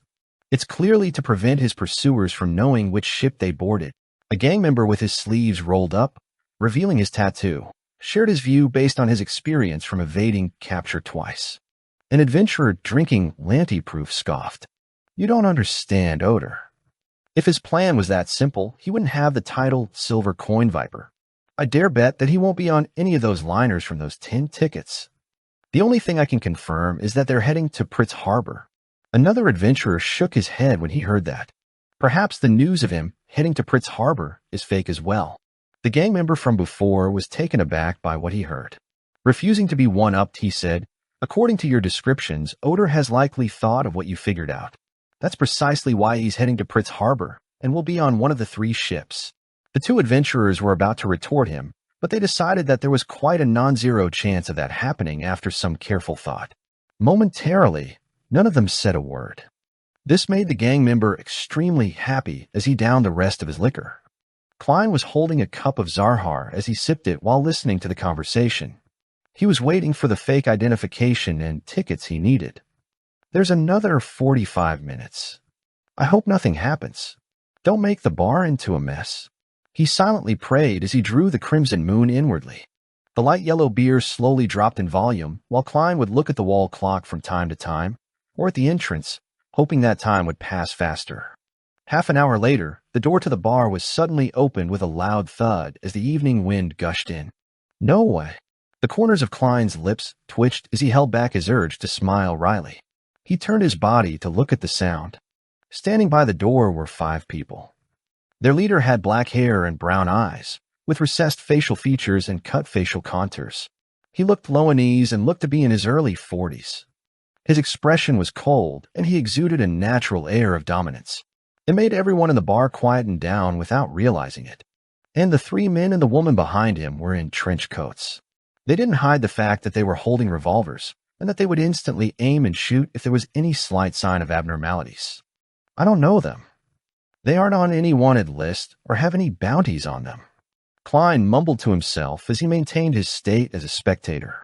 The 5 intruders suddenly scattered as they came before different customers, bent their backs slightly, and looked at them before asking, "Where is Silver Coin Viper Odor?" The customers were hesitant to give an answer when they saw the black muzzle pointed at them, along with a handle made of ivory and ebony, which exuded a strange sense of beauty under the lights. They went to the 2nd floor. The customers who had been asked nearly pointed to the staircase in unison. Someone is really pursuing Odor. This is an act against Queen Mystic, or has Silver Coin Viper done something himself? Or could it be because of the mysterious hooded man beside him who was eating sweets? Klein drank another mouthful of beer as he saw the intruders send 4 people up to the 2nd floor. One was left behind to continue questioning the customers. Soon, The latter grasped the situation of Odor's request to purchase tickets from Daniel. Immediately, the person walked straight to the thin and dark-skinned black marketer, and he asked in a heavy voice, "Tell me honestly, where is Odor heading with those tickets?" Daniel didn't put on a front just because of his social connections. He forced a smile and said he didn't make it clear. He requested for 10 tickets that are to be distributed across 3 different ships. The departure date is set for tomorrow, with the destination being Pritz Harbor. For real? The questioner was a seemingly radical man in his 20s. Daniel softly replied, "You can ask anyone here." All of them heard it. T. The man shoved Daniel angrily as he turned to walk towards the other customers. Daniel staggered backward and was about to fall and hit his head onto the side of a tiny circular table when he suddenly felt an additional force on his shoulder. Instantly, he regained his balance. He subconsciously looked over and saw that it was the customer who had just requested to purchase a fake identity and scalp tickets. "Thank you, those bunch of military hyenas." Daniel first thanked him before softly saying through clenched teeth. The person who had helped him was Klein. He didn't wish for anything to happen to this ticket scalper. After all, he had paid a deposit of £5. Of course, helping the innocent was also a habit of his. Military hyenas? In Biome, this description often refers to people from MI9. What did Silver Coin Viper Odor do? Klein silently asked himself as he eliminated the possibility that someone was targeting Queen Mystic. To the lone military, it was meaningless. As he was thinking, the MI9 members who had headed up to the 2nd floor rushed down. As they ran, they said to their partner, "He has long fled through the window." The group of people came and left in a rush. Soon, the bar resumed its usual din, but the still gently wobbling main door proved that it wasn't as calm earlier. Klein's wait for his fake identification documents and scalp ticket paid off. He didn't need to worry about any possible interruptions. After paying the remaining £15, he left the seaweed bar, and he returned to the ordinary inn he stayed at. Jean Yode. This name is way too simple, isn't it? Before I return to Backlund, I need to make a more realistic identification document. Klein flipped through the series of identification documents before throwing them inside his suitcase. He took a bath and relaxed, prepared to leave Biome tomorrow and begin the last stage of his sea travels. At this moment, he heard knocking at the door. Who is it? Klein hurriedly took off his bathrobe, wore his clothes and pants, and walked to the door. Outside were a few policemen in black. One of them looked Loanese, while the rest were either mixed bloods or pure natives. "What's the matter?" Klein asked, puzzled. "Please show us some identification," a mixed blood said politely, since the gentleman in front of him was apparently a Loanese. "Thankfully, I just made one. Otherwise, I'll be spending the night at the police station, or I'd have to flee on the spot, change my looks, and redo everything." Klein mumbled as he returned to his room and took out the identification documents. The lone police officer casually flipped through it as he said, "Mr. Yode, are you living alone?" "Yes, everyone in the inn can vouch for me," Klein replied frankly. The Loanese police officer revealed a smile and said, "Have you seen this person before?" As he spoke, a constable beside him unfolded a portrait. On it was an elder who was abnormally thin with white messy hair. Apart from that, nothing stood out. "No." Klein shook his head. "He likes to eat sweets," the Loanese police officer added. Sweets. Klein suddenly recalled the mysterious hooded man behind Silver Coin Viper Odor. He had been eating plenty of coffee-colored sweets in a short period of time. After a short deliberation, Klein said without hiding anything, "Perhaps. Back when I was in the seaweed bar, I saw a man who loved eating sweets and was following Silver Coin Viper Odor." The Loanese officer didn't hide his disappointment. After a simple word of thanks, he ended the questioning. Only after he knocked on the other guest rooms did Klein close the wooden door and return to the reclining chair. Odor's matter has not only attracted MI9, but it has also gotten the Governor General's office to send manpower to do a citywide search. "This is quite something," he muttered, and decided to head above the gray fog to browse through the prayer points of light around the sea god's scepter. He could gain more information from the prayers of the believers in Biome. He didn't wish to end up embroiled in a massive maelstrom for giving the wrong response. After entering the bathroom, he went above the gray fog where he summoned the white-boned scepter from the junk pile. Swirling around it were countless points of light. As he browsed through each point of light, he determined that the questioning wasn't on a small scale. The target was odor and the mysterious man, but he couldn't figure anything else out. After some thought, he cast his gaze on a point of light that had been specially marked out by godhood. It belonged to a mixed-blood policeman named Belaya. He claimed to have swallowed humiliation by changing his faith to the Lord of Storms for the sea god so as to climb up the police ranks. He was already a superintendent. Then Klein cast the sea gods will into the corresponding point of light. Belaya, who was in the police station, assigning work to his subordinates, suddenly broke out into a cold sweat. He hurriedly found an excuse to enter the washroom as he silently prayed. Blessed of the sea and spirit world, the great Calvetua, your pious believer has something to report to you. The person we are specially searching for tonight is a very thin elder. His hair is completely white, but he has luxuriant hair. It's just very messy. He's very afraid of the cold, and he wears thick clothing even in Byam. He loves to eat sweets, as though he's a steam engine himself, and sweets are high-quality coal. The higher-ups have informed us to find him, but not harm him. Klein ignored Belaya and reined his thoughts back as he tapped the side of the long table. Compared to the portrait, such a description gives me a sense of familiarity. It's like I've heard of it somewhere in the past. To a seer, a sense of familiarity meant a clue. Hence, Klein wrote a divination statement and began questioning his spirituality. As he chanted the statement, he leaned back into the chair. He fell asleep with the aid of cogitation. In the gray and dark world, Klein found himself back in Backlon, back in 15 Mint Street, which he previously rented. In front of him was the red-eyed Ian. This teenage boy looked up and said, Tirani von Helmasuin, the greatest scientist after Emperor Roselle, a mathematician, a mechanist, and the father of the second-generation difference engine. Suddenly, Klein woke up and knew who MI9 was looking for. They were finding the great scientist who caused many deaths between the lone military and the Intis spy organization solely because of a third-generation difference engine. They were finding the science freak who had mysteriously disappeared for years. It's no wonder Admiral of Blood's intelligence officer, Old Quinn, had a modified radio transceiver that surpassed those in Backlund. Klein was instantly enlightened. Lord of the Mysteries. Chapter 723. Another good deed today. After a moment of his mind going adrift, Klein rubbed his temples and slowly composed himself. He discovered that the matter had little to do with him. He wasn't motivated to participate in the matter. He was apathetic to whether the lone military found Tirani von Helmasuin because he lacked a sense of belonging to the lone kingdom. What he had done in the past was solely to ensure a stable society and that its citizens wouldn't suffer any accidental damage. If possible, he didn't mind instigating a revolution to allow the poor to lead better lives. I never expected myself to become more of an internationalist after coming to this world. He gave a self-deprecating laugh as he prepared to return to the real world and have some sleep. Under the cloak of darkness, he would allow the tempest outside to freely unleash its might. At this moment, his attention was caught by the biggest item in the junk pile through the corner of his eyes, the radio transceiver. Speaking of which, what is the faction controlling Tirani von Helmasuin? It's nothing much if it's people from Queen Mystic Bernadette's side. She's a strong believer of do as you wish, but do no harm, so she wouldn't do anything overboard. It wouldn't be good if it's the Rose School of Thought represented by Admiral of Blood. Ignoring the Temperance faction that's being suppressed, as believers of the Chain God or Mother Tree of Desire, their level of vileness can't be lower than the Aurora Order.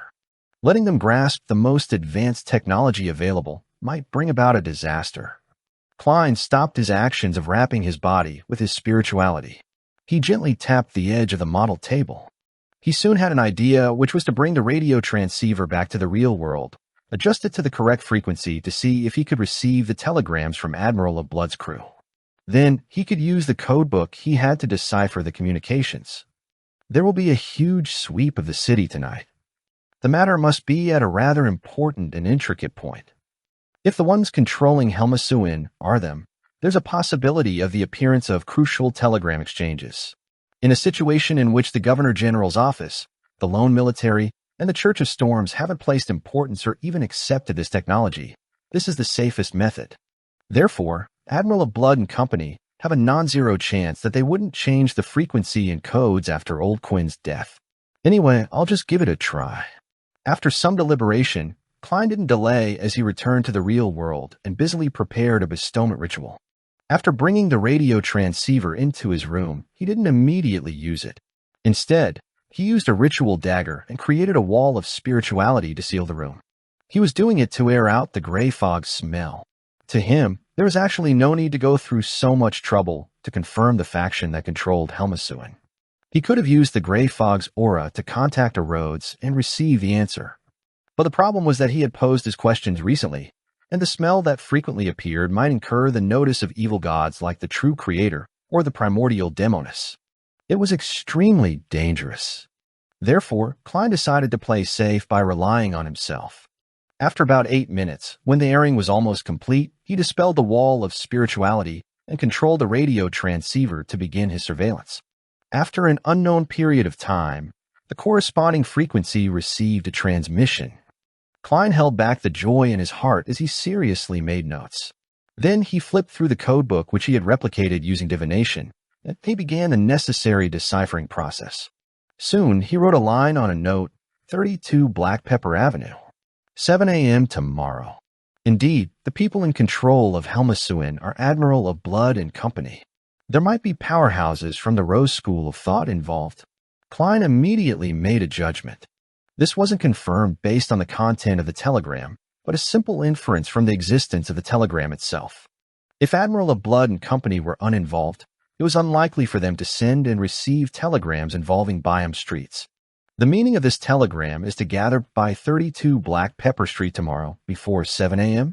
Does it mean that Helmasuin and Silver Coin Viper Odor are hiding there, and they're reporting to Admiral of Blood their location and giving a corresponding time? Klein thought for a moment and immediately returned above the gray fog. With the intel he had just received, he wrote the divination statement, Tirani von Helmasuin's present location. With the paper in hand, he leaned back into the chair and chanted the statement in a raving-like manner as he entered a dream with cogitation. In the gray, hazy world, he saw an underground hall with countless gas wall lamps. Inside the hall was a massive, complicated machine. It was constructed from copper cylinders, operating levers, take-up levers, and countless gears. It took up nearly 2/3 of the space. A thin elder with grizzled, disheveled hair wore a thick coat as he paced in front of the machine. From time to time, he would pop a sweet into his mouth and munch on it noisily. No, it shouldn't be called a difference engine. It's an adorable fellow who can analyze questions and calculate the answer based on a set of procedures. Yes, its name should be a calculator. The elder kept muttering to himself as Klein's vision was pulled upwards and out the underground hall, arriving at the building above. It was a 3-story villa with a garden and lawn. Outside was its address, and it reads 32 Black Pepper Avenue. He really is here. Klein opened his eyes as he silently exhaled. Then he was stumped about what to do next. A scientist like him is useless to me. Instead, it's the root of many problems. I can't just keep him above the gray fog. Therefore, there's no need for me to personally get involved and take him away. Hand over the news to the lone military or the Church of Storms. This will effectively prevent the Rose School of Thought from obtaining any benefits, but there's a faction in the military that is likely related to the true culprit behind the Great Smog of Backlund. It's not a good thing to have Helmasuin fall into their hands. The Church of Storms is well known for being rash. A conflict might end up with a scientist meeting the deity he believes in. After some careful deliberation, he gradually had a bold idea. It was to make the news public. He would make the existence and location of Tirani von Helmasuin known to the Lone Kingdom military and the churches. This could effectively ensure that the scientist's capabilities would be employed by the Lone Kingdom itself and not any one faction. The key is balance. Klein smiled as he muttered. He then beckoned with his hand for the sea god's scepter. For the former him, he had to carefully distribute flyers across the city to make a matter public and known to all, but now he had an even simpler and effective method.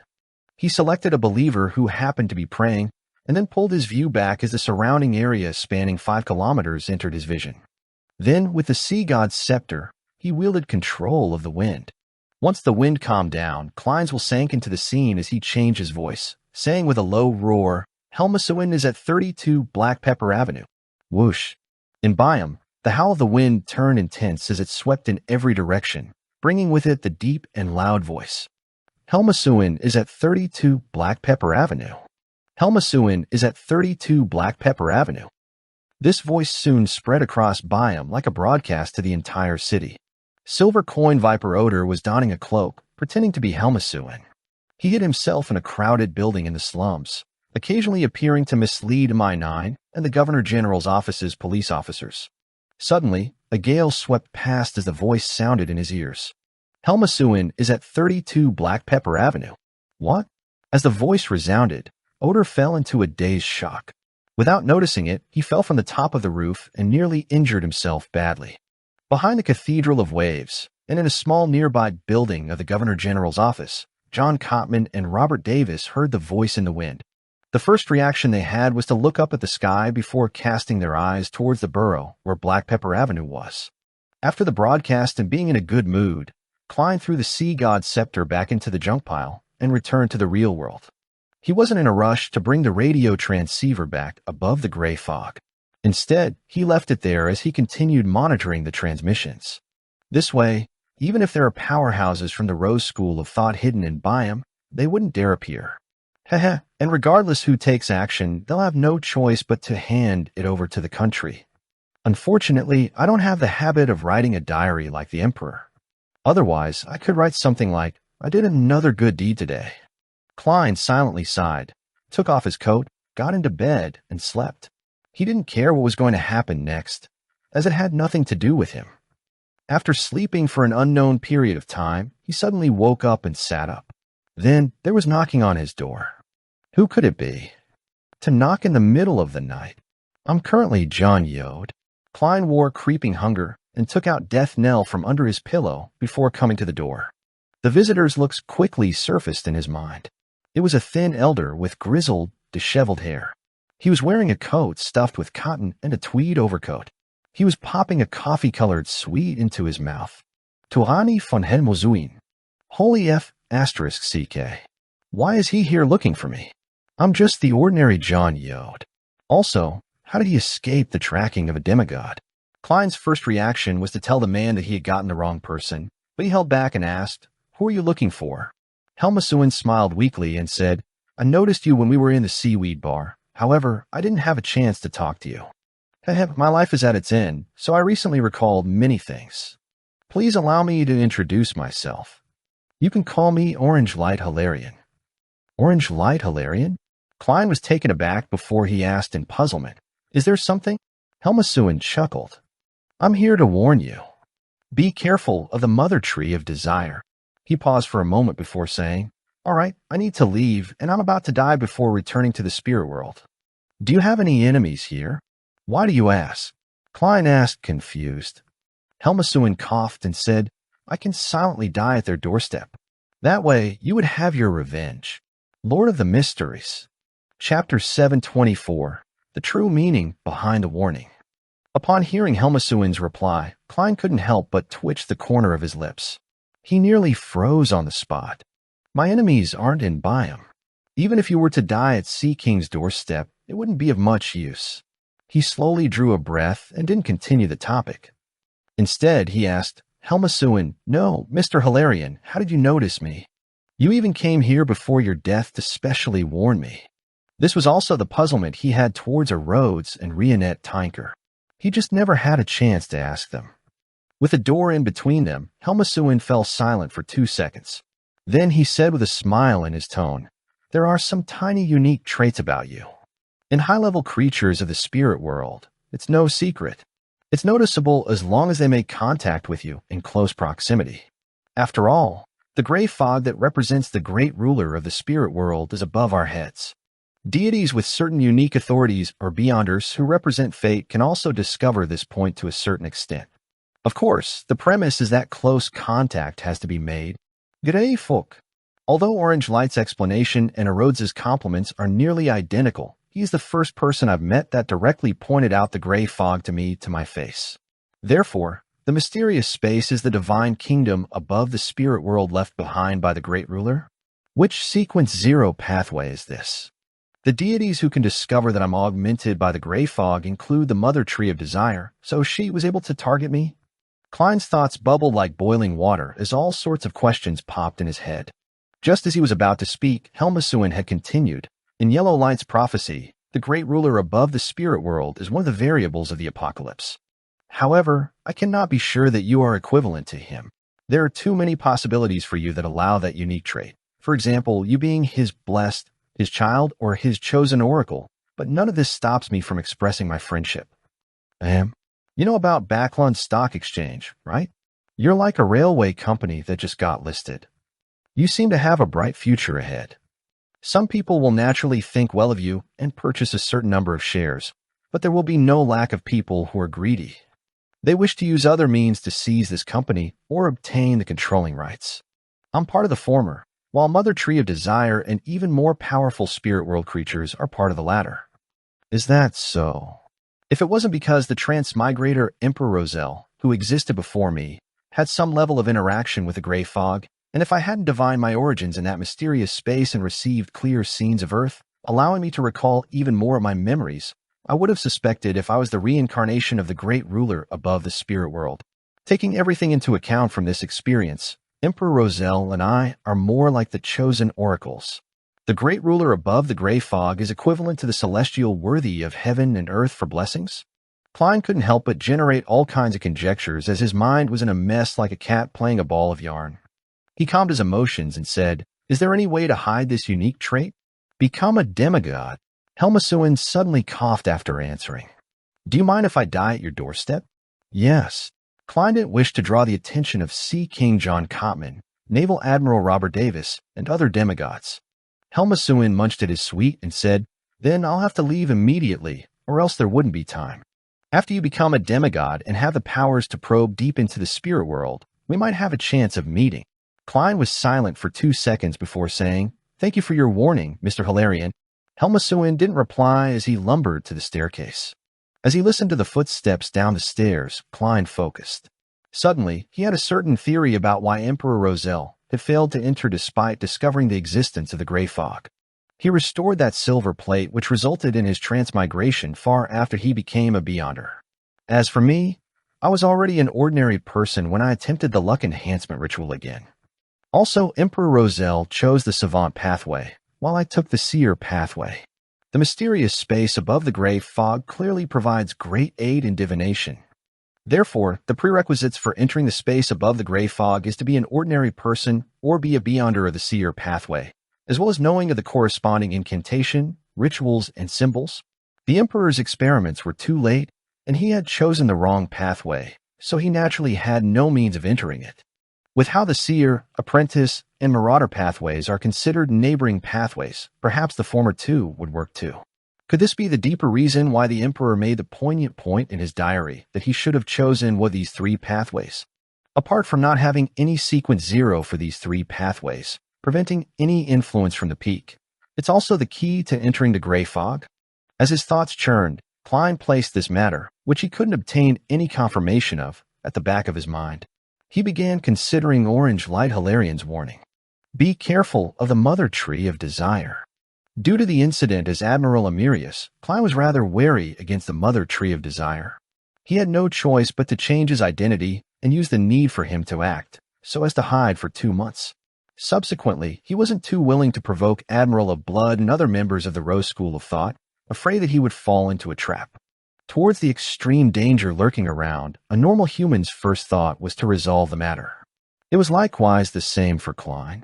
However, the problem was that he had no solutions. The Mother Tree of Desire was suspected to be a sequence 0 true god located in the astral world. Even if Klein jumped up, there was no way he could hit her or defeat her. And the faction, the Rose School of Thought, that she controlled was an organization with quite a long history. It likely had angels presiding over it, and had grade 0 sealed artifacts. Otherwise, it was very difficult for them to survive to this day with the churches and all the secret organizations at odds with it. Therefore, even if Klein had plans of getting the help of Mr. Azik or other powerful figures, there was no way he could uproot the Rose School of Thought. It was even possible that they would encounter danger. Due to these reasons, Klein could only hide and hope that he could successfully advance to Sequence 4 and become a demigod. I've always been careful against the Mother Tree of Desire. Mr. Orange Light Hilarion didn't know that I once fell for the evil god's trap at Orvie Island? Or did he specially come over to warn me that she will be doing something major soon? He was previously under Admiral of Blood's control, and Admiral of Blood is a member of the Rose School of Thought. He might very well know of something. Klein was instantly alarmed. He didn't just blindly believe that a faceless transformation was enough to fool the Mother Tree of Desire's attention. According to Orange Light Hilarian's explanation, she would be able to discover certain unique traits when in close proximity with me. This is something the faceless beyond her powers are unable to mask. She hasn't done anything in a while. Could it be that she is attempting to use this sensation to bestow something to her believers through some ritual or item, and that she is about to succeed soon?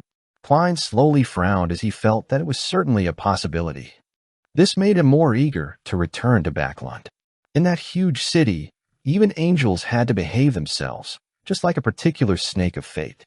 The believers of the Mother Tree of Desire and the powerhouses of the Rose School of Thought were unable to act as they wished. All they could do was wait for an opportunity. Phew. Klein exhaled and headed above the gray fog. He divined if his life would be in danger soon. This time, he received a negative answer. His life wouldn't be in danger. However, Klein didn't relax as a result. He recalled that the Mother Tree of Desire's divination interference could penetrate the gray fog's shielding to a certain extent. And very long ago, his spirituality had prevented him from divining the werewolf beyonder characteristic above the gray fog. This was because it might very well involve the Chain God, and the Chain God was suspected to be another manifestation of the Mother Tree of Desire. Either there's really nothing going on, and that I'm overthinking matters, or the danger is already very close. That's why the Mother Tree of Desire took action to interfere. To be safe, I need to make preparations. Even if it's proven to be a false alarm, it's still better than being captured by the Rose School of Thought and taken away by the Mother Tree of Desire to perform some unspeakable matters. Klein immediately returned to the real world and took out a pen and paper before quickly writing a letter.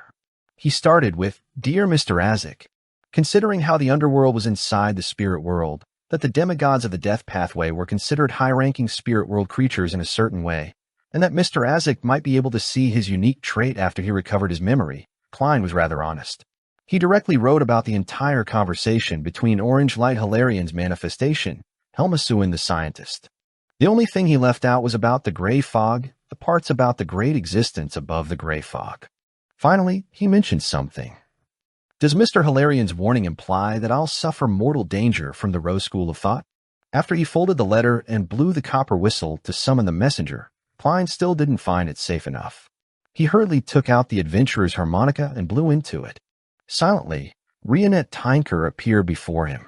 Each of the four heads with blonde hair and red eyes rotated and said, "There's no letter. I have something to discuss with you." Klein forced a big smile. He handed over the gold coin he received from Anderson and said, "This is the fee for the summoning." One of the heads, Rionette Tinker, hell-bent onto the gold coin. The two other heads that didn't get the chance to speak asked, "What is it? I might face a certain degree of danger soon. I wonder if it's possible to summon you for help." Klein tried his best to make his eyes look sincere. The 8 eyes on Rionette Tinker's forehead darted around as they said, "Yes, pay 10,000 gold coins. 10,000 gold coins. That's 10,000 pounds. Klein turned agape as he said with a wry smile, "I don't have that much money." Rionette Tinker's four heads spoke one after another. "You can pay by installments." Installments. Klein was surprised that his messenger kept with the times. After 2 seconds of shock, he said, "All right." Rionette Tinker didn't say anything else as her four heads nodded simultaneously before disappearing in front of Klein and returning to the spirit world. Lord of the Mysteries. Chapter 725, Morning. Upon seeing the messenger disappear, Klein thought of the demigods he could contact on short notice, but he realized that there weren't any. All he could do was turn his attention onto what he should do next. The citywide broadcast must have made Sea King John Cotman not only find Helmasuin, but he would also do his best to search for Sea God and the traces of his believers. It's easy to be detected if I leave in the middle of the night, so I can only choose to stay here until daybreak. I can't take that ship tomorrow. If I encounter an attack midway, I might affect everyone on the ship. Furthermore, it's not discreet enough. I can summon an undersea creature and leave by riding it. I can rest and switch rides on the deserted islands and reefs we encounter along the way, until I arrive at the next port. Since Orange Light said that the unique trait can only be detected at close distances, it still won't exceed the size of a city, even if the Mother Tree of Desire tries to expand her perception range to find me via ritual or her believers. It might even be limited to the size of a particular street. This is also why I encountered a trap when I arrived in Oravi. As long as I leave Byam, I should be able to escape from their gaze. While Klein's thoughts gradually turned clear, he suddenly heard a signal from the radio transceiver. He hurriedly went over and quickly jotted it down. Then, with the codebook, he transcribed the corresponding words into a single sentence. Before long, the telegram's content appeared on paper in jet black. I see you. I see you. When Klein read those words, he felt a chill run through his heart. Byam, an ordinary residence not far from the Governor General's office. In a spacious basement, there were candles silently burning, scattering their dim glow around the surroundings. Silver Coin Viper Odor had already taken off his hooded robe. He looked at the middle-aged man opposite him as he trembled. He said with a quivering voice, Lord Senor, I don't know how Helmasuin's real hiding place was known by others as well. Zeno avola an old triangulahat. His eye sockets were recessed, and his face was shockingly pale. He looked more like an evil spirit than a human. He raised his hand to stroke the two black mustaches above his lips as his light brown eyes coldly swept across Odor's face. In response, the well-known adventurer couldn't help but lower his head. After observing him for a few seconds, Admiral of Blood, in his white trousers and red coat, said with a deep voice, less than 3 minutes after that telegram was sent, it was spread across the entire city. And the message spread was part of the telegram. I suspect that another faction has begun paying notice to radio transmissions, and they had obtained our codebook from Old Quinn. Yes, it has to be the case. Odor hurriedly echoed, hoping that Admiral of Blood wouldn't pin the loss of Helmasuin as him being inept. He knew very well that this pirate admiral was cruel to subordinates who made mistakes. Senor swept his gaze at Odor and sneered. Regardless, you failed. If not for you and your mistress giving me plenty of joy, I would have gotten you to dig out your intestines. Send a telegram. Tell that listener who might or might not exist that I can see him. Let him spend the night in horror and unease. This is the only thing you need to do now. Upon hearing that, Odor immediately heaved a sigh of relief. He glanced at Admiral of Blood in trepidation and the bloody altar behind him before reverently replying, Yes, Lord Senor. He felt that he would have become part of the sacrificial items just moments ago. After Odor retreated out of the basement, Senor turned his head to look at the altar covered with human heads, organs, limbs, and blood. He said in a manner even more reverent than how Odor treated him, Lord Shanks, has the ritual succeeded? Yes. All that's left is to wait for God to respond. A cold, unfeeling voice sounded from the drooping curtains around the altar. Then the curtains seemed to possess life as they rolled up on both sides, smoothly forming a knot before landing in the middle of the altar. A somewhat translucent figure appeared by the side of the altar at some point in time. His skin was slightly brown, and his wrinkles formed deep crevices. His white, thinned hair was like leaves in autumn, as though they had lived for many, many years. He humbly fixated his gaze at the candlelight with his brown eyes. Senor didn't dare say a word as he stood beside Lord Shanks, awaiting for any changes to happen to the altar. Suddenly, the candle's flame was dyed with all kinds of colors. Each color seemed to correspond to the different desires of an observer. The heads, organs, limbs, and blood on the altar moved by themselves as they stacked up together, forming the state of a melted candle. Before long, they formed a tree of flesh and blood that wasn't too tall. Its surface was uneven, resembling the shell of a walnut. Plop, plop, plop. The interior of the tree of flesh and blood seemed to have a heart beating forcefully with strength. When Senor was about to succumb to the din, the tree of flesh and blood instantly withered, rotting into slosh and collapsing. There was a tiny, flesh-colored, moist, sticky ball left behind. Soon, the tiny ball grew 4 limbs and a head, turning into a palm-sized humanoid creature. Its face didn't have any eyes, nose, or ears, other than a pinhole-like mouth. In its mouth, grayish-white fog spewed out before converging back in. It repeated several times without stopping. The elder named Shanks devoutly and passionately chanted the name Mother Tree of Desire and reached out to grab the strange tiny figure. Silently, all the candle lights were extinguished, but to a wraith who had night vision, this didn't affect them from seeing things. Senor observed Shanks and heard this important person say in a deep voice, "We've prepared for a long time for this ritual, and God's grace can help us sense the existence of the target through a wider range. Next, we can use the glasses made by the Life School of Thought to accurately locate him." As he spoke, Shanks took out a monocle from his inner pocket. It didn't look any different from a normal monocle, but it coruscated with a pearly white luster in the darkness. "Lord Shanks, what should we do next?" Senor asked respectfully. The wrinkled Shanks thought for a few seconds and said, "Seek out the target after daybreak. If he has powerful helpers, we will monitor him and prevent him from leaving our detection range. Then, patiently await Lord Sua's arrival. If he doesn't have any guardians and is weak himself, then we shall take action directly." After hearing the word Sua, the corners of Senor's forehead twitched as though just the mere mention of this important figure left him apprehensive. He slowly took a deep breath and said, "Yes, Lord Shanks." After answering, Senor instinctively touched the necklace by his chest. The necklace seemed to be made of pure silver, and the pendant looked like an ancient coin. Klein, who didn't get much sleep for the rest of the night due to the fright from receiving the telegram, immediately sacrificed his suitcase, wallet, and most of his cash to the mysterious space above the gray fog at daybreak. After clearing up his tracks, he went to the front desk to check out. He rode a carriage to the borders of Byam, left the city, and climbed the mountain as though he was heading for a cemetery prepared for locals. Midway through his journey, he suddenly took a detour into the woods and planned on walking straight to the cliffs where a massive undersea creature was waiting underneath for him. The birds chirped, and the insects buzzed in the woods as critters would occasionally scuttle by. Klein walked through the humid, material-covered grounds at high speed. Along the way, he saw mushrooms growing after the rain, torn cloth, and rubbish which the Byam residences had left behind after a picnic. Everything seemed so serene alongside the fresh morning air. A leaf fluttered down as Klein didn't stop and easily dodged it. At that moment, the leaf's speed sped up and did a surprising bend, clinging to him in between his lips and nose. It was like an adult's palm that clasped his mouth and nose tightly, making it impossible for him to breathe. So. The surrounding trees had their branches fall off as they shot at Klein like sharp arrows. And the rubbish left from the picnic received a life of their own.